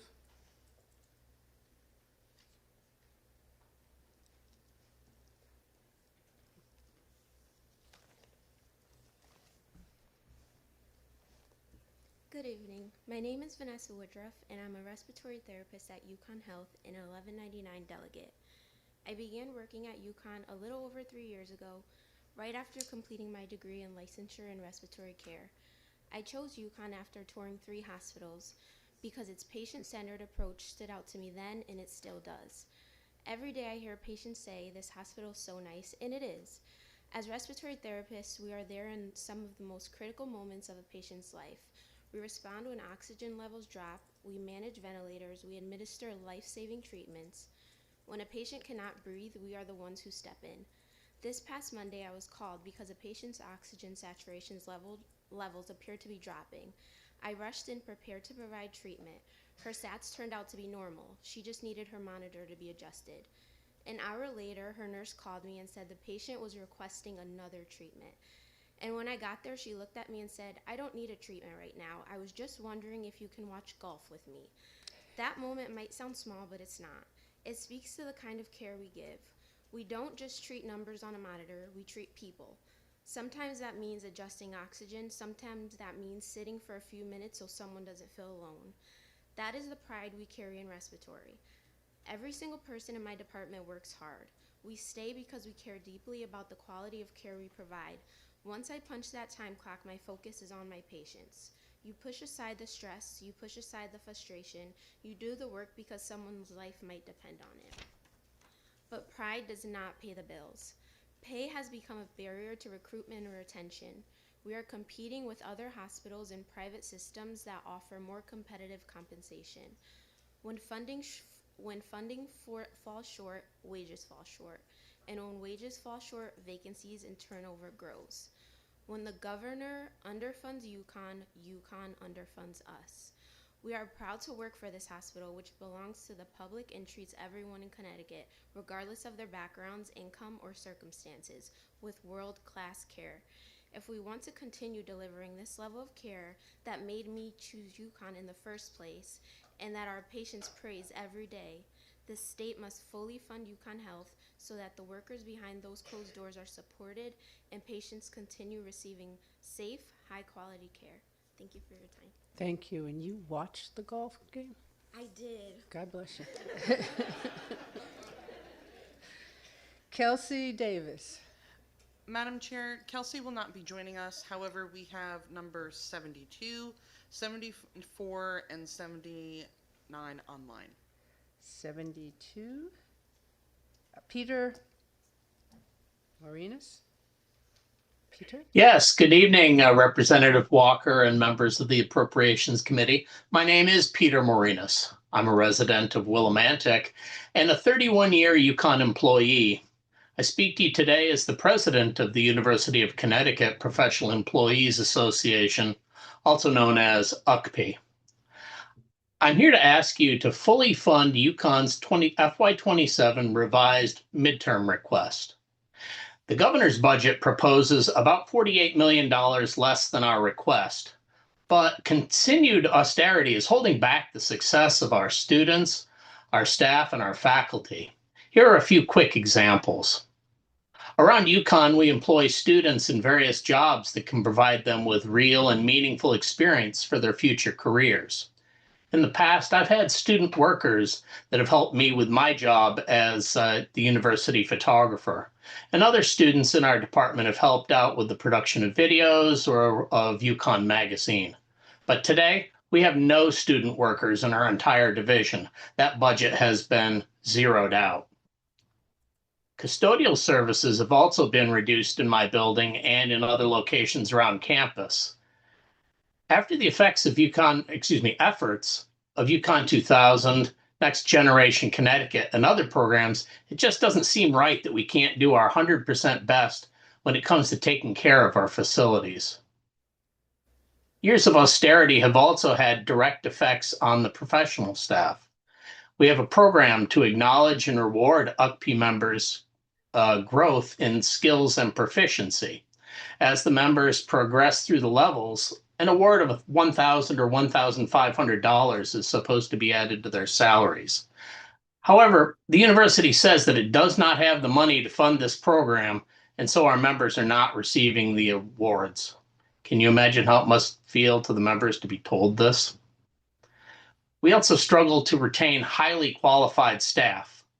I've heard of colleagues leaving UConn to go work in other state agencies because the pay for similar jobs is higher elsewhere. Meanwhile, our members continue to say that they feel overworked. Since 2006, we've increased enrollment at UConn by 6,000 students. The university has added some staff in recent years, but we are still down 550 employees compared to 2006. Over the same period, we've added about 1,000 new faculty, though, and each of them needs the support of our members in order to be successful. Let me go back to the beginning. Austerity is just not helping UConn achieve its full potential for the citizens of Connecticut. I ask you to please fund our full budget request. Thank you. Thank you, and thank you very much for testifying. Nina Kaspa? Yes, hi, good evening. Good evening. Good evening, committee members. My name is Nina Kaspa. I'm here today on behalf of the American Association of University Professors, AAUP, UConn Health Chapter. We represent clinical and research faculty. I'm here to express our opposition to the governor's proposed budget. This morning, you heard from UConn Health executives. I would like to share with you the perspectives from the people doing the work, our physicians, educators, and researchers. Higher education institutions have been seriously harmed by recent state and federal budget cuts. Healthcare coverage has been undermined and defended by the federal administration with the threat of ACA subsidy expiration and scheduled Medicaid cuts by 2027. All of these policy changes put public institutions like UConn under unprecedented financial pressure. UConn Health Center is the only public medical school and the only public hospital in the state. We're expected to step up for our community and provide services to uninsured and underinsured patients. Our mission is to improve the health of the citizens of Connecticut through innovative integration of research, education, and clinical care. We represent the people that are delivering that mission. We represent the primary care physicians who care for large patient panels due to increasing patient demand. We represent the surgeons that need more operating room space to take care of patients. We represent the obstetricians who are safely delivering new life into this world, but need a larger unit to meet growing patient volume and complexity. We represent the scientists who have faced funding cuts and new tariffs that impact their ability to do their projects. We represent the public health professors that feel pressure by federal funding agencies to reword or rephrase projects that pertain to health inequities. On top of all of these unprecedented federal pressures and funding cuts, the state has also reduced our budget. The state budget cuts have resulted in increased expectations for clinical revenue generation at the expense of our academic time to do scholarly activity or to teach our students. The people who provide patient care, education, and research are at the heart of UConn Health. And I'm here to tell you that our heart is under extreme stress. And you don't need to be a cardiologist to know that a heart under stress is bad. These state-imposed fiscal restraints are causing burnout and low morale. Burnout will impact faculty retention and recruitment. A heart under stress needs support to reverse the damage and stabilize itself. The UConn Health Center is not simply a line item expense in the state budget. It needs to be seen as an investment for the public good. We exist to serve the people of Connecticut. We are calling on Governor Lamont and the State General Assembly to fully invest in the people that deliver our mission. We must make a public investment to ensure the sustainability and successful expansion of UConn Health. Thank you for your time. Thank you, and thank you for your testimony. You guys scared me. I'm sorry. Kriskoff, Kriskoff? Madam Chair, we skipped number 73, Tom. Tom, is he there? Oh, he's here. Oh, I was looking for him. Sorry. Hi, Tom. Go right How you ahead. doing? Can you all hear me fine? Oh, yeah. Awesome, awesome. Thank you so much. Thank you, Higher Ed Subcommittee co-chairs, Rep. Haddad, Senator Flexer, Rep. Walker, who is here tonight, ranking members, Rep. Kennedy, Senator Berthel, and distinguished members. My name is Tom Gilberti, and I'm glad to be here with you today. I am a proud graduating senior at Southern Connecticut State University and a resident of Middlebury. I am the most recent past president of SCSU College Democrats. I serve on the executive board for College Democrats Connecticut and Connecticut Young Democrats, and I am also a member of student government. I make it no secret that Southern is a big reason why I'm here today. I came to Southern uncertain and frankly directionless. Just 6 months ago, before I enrolled, I made the tough decision to drop out of college due to challenges that COVID-19 had given me. I wasn't certain where I was going. However, what started this journey I'm on now was a certain pies, pens, and pizza event put on 3 years ago by Southern AAUP. It was because of this event that I was made aware of the long-term underfunding that has been happening at the CSCUs.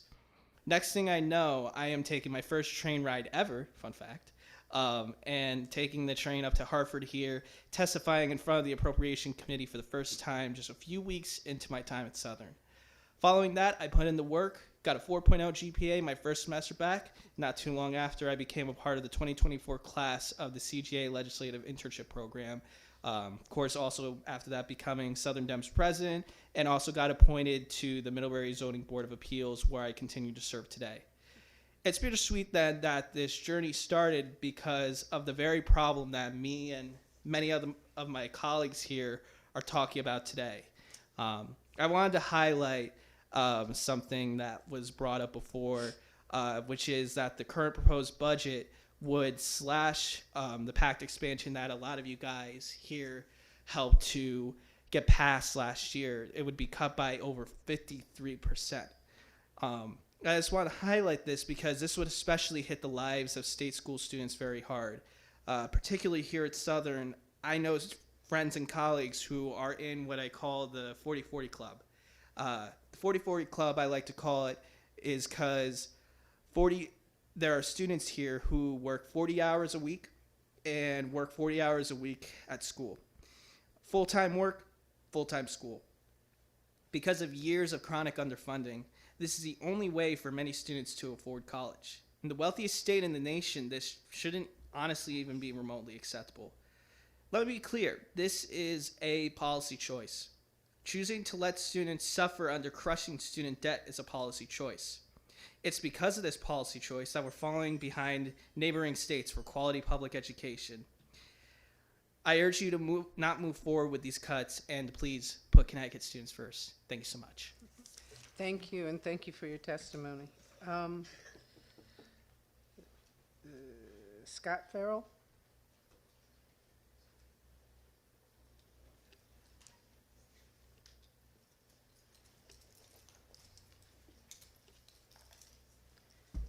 Is John O'Connor here too?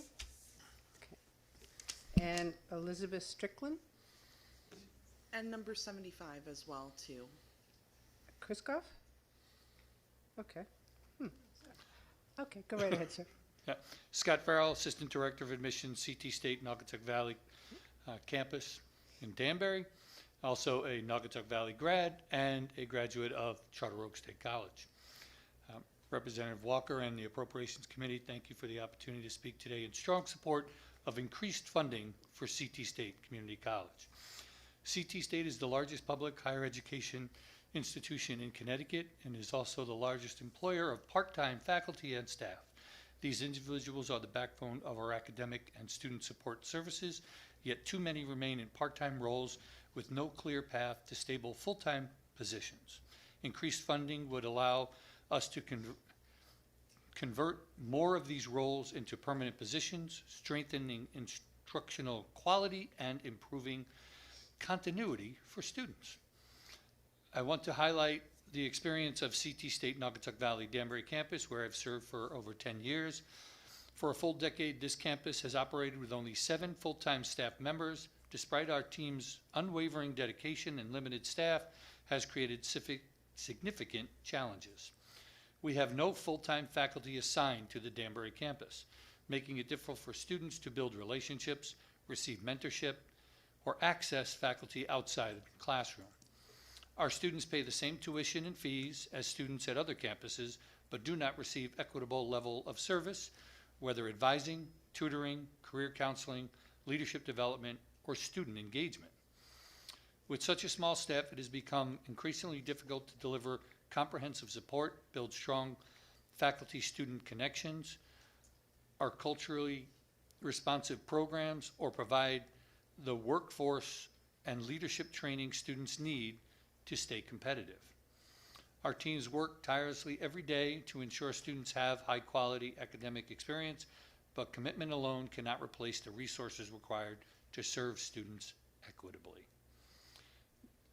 This is why increased state investment is essential. Additional funding would allow CT State to provide equitable student services across all campuses, hire full-time faculty and staff to ensure quality, stable instruction, create pathways to full-time employment and for part-time educators, strengthen leadership, career, and workforce development opportunities, address long-standing resource disparities at the Danbury campus.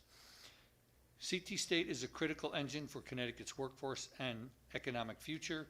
When the state invests in CT State, it invests in every resident seeking a more stable, prosperous life through education. Our students, regardless of campus they attend, deserve some opportunities and the same support and the same resources. With additional funding, we can turn the principle of equity into practice. Again, thank you for your time, and I look forward for additional funding so we can support our students effectively. Thank you, sir, and thank you for your testimony. John O'Connor.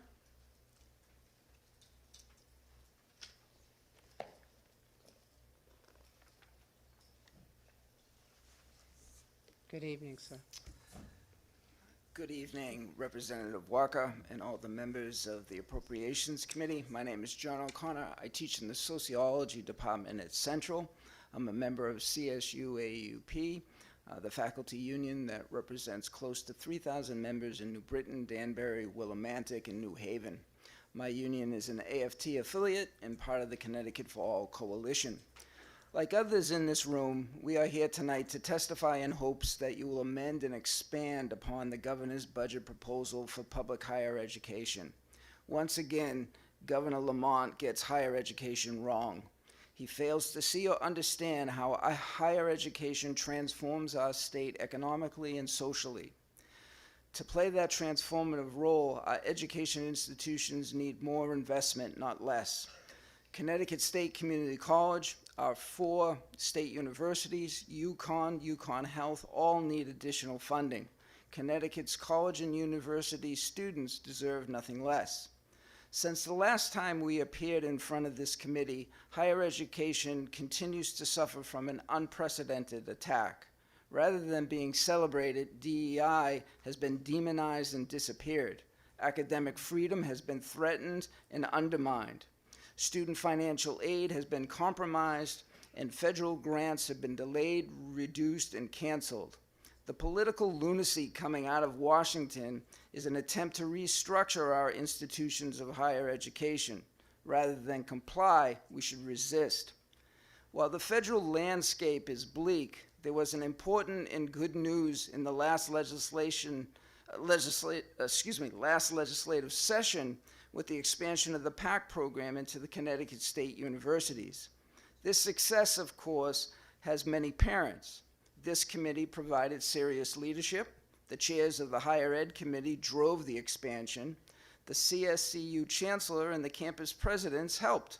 Our union and others pushed the program, and the Connecticut for All Coalition made it part of its equity agenda. It's an example of everyone rowing in the right direction and doing something important for CSU students. Now we hear that the newly christened Finish Line Scholars Program is in trouble. Apparently what the governor gives us with one hand, he takes away with the other. The governor's budget adjustment proposes to cut the program in half, from $7 million to $3 million. In cutting the program by 50%, the governor is ignoring data from the 4 CSUs, which indicates that the proposed funding covers less than 40% of the anticipated enrollment for 2026-27. CT State's Institutional Research Office projects that it will serve more than 1,300 students in its first year. This This proposed cut will injure Connecticut students. Apart from helping to reestablish the pipeline from Connecticut State to the CSUs, PAC students in the community colleges outperformed non-PAC students. The Finish Line program is good for Connecticut students. It will provide bachelor degrees, which is very much needed in the state. It will actually increase the enrollment in the CSUs. The Finish Line program is good for students, but it's good for Connecticut. I urge the Appropriations Committee to reject the proposed 50% cut and restore the full $7.7 million to the Finish Line Scholar Program. Thank you for your time and all that you do. Thank you, sir. Thank you for your testimony. Elizabeth Strickland. Madam Chair, we also have 75. Christoph? Oh. Oh, they're here. Because I don't see, I don't see them on my screen. She was? Okay. Elizabeth.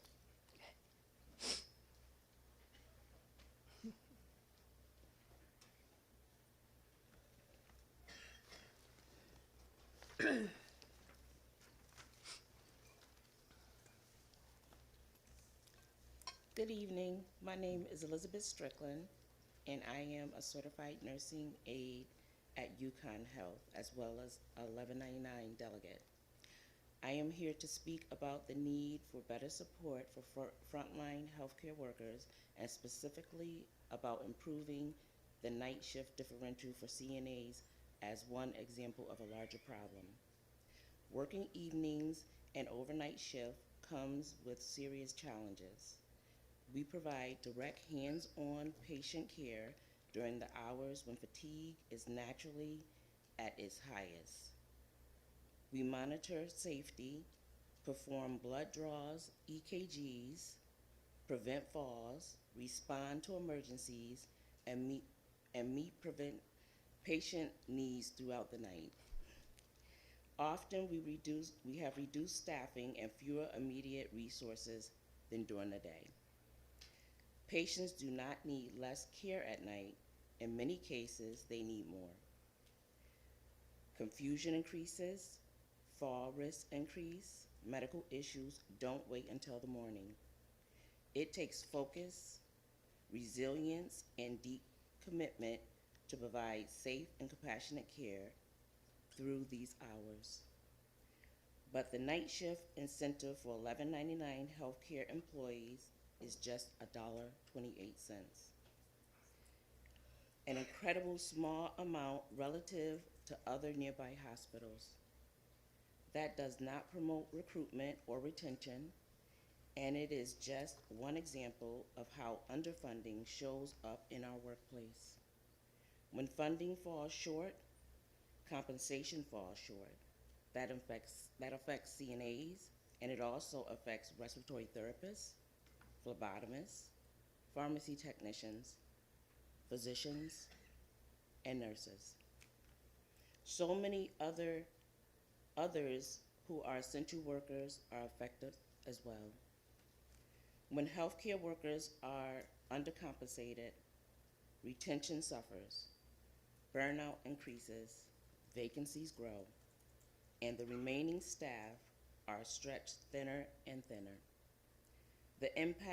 This impacts morale, but more importantly, it impacts patient safety and quality of care. We want to stay. We are committed to our patients and our institution, but commitment alone cannot fix structural underfunding. The state cannot purposely underfund UConn Health, as the governor's budget proposes, and expect positive outcomes. Unfortunately, the solution is clear. The state must fully fund UConn Health so that employees are properly supported and patients receive the safe, consistent care they deserve. Thank you for your time and for listening. Thank you, and thank you for staying to the very end to make your testimony. Thank you very much. You're welcome. Thanks. Just to let in full disclosure, I have a right shoulder because of UConn Health, so thank you very much. Last.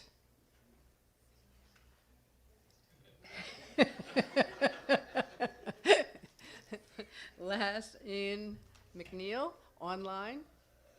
Doctor. Good evening, distinguished members of the Appropriations Committee. My name is Dr. Ian McNeil. I'm an assistant professor of neurosurgery at UConn Health, and I'm here today to respectfully and unequivocally oppose the governor's proposed fiscal year 26 budget reductions to higher education.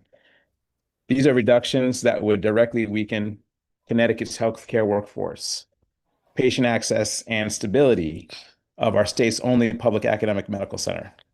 I'm a product of Connecticut Public Schools K through 12. And after this education, I was blessed to go train at some very prestigious institutions across the country. But I made a deliberate decision to return home. And I chose to return to UConn Health because I saw a state investing in excellence, investing in growth, in talent, and in the future of healthcare in Connecticut. That investment brought me back. And without it, I would not be standing or sitting here before you as a Connecticut physician today. UConn Health is not just simply another hospital. It is the place where patients go where others say no. As a neurosurgeon, I routinely treat patients who rely on Husky, our state's Medicaid, patients who are often turned away elsewhere because their care is complex or not financially attractive. At UConn Health, we do not select patients based on margins. We treat based on need. That is our mission. That is our identity. As we are delivering results, and our value extends far beyond safety net care, UConn Health now provides Connecticut residents the full spectrum of complex brain and spine procedures.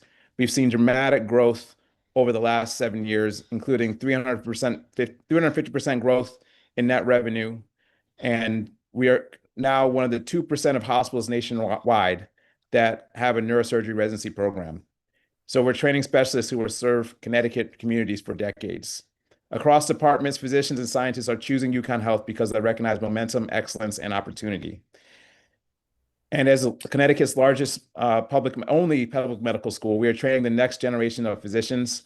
Our researchers are developing therapies that will define the future of medicine, and our clinical enterprise creates jobs, drives economic activity, and keeps complex care within our state rather than exporting it to Boston or New York.